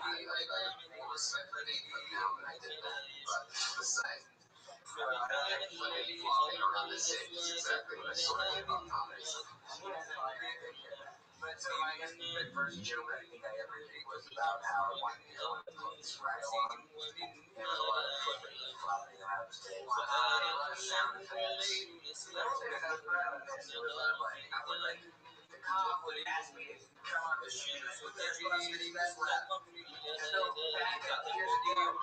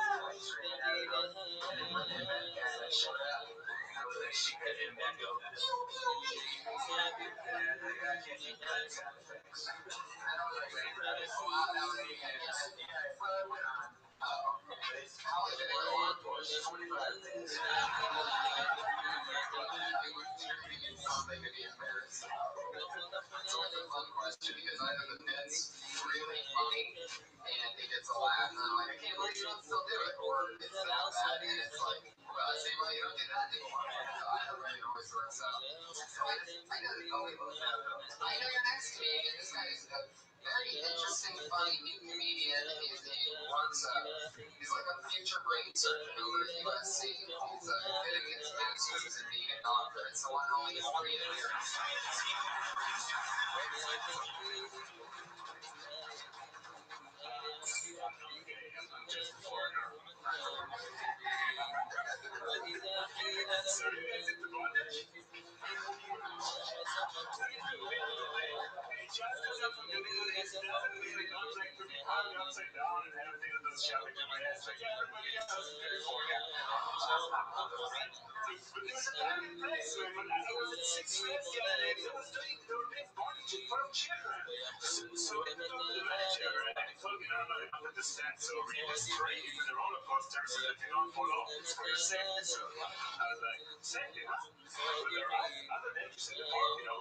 Some people think screens so loud they can cause ear damage.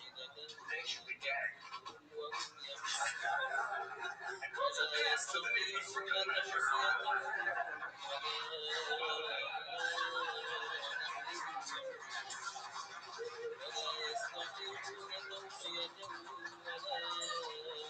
What nationality are you? Israeli. Germany for 4 months. They've been to Germany for 4 months. And I would like to get genocide somehow. But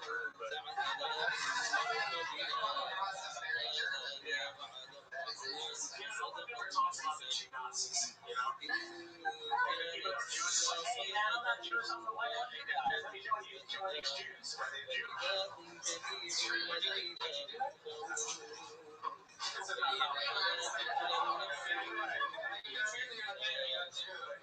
think that's one of those, like, you have to be there. You kill Jews if you were a Jew? Whoa. This is the easiest way to end everybody's career. It's a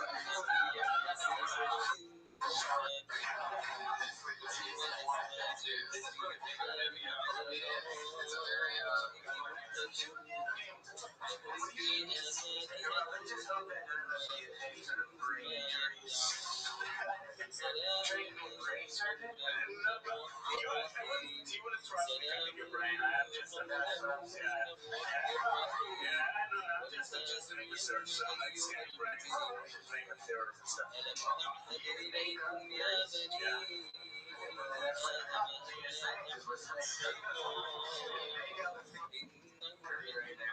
Does it work with the ladies? Same as scientists.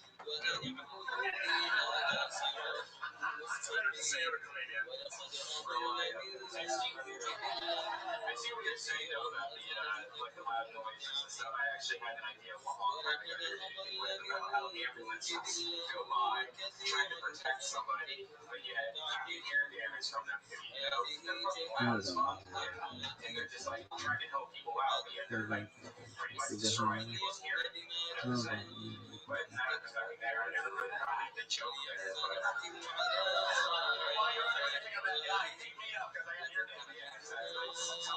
I really really liked what you were talking about. The way you guys do it is a little bit interesting because I didn't really pick up on exactly why people from the Middle East would be hung upside with one thing.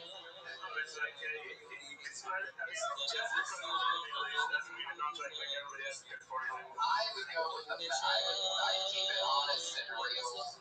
And what do I know? This is just something that I noticed about it. Is that if you went to Germany for 4 months of your life, I would say that is the front end of that. And I picked up on bondage things there living your way in my opinion. Because the whole Middle East thing, and then you immediately make it not real by having dildos shoved in their ass. And then when you say, and like all you people in California that want dildos shoved in your ass, and I lost 9 pretty sure I was the only one.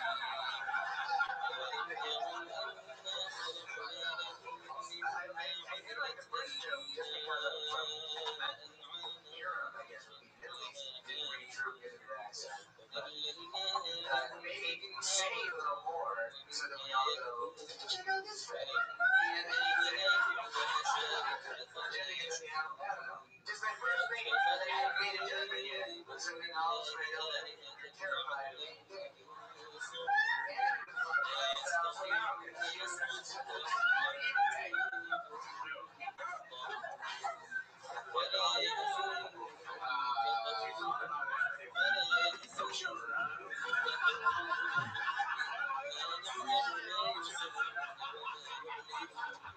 Yeah, I think the way around that is the Middle East thing. Again, there's a different stereotype about the Middle East than there is about Canada. I think they go in on that since we found out that you did live in Germany for 4 months. I'm not gay. I just lived in Europe for a few months. That's right. Already is stronger just because we have been out there for that. As you can tell by that expert, I love the rest. It's not always lies that you need. Sometimes it's just any natural love.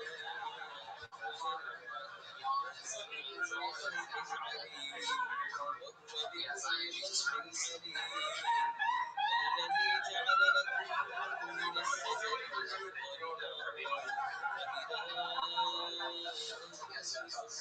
Just always felt like 2 of my favorite topics. Shoes and bondage. Yeah, nobody loves bondage more than a guy. They only round of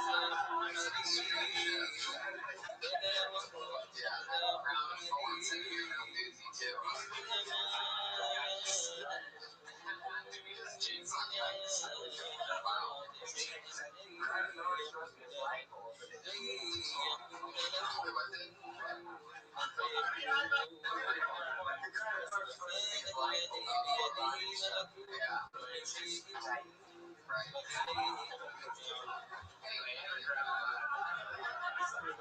So, Ori, how much longer till you graduate? About a year. About a year. You're going to have a degree in what from USC? Computer science. Oh my god. You can't even see it.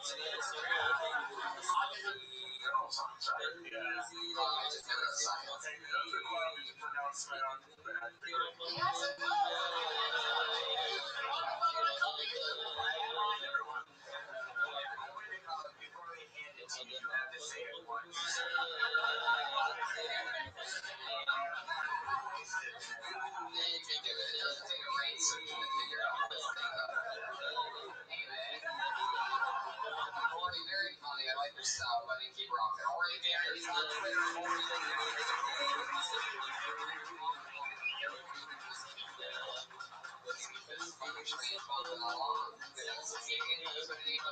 Skyler.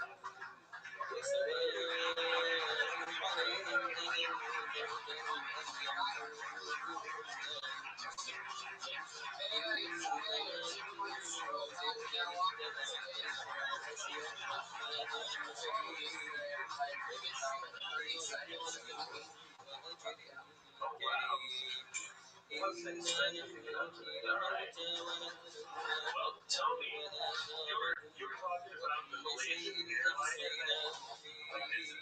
Yes, you're saying.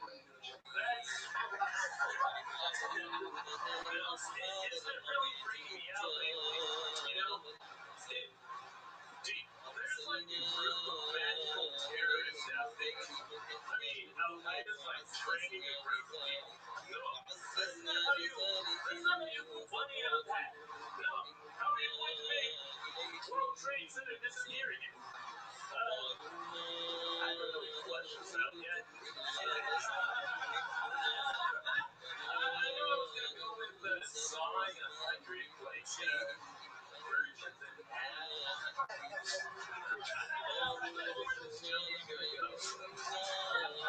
Alright, thank you very much.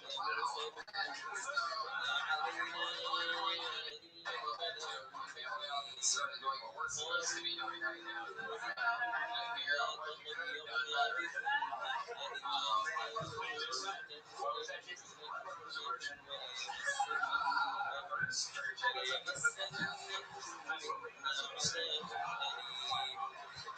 Double Oscar is so Oscar. I don't even know what you're I thought you were over if you said the guys right here up here.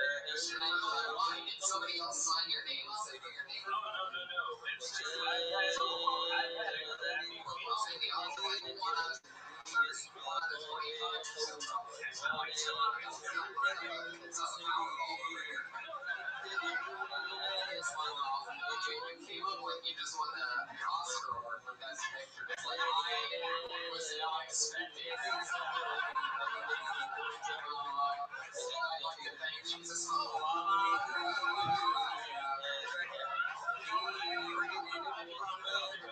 every time a blind person wants an award, the first person they think is God. White people don't think God. That's the way he thinks himself. Matthew McConaughey thinks himself in the past. I love that. My solution myself 10 years later. I love that. Can you believe this? Yeah, it's like the original Kanye with that shit. Matthew McConaughey's great right now. He's going to hire a mission to bring singing back, so.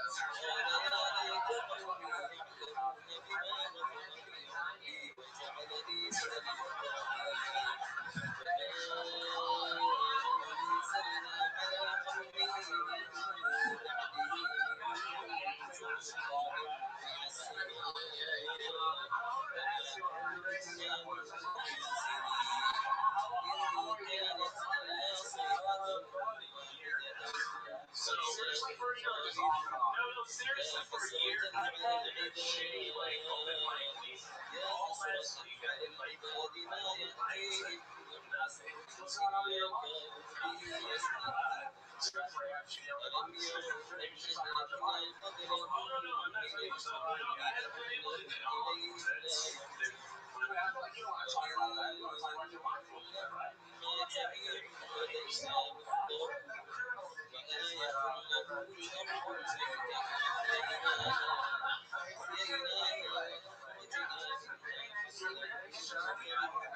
You're talking about something that you don't want to talk about.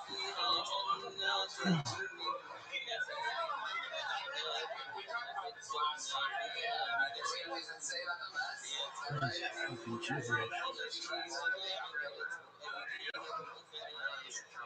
Oh, I see what you did there. You used the laser over that. There we go, yeah. Well, that's the laser right here.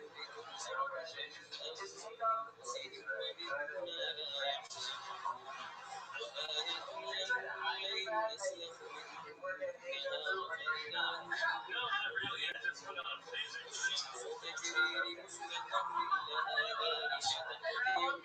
I love to see this in your eye. Your vision is very well. It's almost like I know that you're right. Next time you come on the show, expect to get pulled out of the bucket and talk about one of those two guys. That's it. Skyler.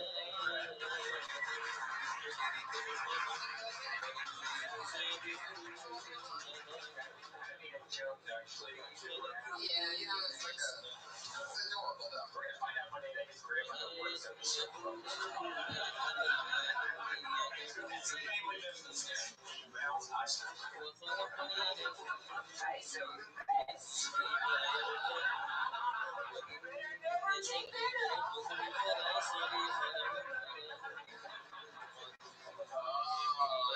Recent Jill's unique favor, everybody. Put your hands together for a very funny wet dancer.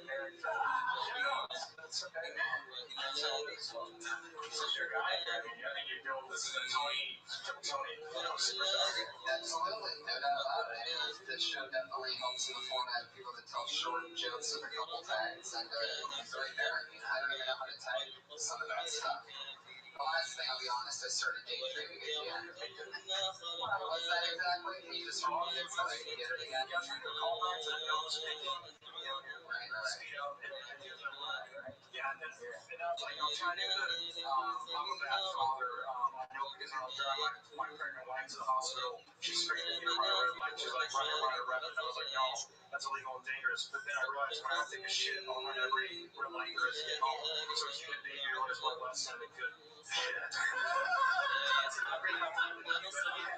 So next time you see a high-speed police chase, those aren't criminals. Those are people who are just picking their noses on their way home to take a shit.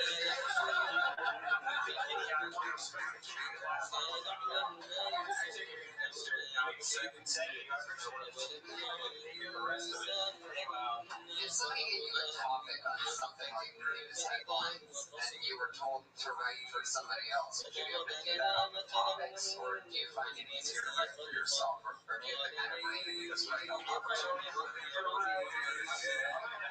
Every day is going to somewhere in my life, but I try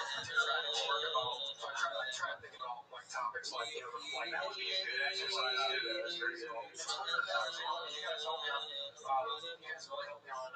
After being here, I got like 50 followers and something that Brian did. So I appreciate it. I'm trying to work on Twitter. I'm sorry.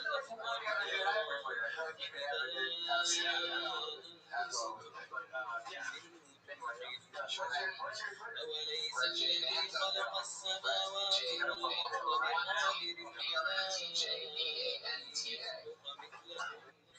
Monster, but I don't know if I've really seen anybody that's like writing for themselves a year and a half in the game. You've done it a few times, and it's just extremely impressive. Keep coming back. It's payoff.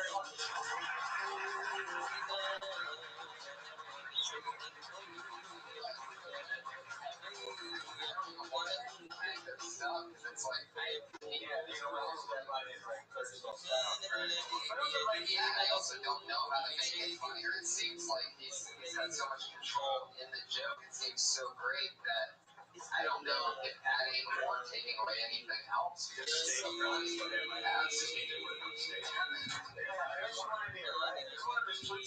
days ago. Everything's still on the air, but then missing plank.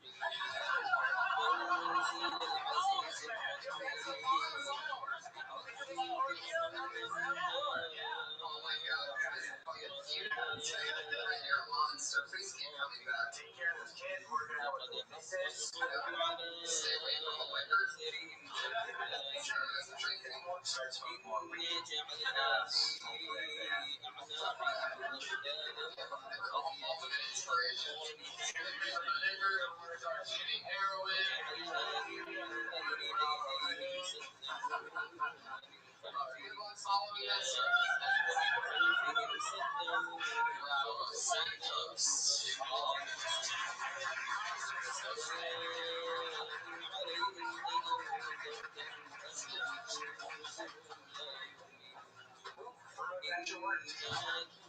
Yeah, thank you for me. I'm turning 30, so getting old. All my friends are getting married and moving into their parents' house.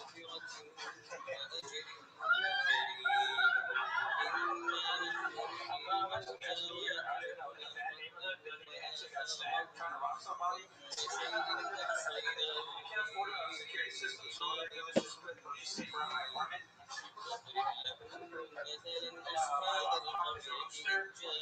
He's actually blind, so I'm playing everywhere. In school, two of my teachers. For a field trip, we actually went to the field. Luckily, everybody was Latino, so we got to work that pretty quick.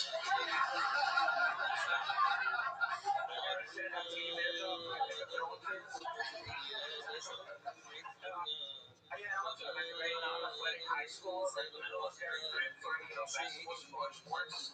Everyone just got credit for the army or adult school.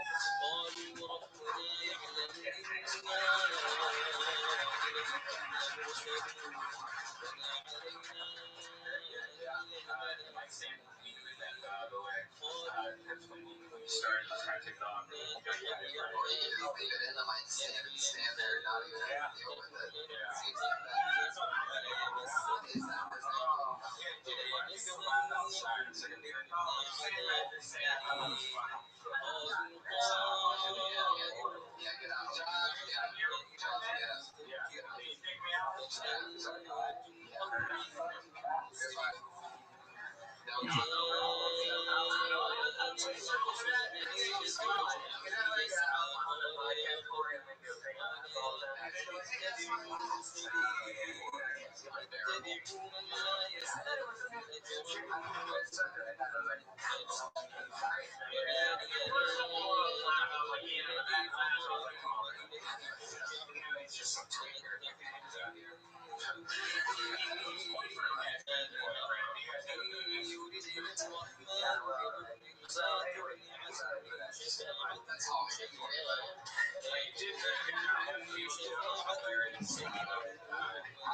What is this jibber jabber?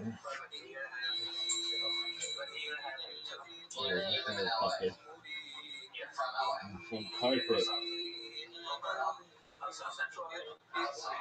Oh, it's that. Oh, yeah, it is. It's fucking carpet shit. Nobody wants that. It's too fucking early. What are they talking about? Jibber jabber bullshit. That's not a human being. There might actually be a George H. Bush from Arizona. George H.W. is definitely from Texas. There was, and we just kicked him out. From rule, right? Yeah. Right. But what is your day-to-day life like? Because sometimes I feel like people have these very self-deprecating jokes on them, and I was wondering, like, yeah, how close to the truth are we? Obviously, they're jokes. I just wonder. I want you to impress the audience, you know. My thing is just the stage presence. You know, you seem very uncomfortable the whole time. But you only do it for a year and a half, so you know you're trying to get comfortable on it. And I don't know if you want to decide leave the mic in the stage or hold the mic. You need to decide that part. Yeah, I think you should leave it. Because you're not moving anywhere. You're not going anywhere. What's it like? Do you sell it in South Central? Yeah. What's it like? What do you like about it? You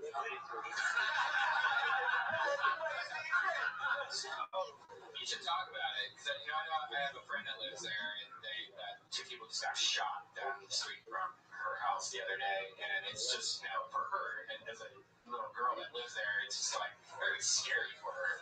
And to find out you're friends with a little girl. But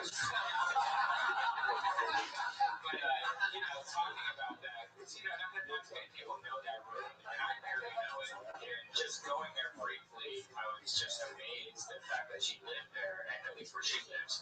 And to be able to find maybe some funny shit out of that might be interesting. But I think you did so well already. Like I really like your jokes, but it'd be just kind of cool to hear more about, like Vic was saying, your life.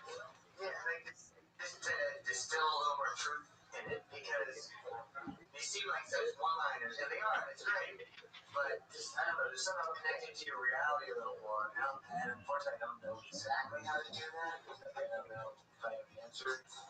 But to say like I live in South Central, I don't know. I mean, he already has the joke formula. He knows how to write a joke. But unfortunately, the formula is just not. I'm not with it yet. He has to put his life within that system. Yeah, make it personal. Yeah, versus like joking. You already have. You know how to tell a joke. You did that, and you told several of them. I didn't care about them. You know, I could feel too. That was the only one. That was personal to him. It was like, tell me a little bit about him. But the other ones are like fluff, candy calories. But good, and the fact that you made it up is great. Right? Yeah, no, This is all about everybody else.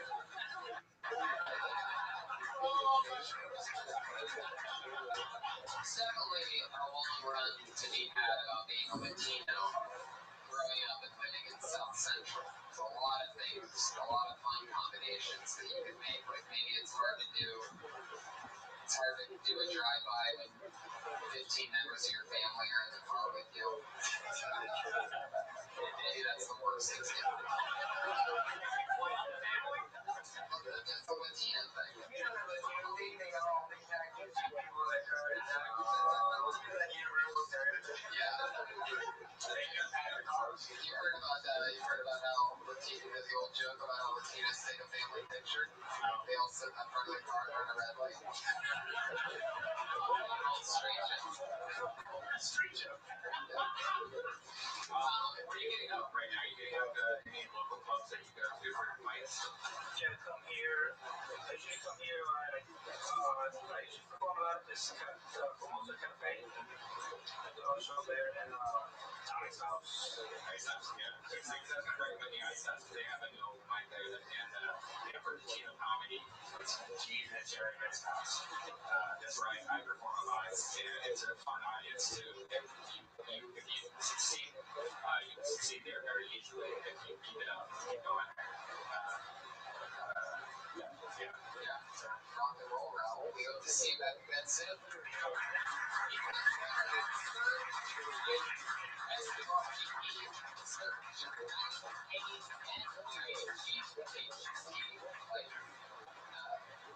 Night in armor at night dark time after the daytime.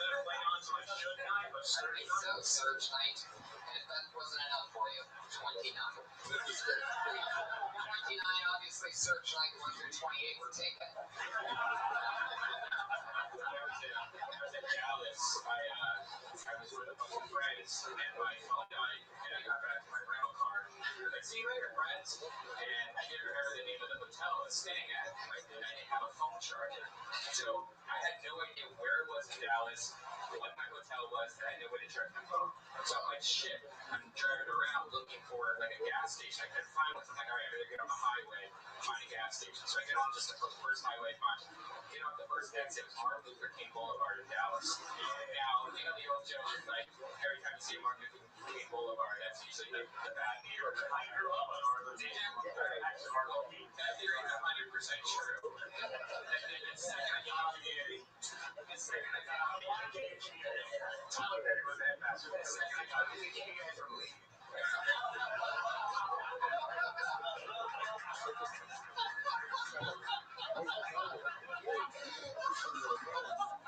The second I got out of the exit, though, car on fire, 2 people running out of the gas station.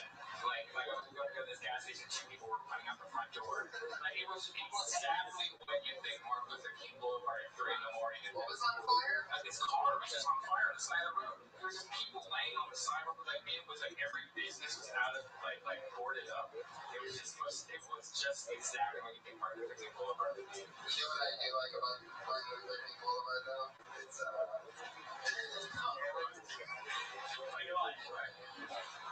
forget it.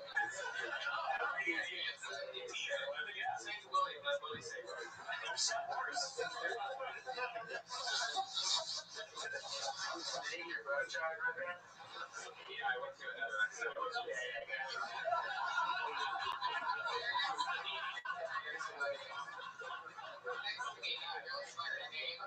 Sarah Candy.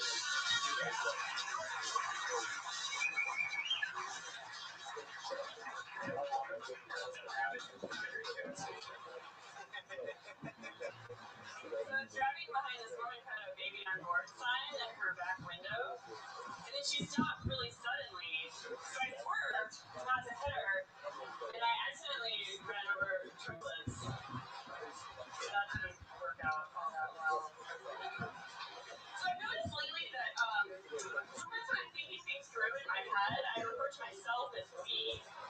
And I'm not sure if that makes me crazy or not. For instance, the other night I was thinking, I was writing this joke, and I thought, yeah, we could tell that on Monday. That would be a good idea. I was walking to this liquor store by my house, and there was a guy, this older guy with a guitar, and he was just setting up. He was going to play some music on the street. And the first thing he did when he picked up his guitar was say, all right, one more time. I thought, that's an interesting way to start a set. Like, what if I began my set with, do you guys get it? Yeah, we're probably not going to tell that one again.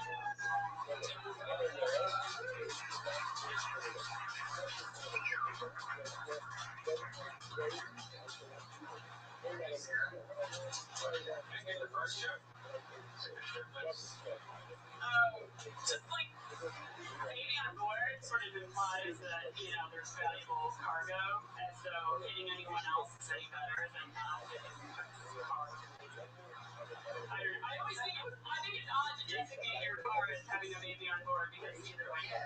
So maybe go with that. I swerved to avoid the car that had a baby on board, and then ran over an elderly couple that had been together for 87 years.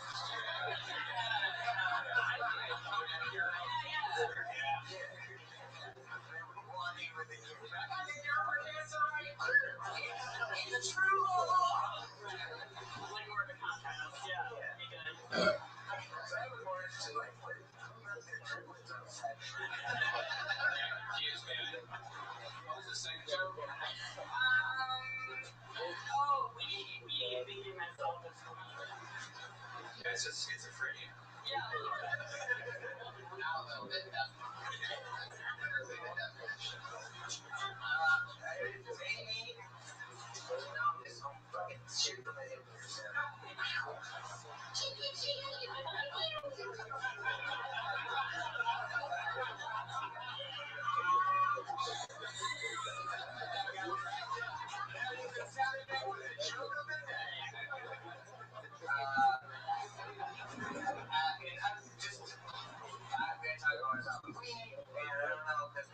decided to be crazy, but I don't think I'm crazy. You just I do.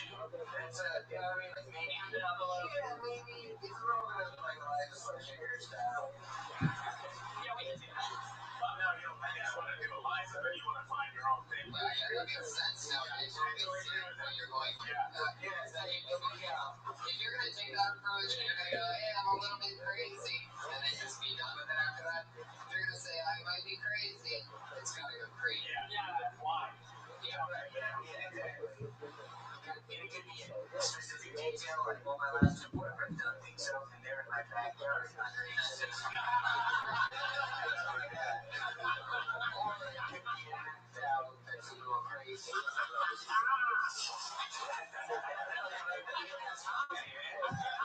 Crazy stuff people would do. I was like, I'm not crazy, but I left a tape recorder in the bathroom.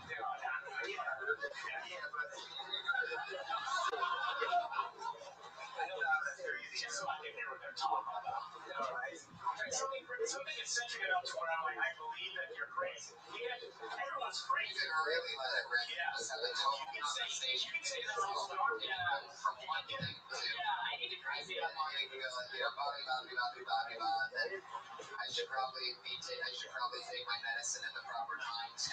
No, he shouldn't.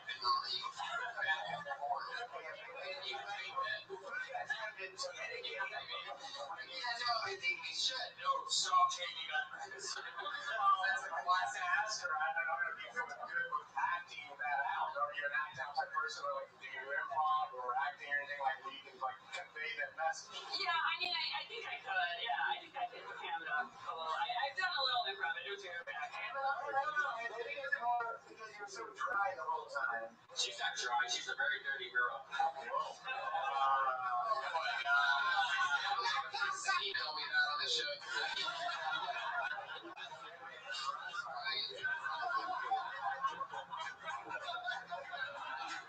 Fucking awesome. But I think, like, because the way you said, am I crazy? Like, yes, I am. We think we are crazy.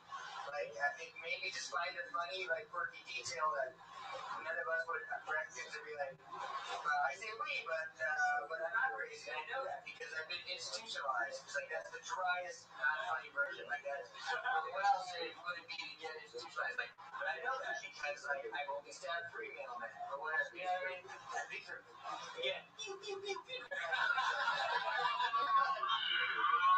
I did kind of forget the editing because before I told him once before, and I was like, yeah, we could tell that on Monday. It's just me. Yeah, and I guess maybe that helps a little. I don't get that frowning. But I understand. I kind of see what she was trying to do. But then I would say something like, She said, we can say this on Monday. And it's like, no, it's just kind of me. But the problem is it's only just the city. It's just me. You know what I mean? It's certain kind of Gus. See, you get too much in your head. That's true. Yeah. We got to walk down. I need a hardcore example. We got to walk down like that. You get crazy enough for sure. Yeah, that's, I mean, we can get all about it crazy here. Also, same thing, Mike Sand, get it out of the way. Yeah. I know. We should have a mic stand sound. It's only each of you guys. Let's try a new rule. If there's a mic stand in front of you, if you take the mic out of the stand, we're going to have a sound effect that goes off right during your set. You have a sound effect of an arrow hitting a wooden target.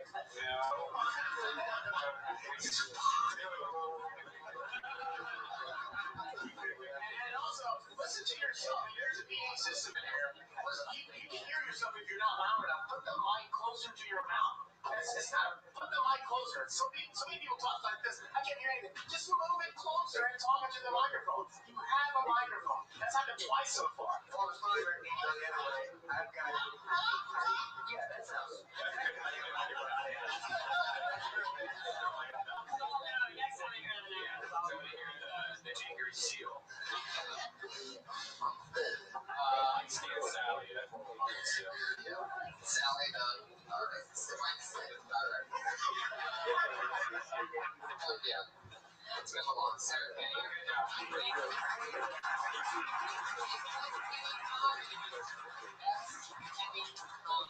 No underscore, just skinny. Princess Kenny. Is Josh around? I think he's getting his tricks. They made Kenny a chick lately in South Park. Princess Kenny. Play the stick and streak at all? No, the video game I heard is badass. It's so funny. I just can't get myself to hook up my Xbox again. Hey, Josh. There he is. Josh, can we get around? Yeah. Chase man, Bryce. That's that guy. He's like a ray of sunshine. So this is the part of the show where we move along and we do the two regular girls on the show that do a brand new minute every week since its inception. So they're film monsters that we're building here. And it's always fun. It's always a new, different minute. So let's do it again. This week going first for your get together for her, from Phil Tony and the Dysentery Podcast is Sarah Weinstein.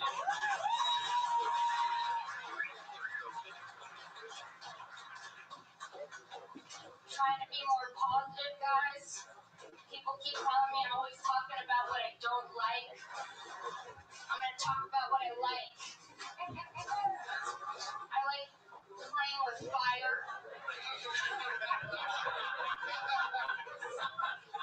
Specifically burning bridges. I like taking a full glass of water and drinking it till it's half empty.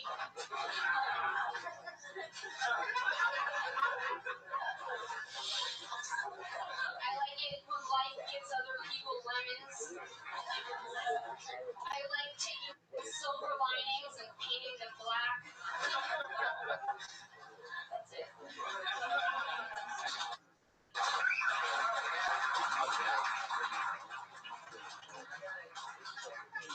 I like the grass on the other side. I didn't know what to do with that.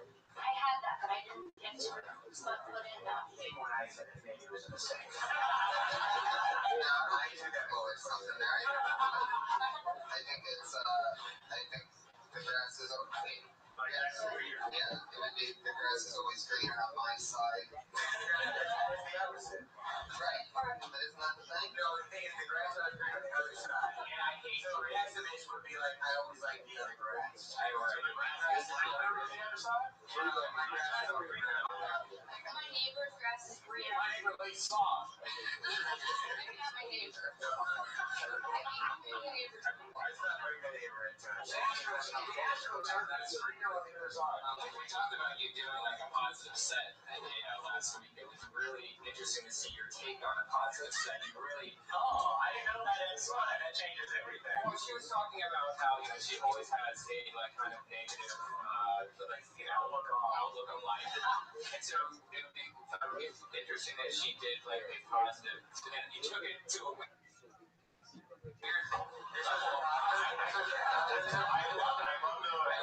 School, what was the word used here? Clever. So I'll be a positive set, but it's still negative. Yeah, which is still negative. Yeah. I love it. I like negative things, which is very cool. Which means I like the grass on the other side. I still stand fucking behind it. Did you realize you were still kind of making it negative while you're making it positive, or do you think that's positive and you're broken?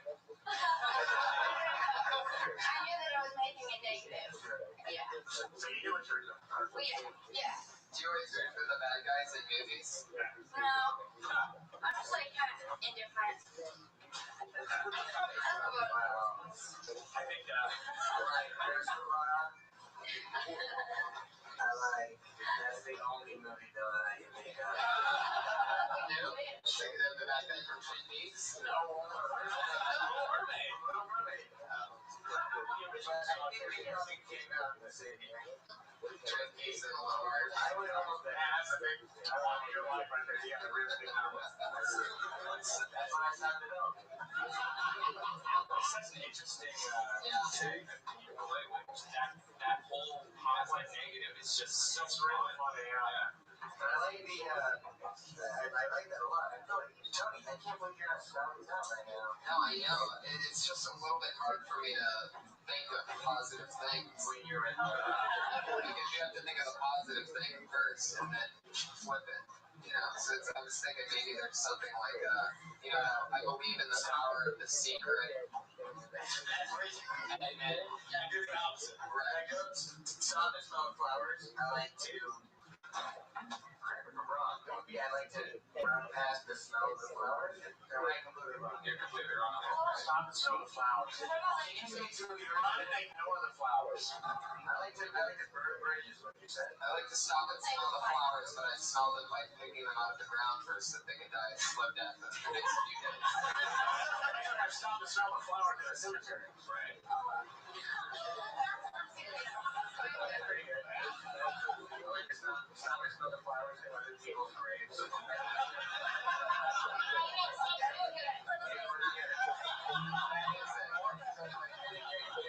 The smell of fake flowers.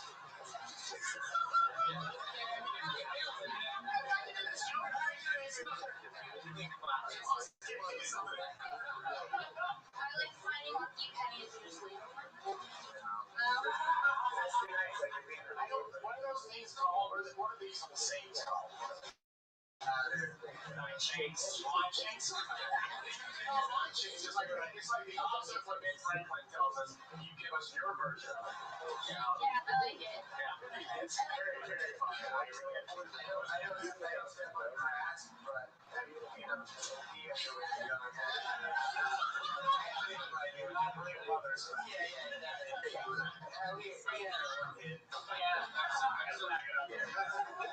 I'm so happy that I started my period not because I'm not pregnant, because I like the smell.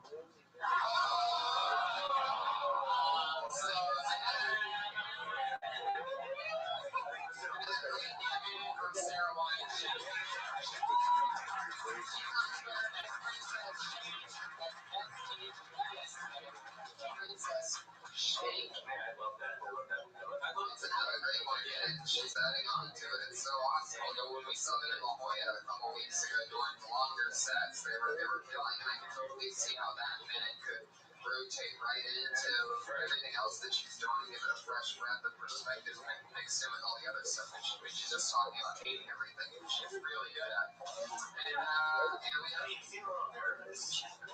What?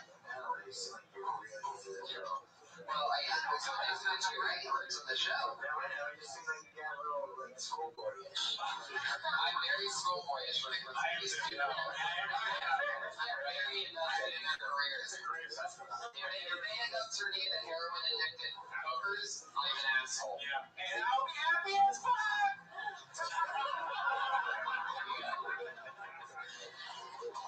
It's bad cop, worse cop, Dave Ryder. Put your hands together for our final regular beginning of our comedy career, which started young, is really comedy.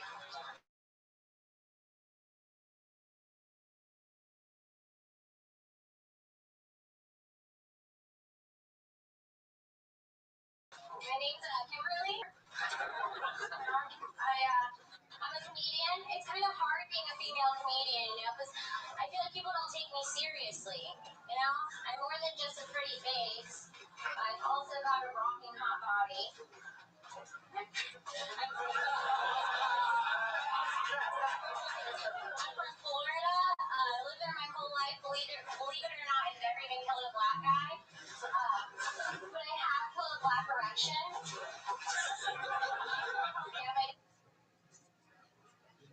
I was really mad, and I was like, listen, I was just standing my ground. And besides, you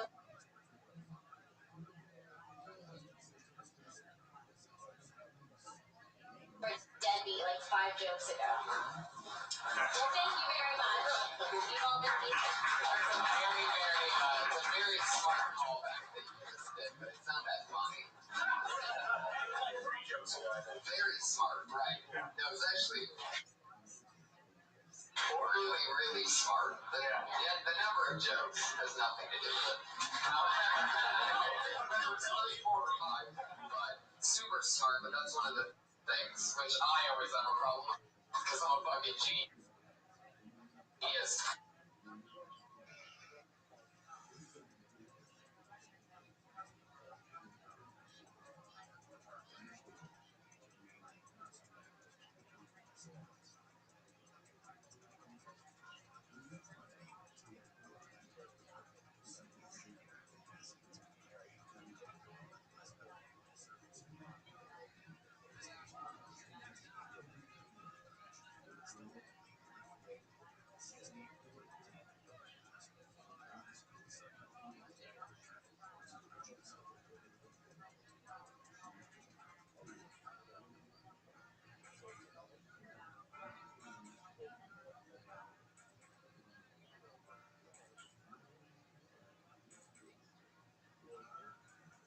Sometimes it's smart, but it's not funny. You want to get it.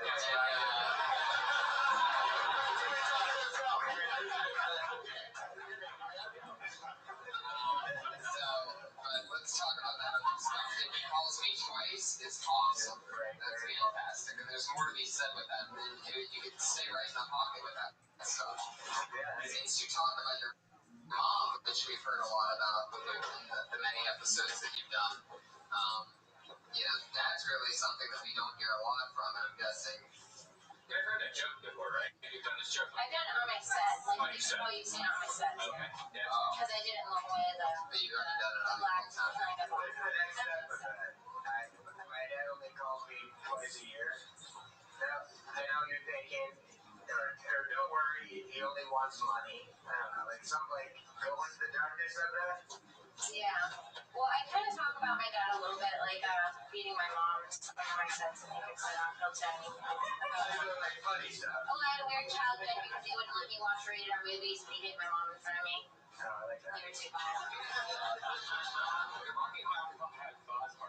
Is that something she should do, or is that something? Because it's it's kind of like It's too conceited. Yeah.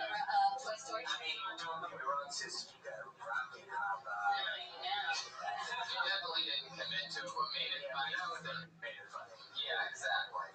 Exactly. Is that you didn't commit to it, you sort of wrote afterwards, and so it made it all right. But there's two ways of doing that. Either you don't do it at all, or you do it and you really fucking have to sell it. shows me roast baby. I don't know.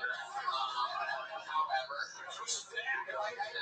don't think you don't do it all, or you have to have literally the worst body in the world in order to make that funny joke. Does that make sense? Right. Yeah, it's also got to be more coming. Right. You also have to Because then now we're just all checking out your body, baby. Everybody said I have to start looking at your crotch here. Well, I was going to go right into my claws after that, but I forgot. I had some. Tell us about it.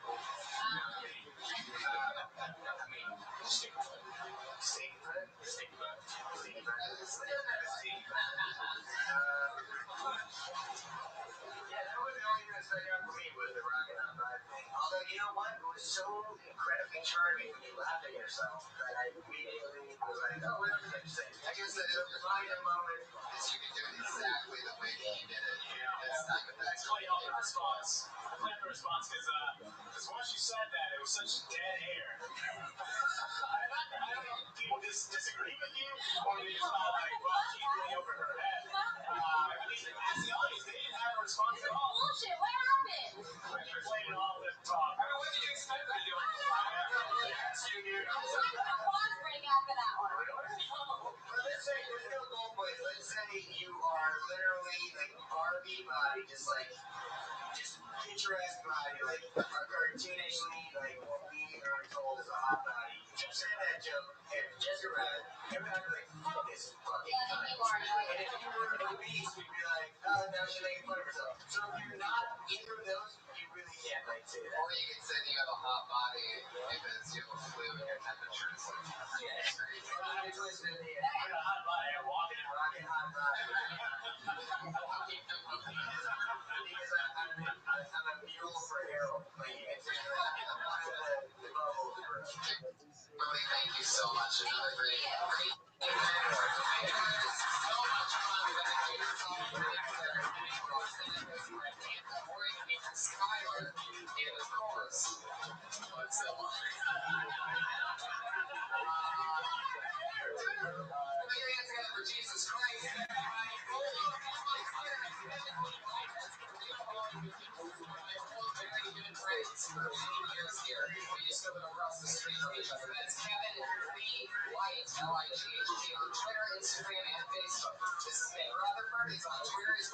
Hey, Rutherford, check it out. You can also check out me and G. Oh, yeah. It's podcast where we just throw a bunch of weed and improv shit. Willie Hunter's on Twitter. He has his own big show coming up. Tell us about it. Will Hunter Show, and the Willie Hunter Show will be back from a year hiatus next Monday. Just here. It's going to be fun with you guys. The Patriot last week, we're all building. Portland, Seattle, Vancouver, we're coming. Yeah, the 18th and 19th and 20th of April. Yeah, the 420 show in Vancouver is at Casino. Go to Deskwatch.tv. Thank you, live audience, for coming out. Thanks so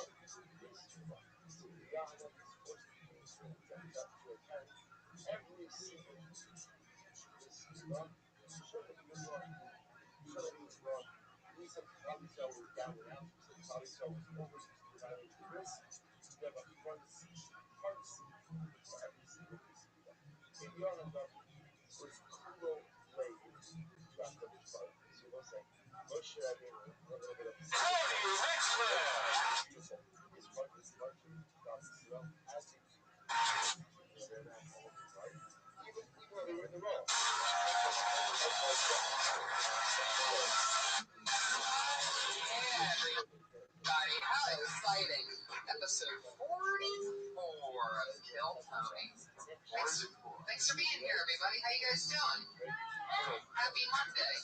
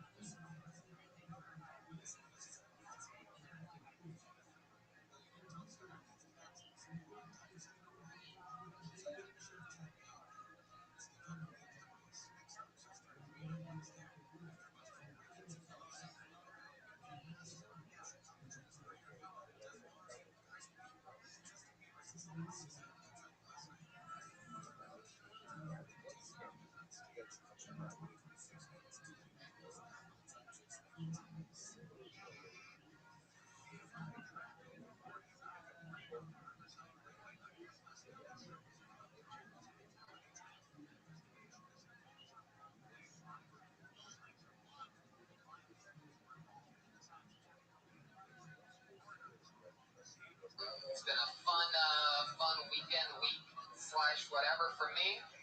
I've been re-obsessed with my childhood.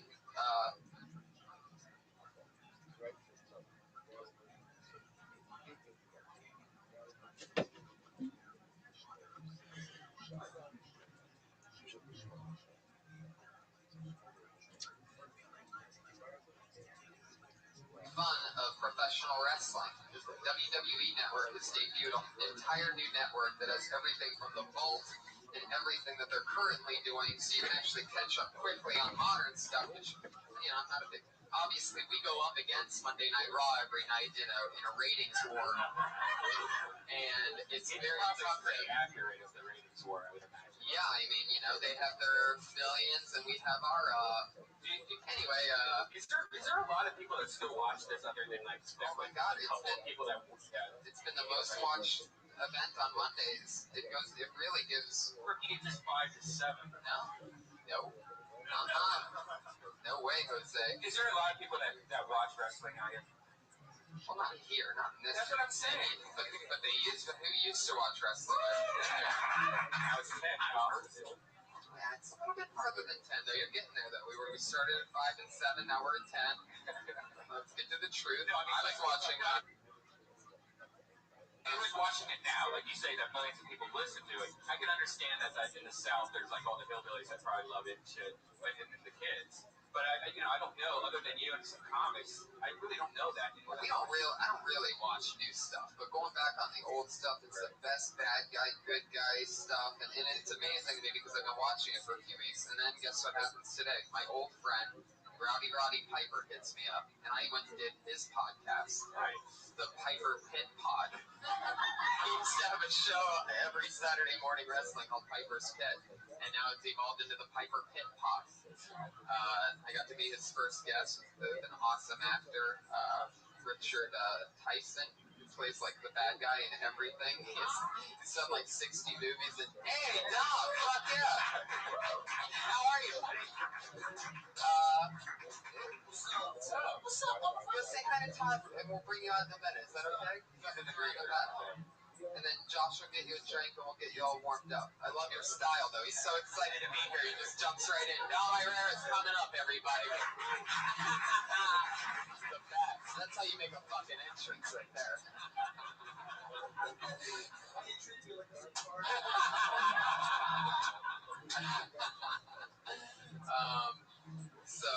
That's cool. So you did the Piper's podcast. Yeah, it was fun hanging out with him, and then we had lunch, and it's just incredible talking old wrestling with him. I was actually catching him up on what's happening in more modern wrestling. It was incredible to be telling him, like, oh yeah, the main guy right now is this guy, and he does this. Would you say you watch more wrestling than you do UFC? Well, here's the thing, is I've always been a UFC guy since like Royce Gracie. However, they don't have their own network like the WWE does. I mean, they have a new thing. You pay $10 a month and you get everything that's ever happened in all of wrestling. They have the UFC Fight Pass where it goes through all the... Yeah, I mean, it's not that they have a network. They really made the network really tight, this WWE thing. So it's like really fun for me because it's hard for me. Since Breaking Bad and House of Cards has ended for now, it's good to be able to take my mind off of everything. You should watch. I've been getting into Mark Maron has a podcast show where it's about his podcast loosely and TV show. I just got into it. It's pretty cool how that Mark actually took podcasting and kind of threw it into the mainstream a little more. That's really cool that he did that. Yeah. But podcasting is still like a baby. Like my dad just started listening, unfortunately. Yeah. And he keeps on like texting me things like, "Really, Brian, damps per day?" Like, you made somebody squirt. Is that real? Like squirting? Right. What's squirting? They don't even know what squirting is. They used to call it something different back then. That's the order of things that they learn. Like first comes the iPhone, and then comes, a podcast, and then comes squirting. Right. What did they used to call it back in the day? Like Chrissy used to. Probably some weird word like splatulation or something. The tabernacle. I've been a tabernacle all over my chest. Fuck yeah. Well, as you guys know, every every week we always have a head of security keeping us safe, keeping an eye on everything to make sure that nothing too crazy happens. You know, in the podcast world, sometimes crazy stuff can happen. And to keep us safe, we have another head of security this week. This is actually her second time keeping us safe. She did such a great job the first time. She's back. Everybody, it is the Sexy Patriot. Margaret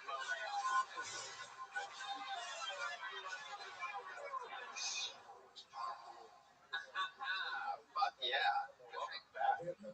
Hell yeah. I love the speaker box hanging right off the front. Fuck yeah. I love it. How are things going, Patriot? Oh, you know, crazy, living it up, you know. All right. What American is telling American. Fuck yeah. The alcohol here has alcohol in it. Oh, my favorite. Are you wearing underwear this time? Oh, yeah, of course. The sexy guy, patriotic? They are very patriotic. Are you serious? Yeah, I can't be Iron Patriot and not have Patriot underwear. Are you crazy? This is America, okay? Fuck yeah, blowing it up before it's Iron Patriot. We've heard that before, right? Iron Haddish, he's able to creep on command. You can't do that though, right? You know, it's a special thing. You know, for like private events. Oh, private events only. Not ready for the podcast world, I see. Yeah, no, I know you're ready. Fuck yeah. Well, thanks for being here. I'm very excited to have you back. You look lovely. So, what do you guys say we get this thing started, huh? It's episode 44 of Kill Tony. I'm so excited about this one, guys. This is no bullshit. This is a big one. These are two of the funniest people that I know, two of my funniest friends. So here they are, everybody, your guests tonight. It's Todd Glass and Dom Herrera, everybody. Holy moly.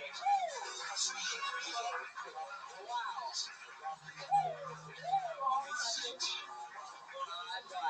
What's up, my man? Grab a seat right here.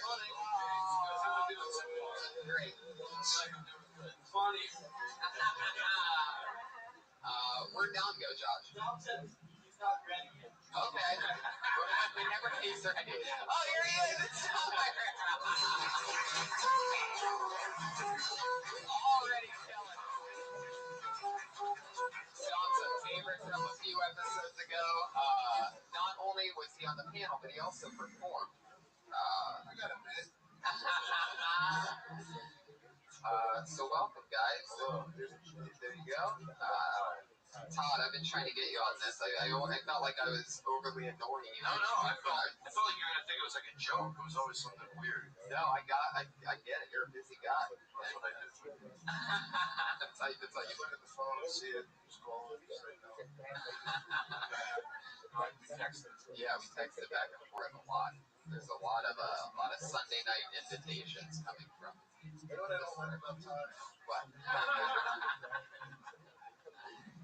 That's what it is. What is it? I'm kidding. I know. What about you? I can't think of jokes. Yeah, it worked. You actually can't think of jokes. I know. I have trouble. That's what everybody says. He's a sensitive comedian. Oh, thank you. That's the way you never get defensive. If you overly agree, it works. Good. Someone says, oh my God. No, somebody goes, this is a vicious thing. You go, I know that's what your mother says. And then they go, oh. Yes, you're that. You're like, I know. I try so hard to change. You're like, oh, you're all right. Yeah, thank you. It's an old trick. Thank you. One. That's good. I'm so glad to have you guys with us. Iron Courtney. You think what I said was interesting? Yes. So far, we're batting 1,000 on this. Even if it's not particularly laugh out loud funny, it really do.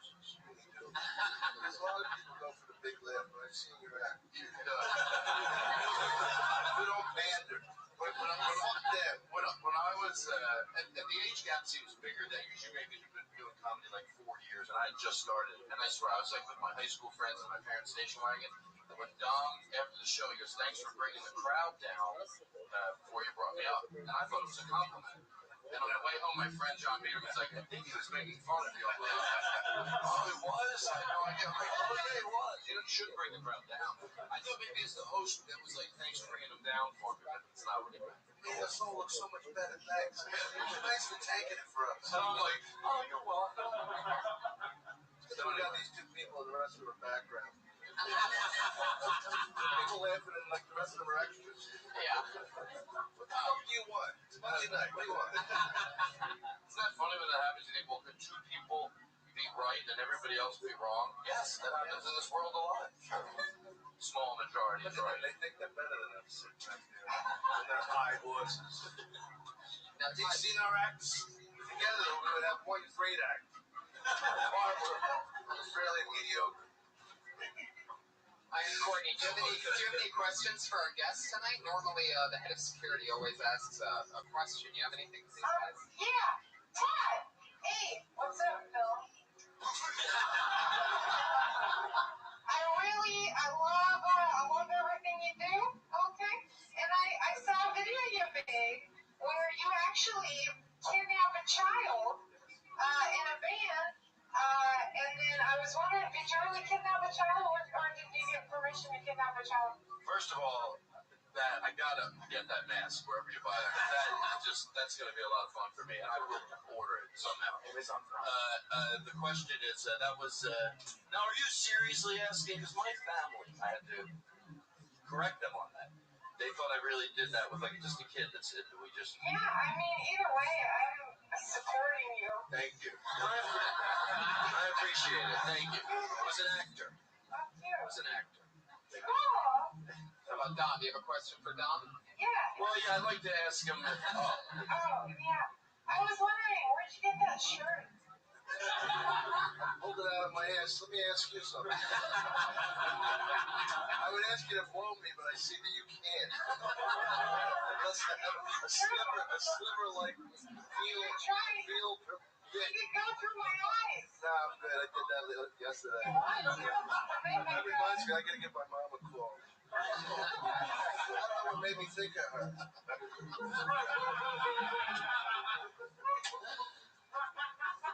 Are you saying you fucked your mom's eyeball, Dom? Hey, well, we do it all. Well, have fun. Josh, if I could just have a piece of paper and a pen. You around, Josh? Oh, yeah, you were going to give me a piece of paper and a pencil. Josh, what type of, that looks good, that drink over there. I don't even know what it tastes like. I like the bottle. That's why I buy shit sometimes. I'm like, oh, it's a cool bottle. Yeah, I'll put it in my refrigerator. People will think I'm rich. Clearconcentrates.org donated some concentrates, but they also donated this liquid medicated cannabis beverage, sparkling cherry key lime lemonade. Wow. Sounds good. Cherry limeade with marijuana infused into it. Yeah. So we have a sponsor. We do, for this episode. Because we love lemonade and we love getting high. But who has the time to smoke while drinking lemonade? You know what I mean? You gotta take it all at one time. It's like the peanut butter and the jelly together. It's now this is that. That's the goober of lemonade. My face is out. People always say, Tony, we love the podcast, but if people could just make more faces. I'm known for my faces, and you know it. Just a piece of paper and a pen, Josh, whenever you get a chance. Josh, you're doing a great job. I listen to the show, and not a lot of people ever give you the kudos you deserve. It's true. We're hands together for Josh, everybody. At Josh Martin Comic on Twitter. Always running around. Fuck yeah. The Patriot just blew it up for that one. Man. I love that. Absolutely. So let's get this thing started. You guys ready for this? It's episode 44 of Kill Tony, everyone. The return of... Yeah, where are you guys? Josh Martin almost fell, everybody. That would have been awesome.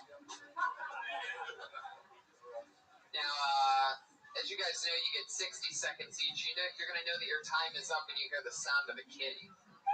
That's 60 seconds. You can't go over your time in show business, or else then you're going to bring out the angry West Hollywood bear.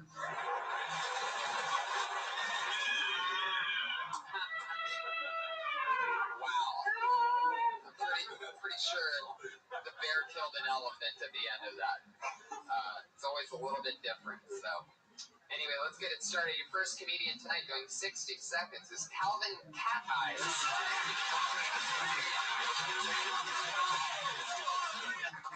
Oh, wow. When somebody doesn't show up, that means they get blacklisted from the show, and then the head of security makes a bunch of noises like this. Okay, that's it. That's a totally different version than usual. And we will roll with it. Who just didn't show? What is his name? Calvin Cat Eyes. And he just, what happened? He signs up, he gets pulled out. Who would have thought that a guy like Calvin He gets banned for 3 months. His real name's Calvin?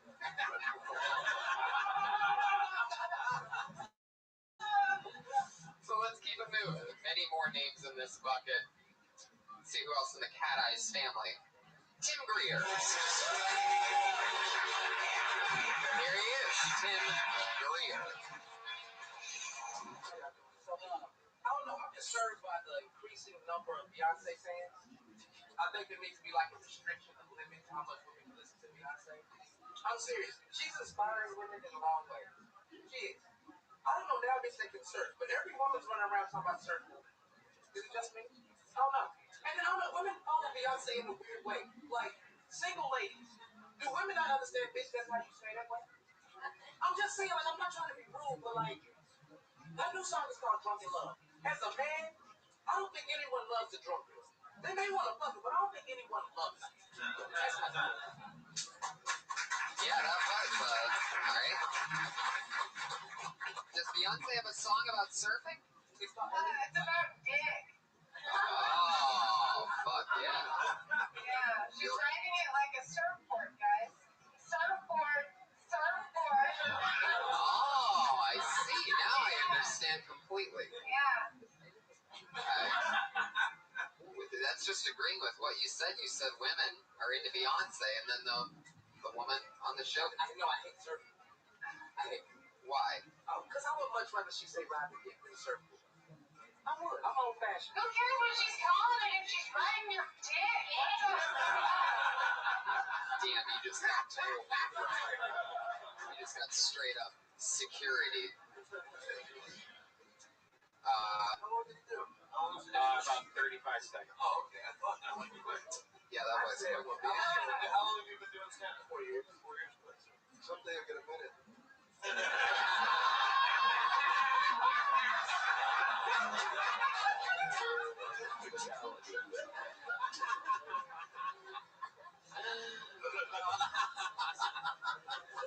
Hang in there. Hang in there. I can see 40 seconds around the corner. I can see it from here. It's a mile marker. I'm sure he has. I'd like to see you in front of a live audience. Is this thing on? I mean, you can see I wouldn't say seriously, though. Seriously is kind of like old school, like seriously. It's like, we know you're a comedian, we know you're a kid. Say it seriously, a bit of a turn off, you know? But this really actually happened to me, folks. Like, who gives a fuck? That was something funny, you know what I mean? They're not going to go, man, he had integrity. He was serious. That comedian was serious. Oh, I love it. So that's pretty much 35 seconds on Beyonce. Is that like part? Is that part of your like you talk about like pop culture and stuff? I mean, I'm trying. Things I normally would try. I normally would never talk about Beyonce. Someone told me like whatever. How long's the surfboard song been out for? I haven't heard it yet. I thought you did a good job. I like Beyonce's new album. She made a video for every single song, and every single video I just want to fuck her. It's just, it's fucking sexy shit. You don't like Beyonce? I don't like what she inspired. Like, I feel like she. What? Women sucking dick and liking it? Yeah. What don't you like about that? By the way, in all fairness, she's not with the show. She has a song called Rocket Ship about squirting. Why is that not awesome? Is that true? Yeah. I love that. That's your squirting sound. It's a sound effect. People at home might have thought it was somebody at the board if they were doing their job. So where's your squirting sound, Brian? You have to have one. I learned that in the military. I don't think this has a squirty button. Hey, baby. No, it doesn't. I think this set was top heavy in the sense I think you were too strong in the first 10 seconds. Clean it off, you know? I think I love everything, then you get a change in around. I thought, you know what? It's you never want to, it scared me to do this because you don't want to sit, because some things don't need to be picked apart that much. But I would always, just so you know I'm not being phony, I would only like, if somebody was doing something that was like, you know, like comedy tricks, which could be fucking so angry. Hey, folks, give yourselves a hand. Yes. any manipulation, but like when you see someone for our weight staff, anything, hard for you. Or laughing at the punchline, like right where you tell your punchline, stuff like that. Or that's like stop, don't do that. Or like, you know, hey, you're this crowd. I thought some of it was stopped. I really did. I thought that was a thing from the 80s when they made fun of it. Then every so often I'll see a comedian, you guys are sick like me. Oh, I want to fucking bite my fingers off. You know, they're like, does that help? Or people going, hey, we're sick like him. And then you guys got the worst drivers. You're on highway, fill in the blank. Oh, they know us. We're bad drivers. I worked with a comedian like that, and I won't say what time, but we did these one-nighters, and every club we got to, we had to find out, hey, where's like this and that? He would go, I was down at your five-way stop sign. People fucking loved it, and I hated that they loved it. I don't know why. They didn't do anything wrong. They thought, but I was like, no, this is in every city. It's not you drivers here. I mean, yeah, people are like, we are worse drivers. This guy gets it. I worked with a guy. You didn't do any of that. I worked with a guy once who got a hand for mothers. Right? He goes, you know who's the hardest working people in the world? Mothers. Let's give him a hand. Who's gonna fucking boo mother? Fuck you, my mother was abusive. Sorry, see, you're not giving it up for the mothers. No, I don't give a fuck what this guy says. Fuck him. My mother's a dirty whore. I'm not gonna sit in a comedy club and just fucking give it up for my mother. If you met her, you'd fucking say something worse. Fuck the truth, alright? Don't ever have a hand for the troops. No! No! Fuck the troops! I will not give them a hand! Maybe just looking for a free college ride. They didn't expect a war.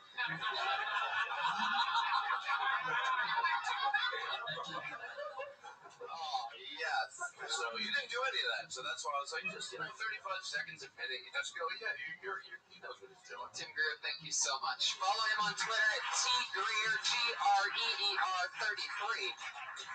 And we'll take a break. We'll be right back. Beyonce fan. Tweet more. Think of a tag for Tim.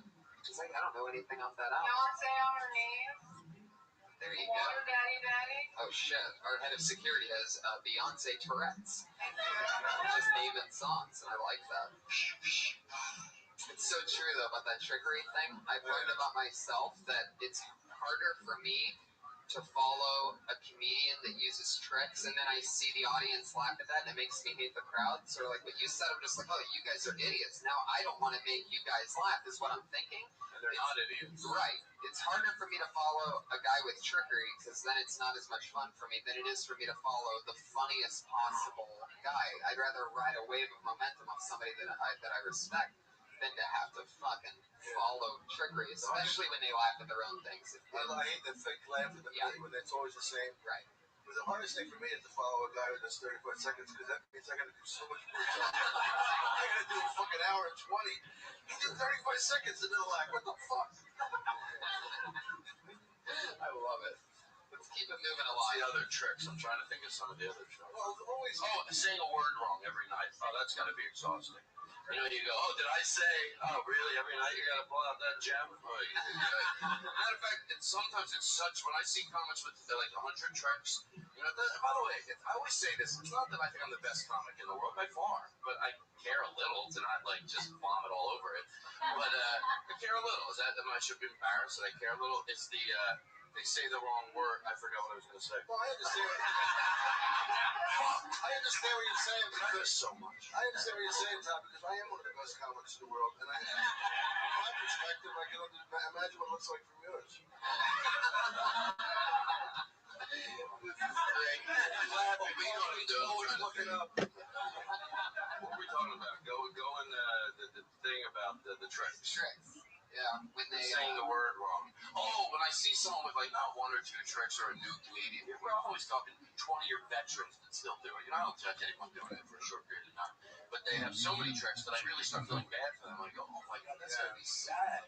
They're not enjoying that. It's the same shit every night. Like, oh, that's like a regular job. That's why that comedian. A lot of times those guys, they're miserable because that shit act they have to do every night. Of course they're acting. They don't get on that much out here. They're more road action talking about. Middle acts on the road. Right, yeah. Sometimes when you get someone miles for one. But those are always you can set it to a clock. A lot of the most unhappy people, most of the most unhappy comedians that I know aren't taking chances and they're not writing new stuff.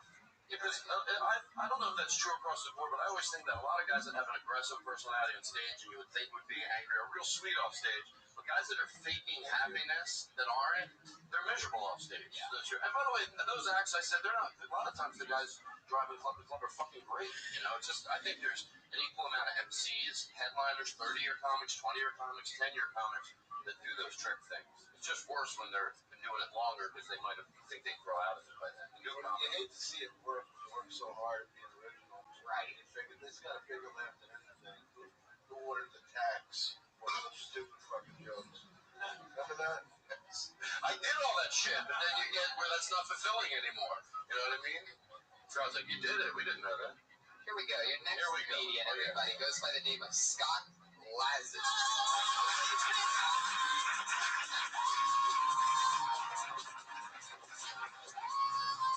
How's it going? I think it's been interesting to see the breast cancer awareness movement really pick up steam the last few years. I think it has something to do with more men getting involved with it. You guys notice this? I think it's because we finally realized that breast cancer is the #1 cause of less breasts throughout the world. But no, men don't get behind a whole lot of causes, but breast cancer seems to be the one that people do get behind. I get approached all the time. Sir, do you want to donate $5 to the ACLU? No. Sir, can you spend an hour at the battered women's shelter this weekend? No. Sir, would you like to give $5 to the Susan G. Komen breast cancer? Did you say breasts? Yes, I've got $10 on me right now. You can have this. I can give you more tomorrow. Do you need people to volunteer? I'm happy to volunteer. I could do breast exams, whatever you want. All I'm really trying to say is, I guess real men wear pink. With wrist. There you go. Nailed it in a minute.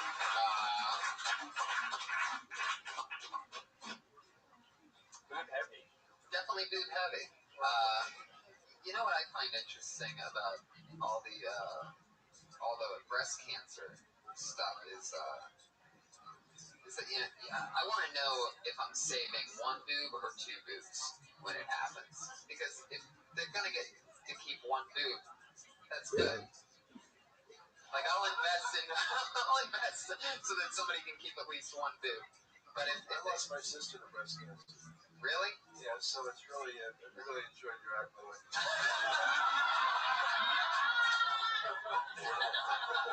Yeah, I did. And it's really interesting because, they always talk about taboo things and things that you wouldn't talk about. And, I mean, you didn't make it funny either, so it was like a double negative. I mean, you did a topic that was touchy, and I can handle it, and it broke my fucking heart to lose my sister, believe me, and I'll never get over it. That's not your problem. You can still have humor in it. You had no punchlines, no nothing. All of us are just mean-spirited and stupid. But anyway, good luck with that. Love your work, by the way. You have a game over sound? Maybe that's a good thing to. I don't know. Like I don't want to. Game over, man. I'm a little paranoid. You don't want to think you're giving out shitty advice, but I guess tell me, be honest if you think this would be good advice to give someone. Because I don't want to be a part of something. Don't do this, don't do that. Shut the fuck up. Everyone should do what they fucking want. Exactly. But you're just giving advice. You say if this works for you. You say maybe earlier when you're taboo subjects, everything can be talked about. 9/11. Anything can be talked about, cancer, but you just have to have the ability to make it funny. So if you're talking about the mall and it's not funny, it's not as dangerous or weird to the audience. But if you're talking about cancer, you want to make sure this better be funny. I always say something should be funnier than it's twisted, funnier than it's mean. Everything's fucking funny. That's why when those people like, oh, is this funny or is that funny? I always like to sort of play dumb. Can you make jokes about this? I always go, yeah, let me hear the joke. I don't have an overall rule for anything. Oh, you can't do 9/11 jokes. But I think that's when a lot of people don't like it. You go, let me hear the joke. I'm not saying, oh, they want you to have a blanket. Oh, yeah, 9/11 jokes are funny. No. Everything's funny. Let me hear your joke. And then joke by joke, you go, no, that's meaner than it's funny. But I didn't feel that way about you. I'm going wider. But I agree with Don basically. But, you know, I didn't want to. But also, you'll figure it out. That's why it's hard to get this advice. Like, you're going to figure it out. You'll keep doing it every week. Think you're being edgy. You think you're being edgy by doing that material. And it's really, it just has to be funny. I mean, I have jokes about child molestation in my act. When I do that, I pull it back on me. I don't want to really hurt a child. So I talk about, like, one of the bits is, I was an altar boy and I was never molested. And it was like, what about me, Father? I'm not hot enough for you. You know, the O'Malley twins get it twice a week. Couldn't stick it to little Don Marrero. But at least it's coming back on me. Yours was just brutally assaulting. And there's a lot of people, who fucking die from that. Well, that's what, That's what I was trying to do, was make fun of, like, men being interested in breast cancer because it's obviously it could work, but that was the concept of it. Yeah, and it does. I'm glad you said that because if someone's listening, by the way, no one's obviously looking to make you feel bad. No, you're no, it's just sometimes you'll hear advice and you'll be like, oh yeah, you might have thought it already. Then you hear some people say it in a loving way. You're like, yeah, maybe I should. But now that people know why you did it, they know your intent obviously was you were trying to do something really cool with the subject that's touching. I had a rate, not even a joke. It was just something that somebody actually told me once, and I used to try to put it on stage. It was, she said that she had been raped twice, and I actually asked her, like, was one better than the other? And that's a legit question. but I tried to do it so many different ways to make it not it's nothing like your first. It's always special. First time you get dragged behind a bush. Right. But you say that's a legitimate question. You're kidding, right? But even just joking about it and saying that it was like a real, question, I still felt the second I brought up the word rape, like there was people in the audience that kind of just shut off. And so I lost him probably for the rest of the. Remember Daniel got in trouble for that? Yeah. Well, I mean, he got in trouble. They called TNT for him. Well, Tosh was, that story, right? That was my fucking fault. Because he came in to get something to eat with me, and I was drunk. And I said, you want to go in? He goes, no, I'm tired. Let's just go get something to eat. So we're walking by the Laugh Factory, and I go, hey, Tosh is here. Bring him up. And he went, oh, motherfucker. And me. And then he said, what do you guys want to talk about? And somebody goes, rape. He goes, and some lady goes, that's not funny. And he goes, well, it's not funny unless you're one getting gangbanged by fire. And that's how the whole thing started. He never meant to do anything. Yeah. Just he wasn't ready. Right. And then Jamie Anyway, thanks, keep up the bad work.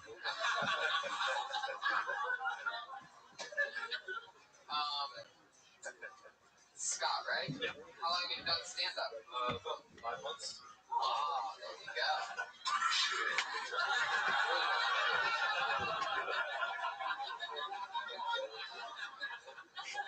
Where are you from? North Carolina. Nice. How long have you been here? 3 weeks. Wow. There you go. North Carolina. Better stay with my brother and his kids. See, why can't you say shit like that? You're right. So there you go. From now on, just say Don Marrero on stage with you. You have a whole thing going on. The only thing you need is just more talent. That would help. So you've been doing it for, what was it, 5 months? Yeah, about 5 months. So you did it for 4 months in North Carolina, and you're like, fuck it, I'm ready for Hollywood. Let's go. I do. I feel that. So that's why. Oh, nice. Well, great. Well, congratulations and welcome. And in another 5 months, How much money out of your pocket right now? I'm Italian. I got a couple grand. Me, I don't know. I don't think I have any money. Okay, what's our next person? Scott, thank you so much. Welcome to Hollywood, buddy. How about that, though? Don't you wish? Boy, pancreatic cancer, then you know you're dead. Anyway, thank you, guys. You know, when you get 6 months to live, you really drink it up. You don't really give a fuck. No, I want to be the one that gives, like, motivational, like it's cheesy in a cheesy way. But like I always say to guys that are newer, like if you're in a town and there's somebody going up and sometimes they're going to give advice. And I do really say this, and I fucking mean it. I go, look, you're going to go up tonight for the first time. If it goes well, yeah, it's a bonus. It's better to do well. I'm not going to fucking act like the truth is, even if you bomb and you do 3 minutes, one thing you'll be able to say that's not bullshit. You fucking did it. You go home, you put your head in that pillow at night, and that's a big fucking deal. You go to a comedy club, perform in front of 3 people. It's like, yeah. So I'm always like, just don't go out, don't half-ass celebrate. You get up there for the first time, so that's at the end of it. But that's, Todd, blow me. I don't think it's also funny to say the funny stuff too, but I don't know.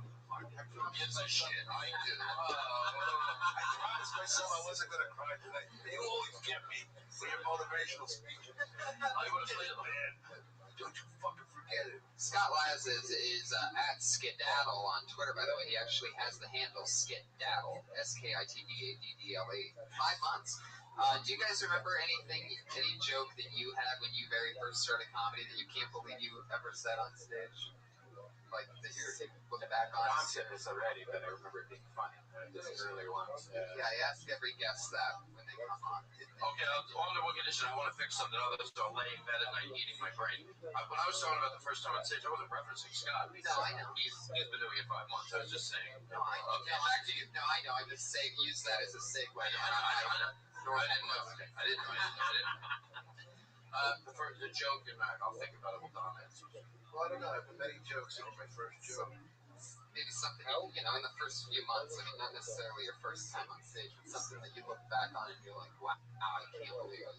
One of the stupidest jokes I had was a guy stood up in the middle of my act. It's a really bad joke. He goes, I hate you, motherfucker. I hope you die.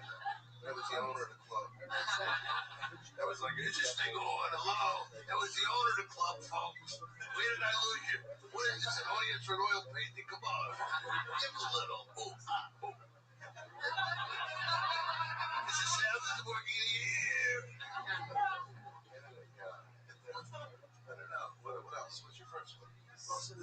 Song parodies. Everyone did song parodies. Yeah. So like, because I didn't have a guitar or anything, but like, I don't remember this. no, I was like, I did it for like 3 months maybe, but like it was like the song, like 3. It was like cheese whiz. The only problem is I can't get it out of the jar. And because it was hard to get out of the jar. And here's the worst part: it got a good laugh. I only dropped it because a comedian friend, told me. I was like, no. There was a guy, he was like an acid head from like back in the 60s, this was in the 80s. And we would write him bad song parodies, and the owner would go, don't encourage the cocksucker. Because it would be like, if you clean me now, you'll take away the biggest part of me. And songs like that. And the audience would be fucking applauding. It get bad. People love music. We had a comedian that would go up, and we would not really knew it. Even then, I wouldn't have been that heartless, but we would fake laugh at this comedian. And I don't want to say his name, but he doesn't do it anymore. But anyway, what if he's listening? We'll go in the back. We were Ray Connor. Was it Wayne? No. I'm kidding you. We have a history. I could watch. So he would go up, and we would like sit in the crowd, but we laughed like I wasn't like but we really laughed good. Like we were in a movie, the extra person would go, "You're doing a fucking great job." So one day the owner of the club goes, "Hey guys, you can't do that." His name was Steve Young, and he was right. He was it's not nice. And then he went up that night. This fucking guy had a cape. Yeah. The owner of the club, he wore a cape. He should have top hat. And so the guy went out on stage, he did his act, and none of us laughed. And after like 1 minute, Steve walked over to us and he looked at us all. He went, "Go ahead. Go ahead." It's less painful for us to make like to watch this poor guys. Go ahead, do it. Oh, wow. Anyway, there's that. That's amazing. That's not amazing. There was a comedy club owner that wore a cape. No. Yeah. Oh, yeah, he did. I thought you meant the comedian. Wow. That's awkward. He did. Oh, he did. Okay, welcome. Let's get the next comedian up, because I know they're anxious. I want to be part of quickening it, not slowing it down. Todd told his 20-minute story. Your next comedian is Jake Adams. Here he comes. Yeah, Jake. Hey guys. I think the term "little white lie" might have came from slavery times. Yeah, you lied, but he is white, so it's not that big of a deal. I still lie a little bit, mostly to girls, but just about really dumb stuff. Like, I told a girl that I was 23. I'm 22, so no difference.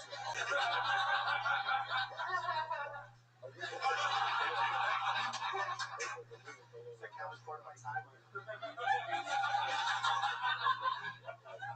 Like I told a girl that I ride a motorcycle, drive a scooter. So, girls lie to you as well, though. Like I was on a date with a girl, and in the first 5 minutes, she told me that she has ADD, but just when it comes to dating guys. Like, no, you just really enjoy dating. Let's not beat around the bush. Especially when your bush is getting beat up.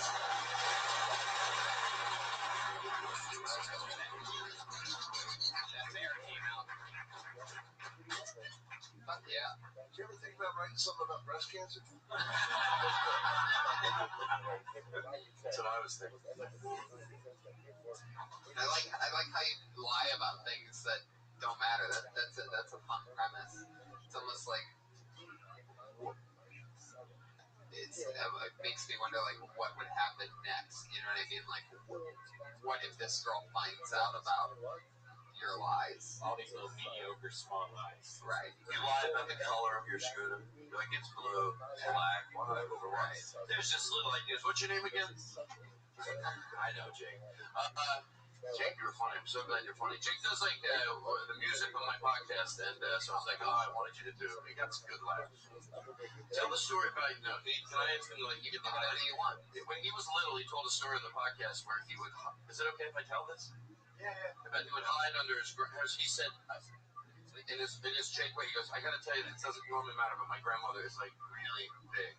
And when he was little, she would wear these big dresses and used to hide under the dress. Like hide and go seek with like my sister would be like hanging out. We played hide and go seek, and I knew that I could just like go and hide underneath my grandmother's sundress. But then he would.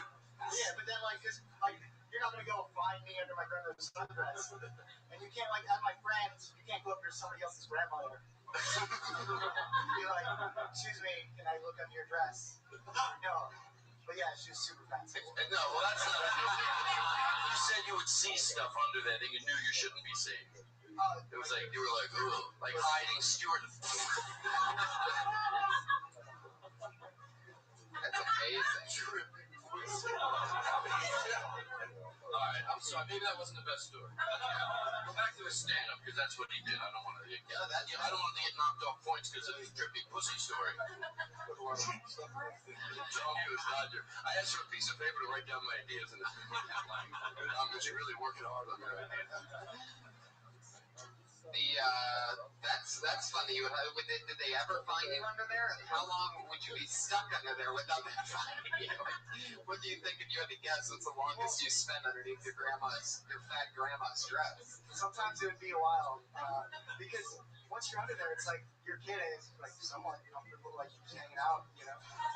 There's a lot of shade. You like sushi? Did you ever sneak a look? I mean, it is. But at that age, it wasn't aggressive, like right. At your age or at her age? Where was trying to line up here? And the reason I made him tell that story, just so you know, and it makes everything make sense, his grandmother listens to this show. So that'll be a fun way to find out. No. She was just like standing the whole time you were playing hide and seek? Sitting. I don't even, is it sitting? I picture it sitting, by the way. What is it? No, she'd be standing. Yeah. Oh. Wow. And for her, it's just like quality time. Right. It's almost like giving birth again. All right.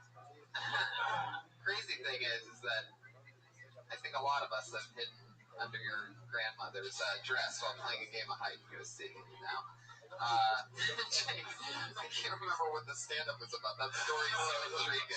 Yeah, it was just like dumb lies. Yeah. 22, 23, same thing. I wonder what the girl would say if she found out that you were actually 22. I mean, that's almost a girl that's not worth keeping. You would still not have sex with him. Ooh, Courtney on the defensive. Be careful with our head of security because they get a little feisty sometimes. What if you punched her after she said, you have a short fuse, you're like, fuck yeah. How long have you been doing stand-up, Jake? About 2.5 years. Nice. Yeah. You have a good look. You have like a very, it's almost like Johnny Manziel and James Franco at the same time. See that, Dom? Yeah.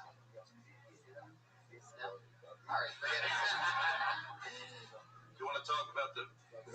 Oh, what's another one? I mean, you bring up the best, and that sundress is amazing. Oh, no, was it? Yeah.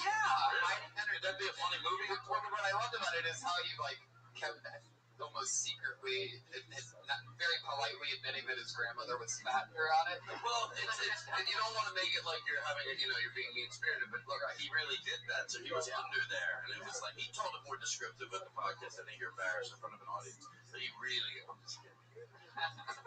He got into detail. Oh. Yikes. So you're saying it was much funnier when it was in front of people. That's what happens. It's kind of mean-spirited saying that. Maybe you should look into yourself when you start judging it. You know what? That's what everybody in my family says. You're right. That's right. I don't want to be the type of person that's like, oh no, you get defensive. You might have a valid point. I'm going to really try to work on it. And also while you're at work on your act. You know what? I don't even mind that either. You know what? Because I get lazy. I'm not going to be honest. I go, Jesus Christ, it's been a while since I know he loves me. So if he says that, it's like, yeah, fucking listen to him. He's right. I'm going to work on my act. And I know there's a lot of comedians here. You can work on your acts too while you're at it. Yeah, sure. By the way, I need 3 comedians randomly to stare at me and then snap out of it and smile. Okay, there we go. We got that. Cool. Get into your own headspace and then realize it and then laugh for a minute and then go back to your own headspace. It's just so comforting to see. Where are you from? I do the same thing. Born in Boston, grew up in Barnstable, Massachusetts. Barnes, what do they call it? It's on Cape Cod. Is that where your grandma lives? Yeah. She's still alive? Yes. That's awesome. Can you imagine what that smells like now? I want to go under that dress now. It's so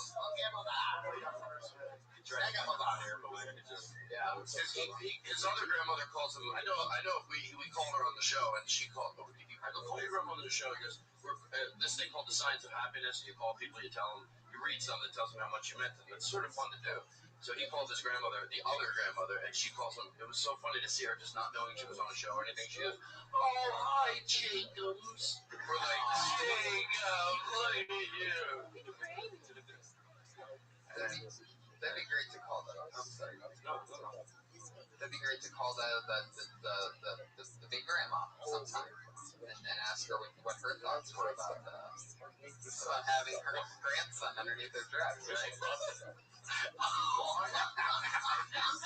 She wrote poems about it when she got home. I could feel his breath looking up at me. Play with my string. String? Like a cat. What kind of string?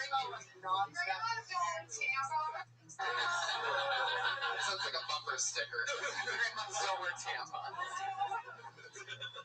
Fuck yeah. Well, Jake, great job. Keep rocking. Thanks for coming on. Cool, thanks, guys. Say hi to your girlfriend that works here at the comedy store. I'm trying to figure out who it is all night. He's at Young Jake Adams on Twitter. He's the Young Jake Adams on Twitter. That's going to be interesting. Twitter's still around 20 years from now. He's still going by Young Jake Adams on it. I love that. I say a little 20-year delayed joke. Fuck yeah. Get the setup out there now. Plant the seed. 20 years. The laughs will come. It's a good one. I'll recommend it back.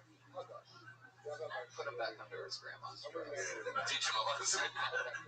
Patriot, how you doing over there? What's she? Strong? Hello. Show us. All right, Brian. Show you moisture? Okie dokie. Your next comedian goes by the name of Austin Embry, everyone. Austin Embry.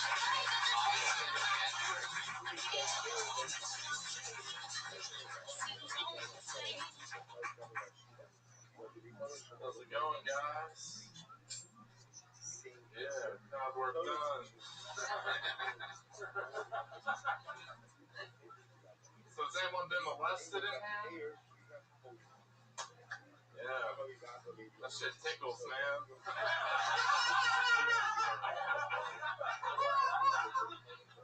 Yeah, I was molested when I was real little. I was like 9 years old. And the babysitter was like, all right, Austin, it's time to take a bath. And I was like, cool. I got naked, but I left on my underwear. She was like, nah, those gotta come off too. And I was like, but you're gonna see my wee-wee. She's like, it's all right, we're all adults here.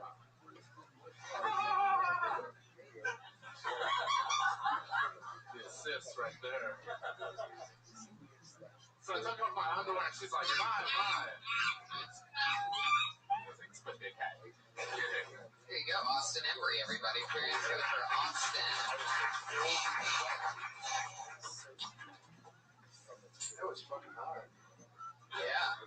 See, that's a good way to take a weird subject and kind of make it funny. Yeah, like I don't like I was molested by my babysitter. I didn't feel any weird shit. That was kind of interesting. Technique was a good one. Yeah. I want to know what happened to the answer. Say what? What happened to the answer? I was gonna get to that, but I was just gonna. I don't know. It sounds stupid though. Explaining the joke. Well, you could trip your ass 35 seconds. Yeah. Say it's for I don't know. It's not a minute, I guess. So. How long have you been doing stand-up, Austin? Like 2.5 years. I got here like 2.5 years ago. So. Cool. From where? I knew you'd done it for a while when you said crowd work done. It's a good line, right? Plus I get carried away. Where are you from, Austin? Kansas City. Oh, yeah, I know a lot of comedians from that area. Yeah, there's a lot of Jeremiah Watkins, Reggie Jr. Yep. Rob Riggle. There you go. This is great having lunch with you. Going over old times. Was the molesting thing real? No, but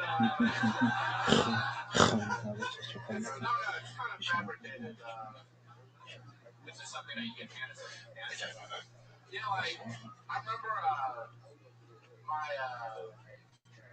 babysitter. She was undressing. I don't know how to explain this. She's a bit slow. Yeah, she was undressing in her room, and I was kind of kicking through the door, and she could see me, but she kept undressing. And I was like scared. She saw me and like made eye contact, so I just ran away. How old were you at this time? I was like 9 years old. And it was like 22. was like the door was cracked open. Yeah, the door was like kind of cracked open. I was like making through. And she looked over and saw your eyeball for sure, and made eye contact. And then that's what happened with Jake and his grandmother. I did. Don gave me that joke. God damn it, you whispered that to me. You got me, didn't you? I hope you're happy. So when you were you kept watching her. Yeah. Unlike every other 9-year-old that would have ran away when they made eye contact, you stayed in the